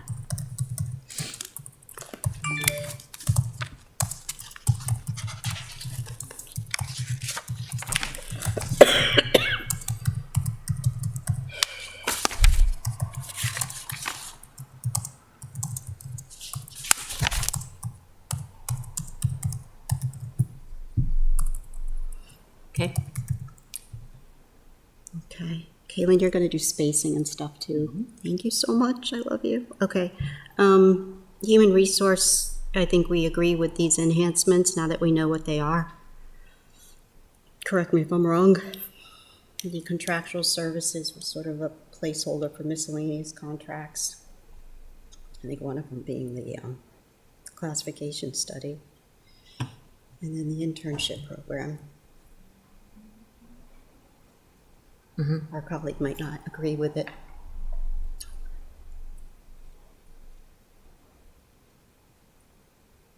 So this is where we said additionally, the committee recommends funding the Hispanic Outreach Navigator position Yeah. and $56 for the 2 part-time temporary rental assistants, community support staff. So that would be added to the bottom of our report because those are enhancements that were not included. Those are, Yeah, this was those, remember I said there were 2 possible grant-funded things, so, and Jody told us sort of how to handle them. I don't know how those are going to translate into amendments, Kate. Do you know what I'm asking? how do they go into the finance non-allocated, right? Let me catch up to you. Where are you? I'm sorry. We're talking about the Hispanic Outreach Navigator Yes. that could potentially be grant funded, but we're asking for Yes. it to be in the non-allocated. So we would need to find a funding source for that, but we would, as far as the amendment goes, we would place that in the non-allocated section. There's a transfer to grants fund, which is a line, which is what we did for the OIT grants last year. So we would place that funding somewhere non-allocated. Okay. And then So we just say the committee recommends funding. the Hispanic Do we need to say outreach. where we're funding it for? What she just said? Yeah, I think we need to say that. Katie, I'm sorry to Could you- ask you to repeat, but, so we're summarizing at the bottom of our report, saying the committee recommends funding, and you just said it, the funding source will be, So we need to identify a funding source, but the funding would be placed in non-allocated per what Jody spoke about the other day.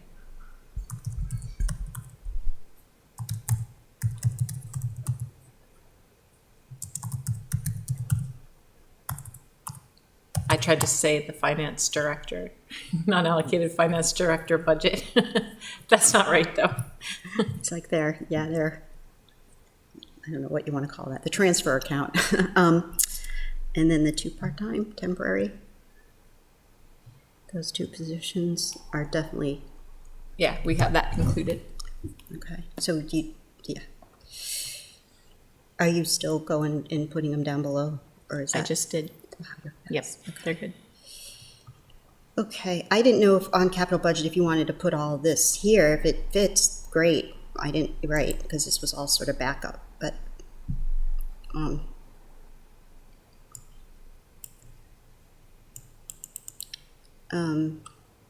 so there's really nothing to say budget-wise, so, okay.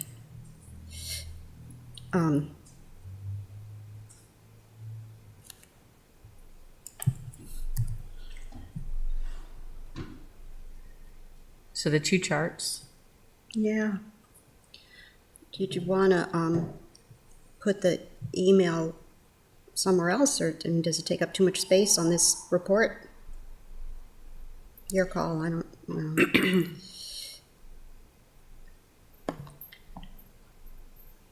It'd be great to leave it, but I don't want to hog space, that's all. Oh, you're past that, okay. No, I'm just looking down to see what Oh. else we have.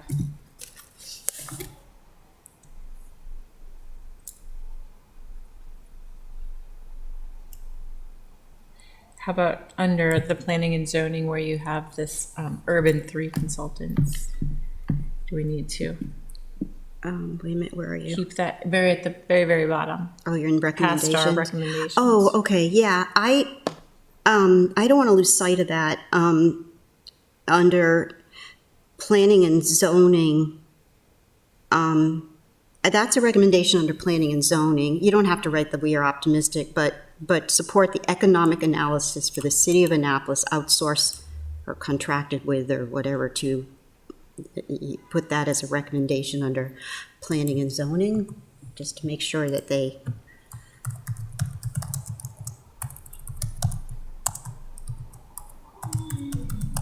Because we don't have any other recommendations under planning and zoning. Yeah. Under here, so. So make sure that they continue that. Okay. Yeah. Okay. Okay. And then take away the note. Yeah. All right, do we leave the appendix? Okay, that depends on what we want to attach. Last time, well, community grants, you can just reference, they're in the budget book, so you don't have to have it as an appendix. And the urban 3, we're not going to attach. That's when I had that great idea of having a binder. Okay, so no appendix. No. Agreed? I was provided with the list of community organizations that received funding and their report documentation. I think that should be attached. Community organizations that received? Report documentation. You mean all the stuff that Laura got? Excuse me? The stuff that Laura got for the community grants? Is that what you're talking about? I said I received a report that I would like attached, which indicates the reporting for the community grant funding. Since Okay, that is so used as a criteria, we should look at all of the reporting process. Okay, so do you want that down at the bottom with our, It should follow the chart, the committee's chart, I would think. I mean, you guys decide. okay, so where this chart is, there should be an attachment right here.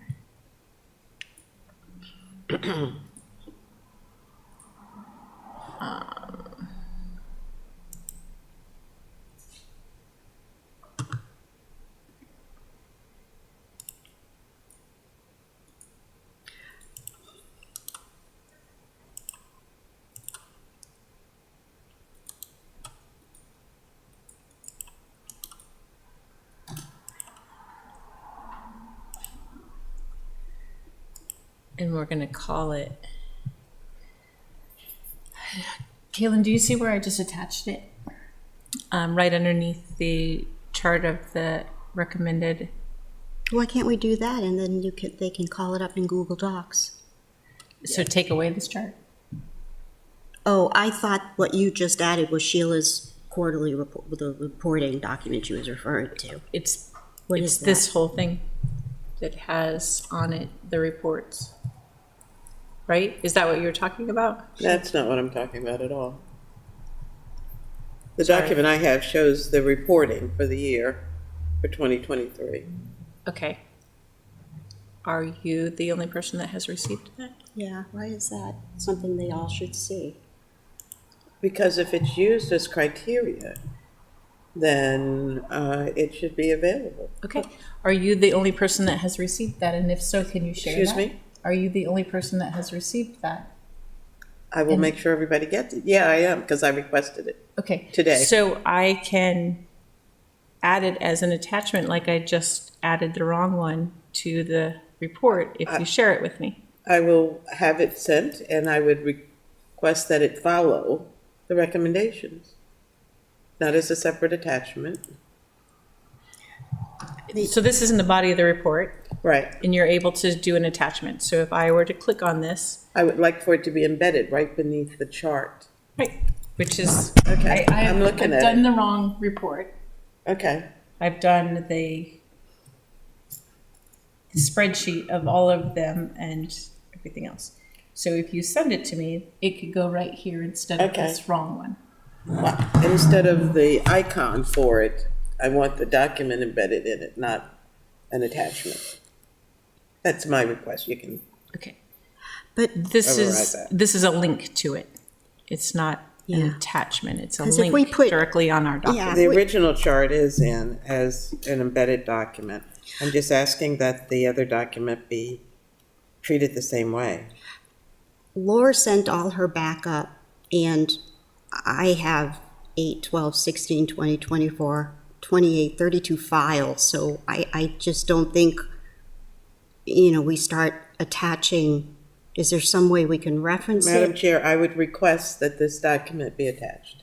Okay. Okay, we've had a discussion about it. One of the criteria used in opposition to some of the recommendations was their reporting practices. I think that's significant.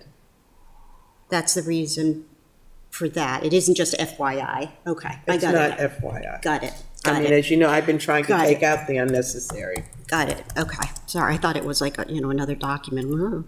Okay. Got it. Okay.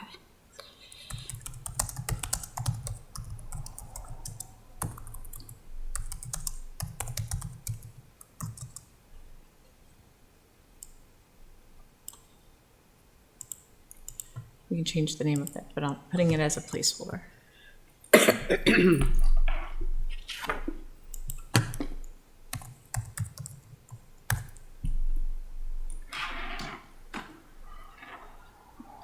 Okay. So that concludes, once that's attached. Yeah, so so you're pretty confident about the recommendations all being at the bottom now? I mean, both. Looks like you did that. And then, Caitlin,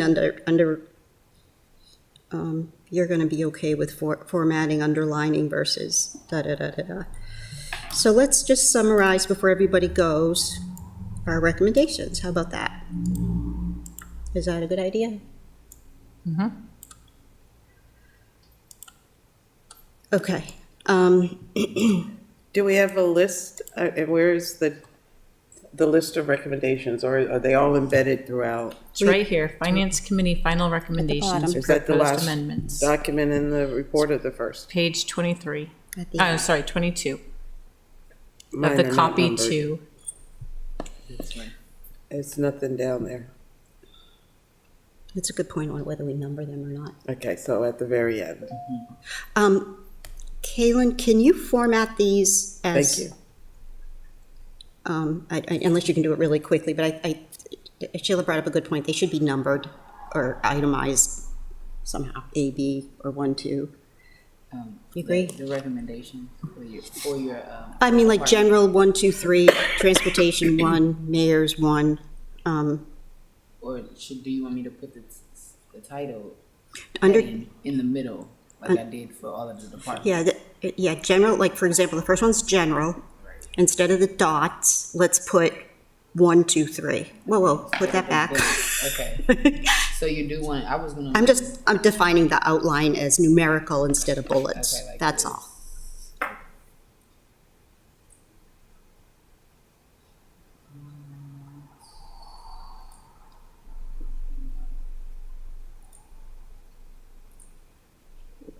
What do you think?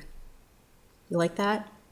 The transportation fund there's two. Oh, yeah, we can two just- things labeled transportation fund under your recommendation. Oh, You there wanna are? Put them together. Oh, okay. Thanks for that catch. Oh, yeah. Okay. Yeah. So this transportation fund was a general under, it should not be labeled this was from your notes, Ellie. Oh, so that's a general. So it's a general. It's a general. Thank you. Okay. Okay. And then, This transportation fund is for OEM. wait, hold on. Oh, okay, you're not done yet, sorry. Okay. This transportation fund is not for OEM, it's just a separate in the transportation fund. Oh, it's transportation. Oh, I see, reassessed funding available. So maybe that other one needs to be down here too. Or are they saying the same thing? No, they're not saying the same.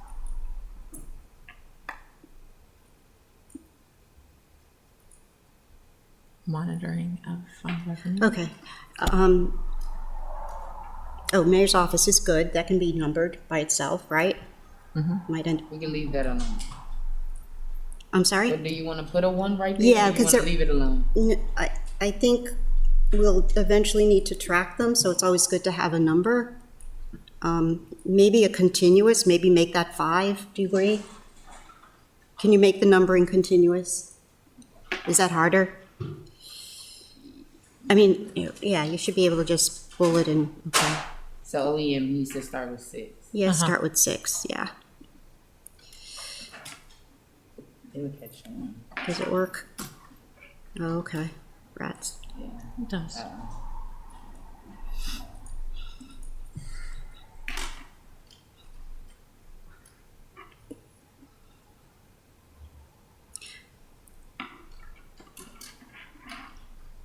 Okay,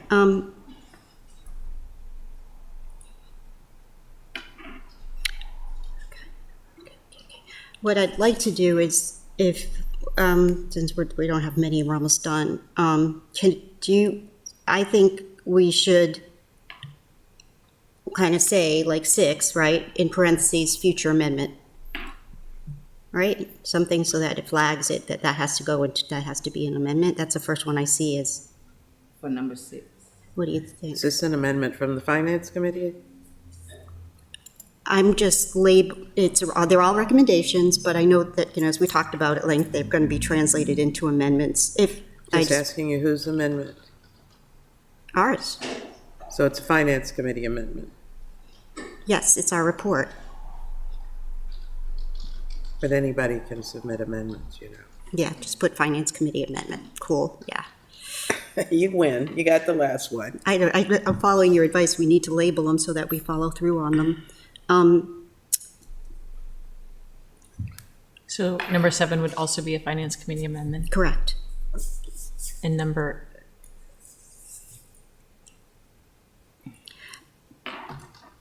I don't think we should leave that number in 8. It might hurt us either when they see that 43,590. Because we're saying we're waiting, and then we're putting a number. And So we're not going to be consistent. Some of them will recommend through an amendment, and others we will not. But what is that number based on, Sheila? I think those numbers came from Finance. The 43,590, Came from the Office of Emergency Management. okay. And we're only taking numbers from Finance? Yeah, they're vetted. Well, I don't, It's contradictory. We're saying that we're waiting for the comp study. The comp study is going to tell us, so why would we put a number there? because it has a dollar value. That isn't vetted by the Finance Committee, the Because it Finance has a dollar Department. value. That came from the Office of OEM. That's, so would we be stuck with 43.5 if the comp study comes back and says it's actually closer to 50,000 that you should bingo, have? bango. That's what I keep saying. It I might don't- hurt us in the end. Whose budget is this? We would be able to amend it either way. So just stay silent on the amount. As Karma said astutely, if the report comes back and says, wow, we'll give them 80, why do we have 43,590 in there? It makes no sense. Do we need to vote on it? Let's vote on it. I say delete it. It came from a department, it's unvetted by the Finance Department, and the classification study is going to come back to us with actual numbers. That will go through the Finance Department. Is that a motion? Yeah, but I'm not supposed to make them. I will second the motion. All in favor? Aye. Aye. Sheila, what are From you? the department who brings in tremendous millions of dollars to us and who calculates costs for everything in every department who can't be trusted to calculate a dollar value in their own department. You're putting words in my mouth. I will. I did not say he oppose- could not be trusted. I'm making my comment. This has nothing to do with you, okay? This is my statement, okay? And so I'm going to abstain from that vote, Okay. okay? But I did have the right to preface it. I think I had that right to preface it with my comment as the chair did. But you owe me lunch if that classification study comes back and gives them 80 grand. Yeah, feel your head, because you must have a fever. All right, so, Is this where we doubled or reassessed funding? That was on, we can delete that, right? It's up above in general. Hold on a second. That is a transportation fund issue. That's specific to the transportation fund, so we don't have to have it up above. So number 4, take out. Hold on, you're fast. Is it up above? No, Is it's 4? just right here. Yep, out. Just not, Oh. it's still on page Oh my God. 22. Okay, we're stopping when my battery dies, so let's keep going. Yeah, so that's 9 is 9, right? 9 is 9, but well, it might be 8, because if we take out number 4, then Oh, everything okay. will change. Yeah, it should be, it's specific to the transportation fund. Okay. Okay. So Planning you want to take out the number 4, right here. under general, yeah. Okay.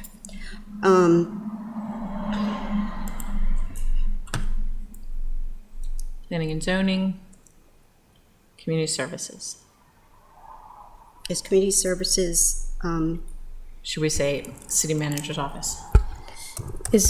May I ask, is planning and zoning going to be an amendment, or is that just a statement of support? that's a statement of support. That's Okay. already in the budget, but. Thank you.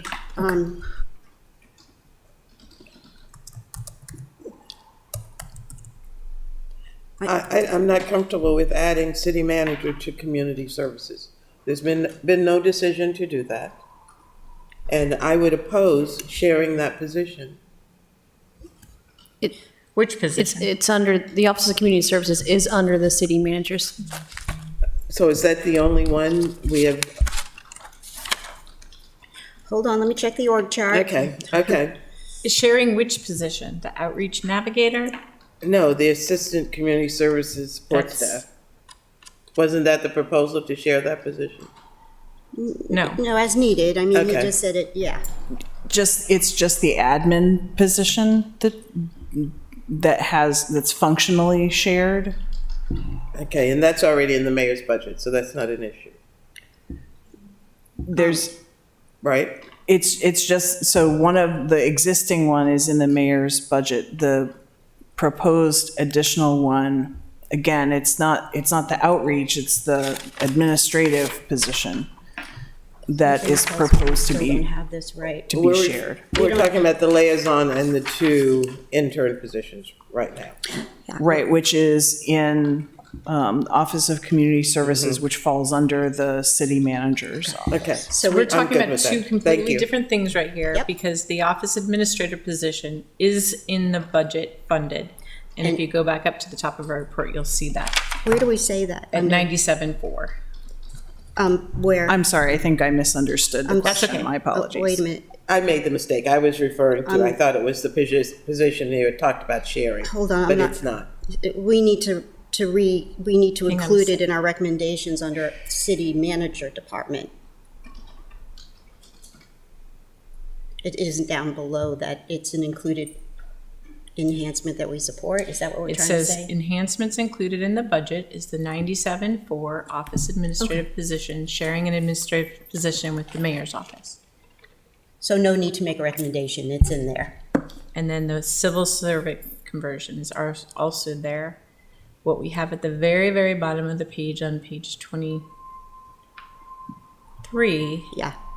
is the community services division. The committee recommends the funding of the Hispanic Outreach Navigator position at 44.3, which is currently in grants, and 56. Should I say estimated 56 because you and Mr. Malinoff Yep, please. roughly did, so an estimated.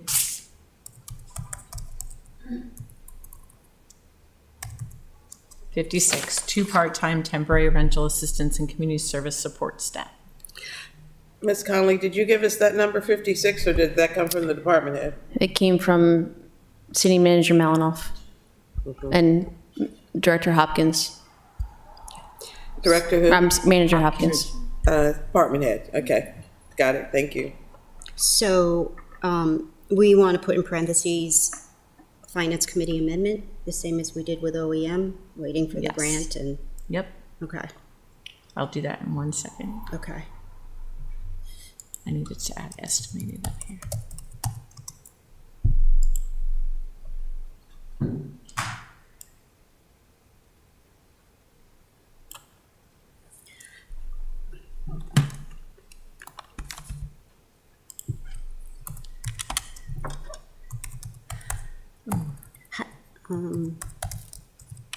That's a creative amendment, Kate, and it's just, I don't know how you, I'm just adding them. Finance Department amendment. Is it the Finance Committee or the Finance Department's amendment? Oh, Finance Probably more Committee, sorry. accurate, Finance Department. No, you said Finance Committee amendment before, Sheila. It's ours, it's our amendment. It's just reading what was Okay. written. Oh, I okay. copied and pasted from the top. Oh, Kaylin. Okay. there it is. Okay. Yes. So, hold on a second. So it's only $295,316 that we have to find?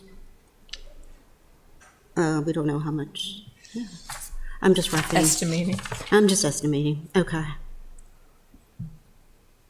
We have the savings of the PO at PIO, and then we have, yeah, 37.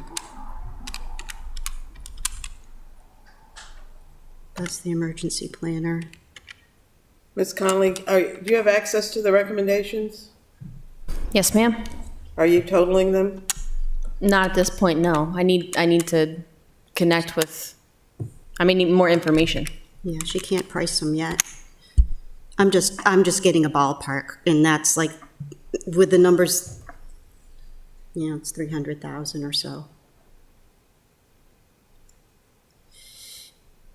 And so, so to, just for your purposes, Kate, some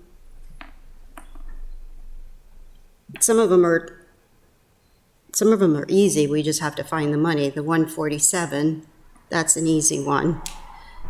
The emergency planner is easy, we just have to find the money. And 295 is what we need. yeah, 295,315. The weird ones are the Office of Community Services. Okay. Alrighty. How many page? It's going to be less because there's lots of spaces. And so, how are you treating the backup stuff, or what are you? So Or are you? the backup stuff will basically be in, sorry.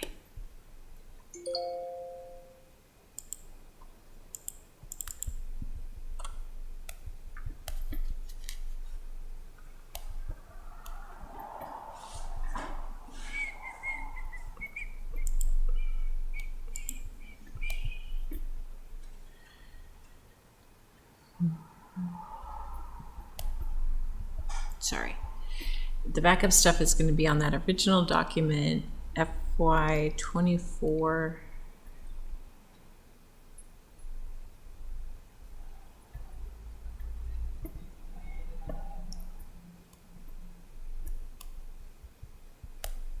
Do we need to rethink that? I mean, Our report is pretty comprehensive, so Yeah, we don't even need to worry about it, I don't think, don't think because so. it's Yeah, 'cause pretty you- much a duplication without the right. And detail. And what, you know, I don't know about you, but we basically cut and pasted from their presentations, which we say, don't we, oh, that's another thing, we do say when we have departments go look at the slides or something, don't we say refer to the drive? We do. Yeah, so we don't have to reiterate their slides. So we don't even have to attach this No, because it's it's mess. our template for building the report. Yeah. Yeah. Yeah, I agree. So we cut it down almost in half. Thank you for doing that. We're at 22 and this was, well, not half. This was I mean, it was a 34. good thing to do because it helped me reiterate my notes and stuff, you know.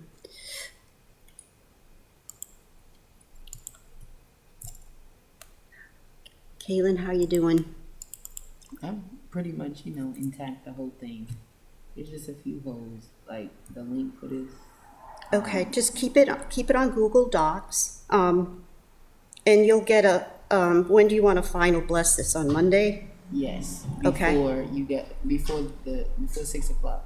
Okay. How do you There want? was a request that you make hard copies of all of this, I assume that's been rescinded then, if it's 6 o'clock.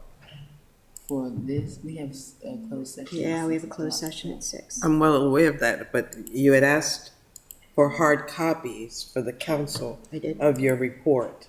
I did. You did not? And We put did. it- You talked about Steve- binders the binders, and all but that yeah, stuff. but, So we're not doing that now? I just want to give Ms. Jackson, I'm sorry, you called me Johnson, time to do it if you want copies for everybody. I Yeah, mean, that's what we're talking about. Yeah, I think we should hand out copies so you need it by noon. Okay. So to stapled. maybe at the latest 2:30. Okay. I can work with that. Do you need me to? Nothing like putting yourself under pressure Do unnecessarily. you need me to come in physically and? Yeah. Yeah. If you want to, so that I won't be missing anything out of the report, or nothing is left. Okay. Yeah, I'll stop by. Yeah, just stapled together, double-sided. Do you, Will the What? machine do that, staple and everything? Mm-hmm. That's good. okay. Talked to Fred Sessanen. He has his report coming, the FAC. Hilarious. He's going to not present it. He's just going to submit it for the record. Do you want us to just submit it for the record? Do you want to do an overview? Do you want to? How do you want to summarize it? Do you want me to do like the quick executive summary and you do the recommendations? Just to show a group effort here? Are you asking about the facts report? No, I'm talking about our report. The FAC is submitting theirs You for the mentioned record. Fred Sussman, so I thought you were talking about their report, but Yeah, I said that. I'm sorry, I guess Yeah, obviously I know, in- I'm tired. Yeah, they're submitting theirs for the record because it's due the same day. I'm just asking how you want to present this. Do you want me to just do an overview and you guys can talk about the recommendations just so it's a group effort, or do you want me to just submit it? Comments? I think there should be a introduction of it to the council and an overview of everything, and then I think you should read the recommendations because they can read for themselves the Okay. report itself. Yeah, okay. I think last time it was, 12 minutes or something at the most, so, yeah, just. May I ask, do we have an executive summary, or is that the 22-page document? I say executive summary, but it's basically the budget summary there. Then if anything is going to be read, it should be the executive summary, I would think. We don't have an executive summary. We Okay, call it so a that was budget my summary. question, so Yeah. we don't have one. I thought what we've just spent the last 4 days on is our executive summary. The whole report? Yes. Yeah, up to department. Yeah, Well, it started out as executive summary and the big report, but it yeah. seems to have lost its way. Yeah, it's a big, you see that big space. Kaylee, you're going to do that. There's giant, and then, I don't know, is that too small? Is that, they have that in the budget book, so it doesn't matter. Okay. Okay. I won't add colors. All right. I think we need to rest.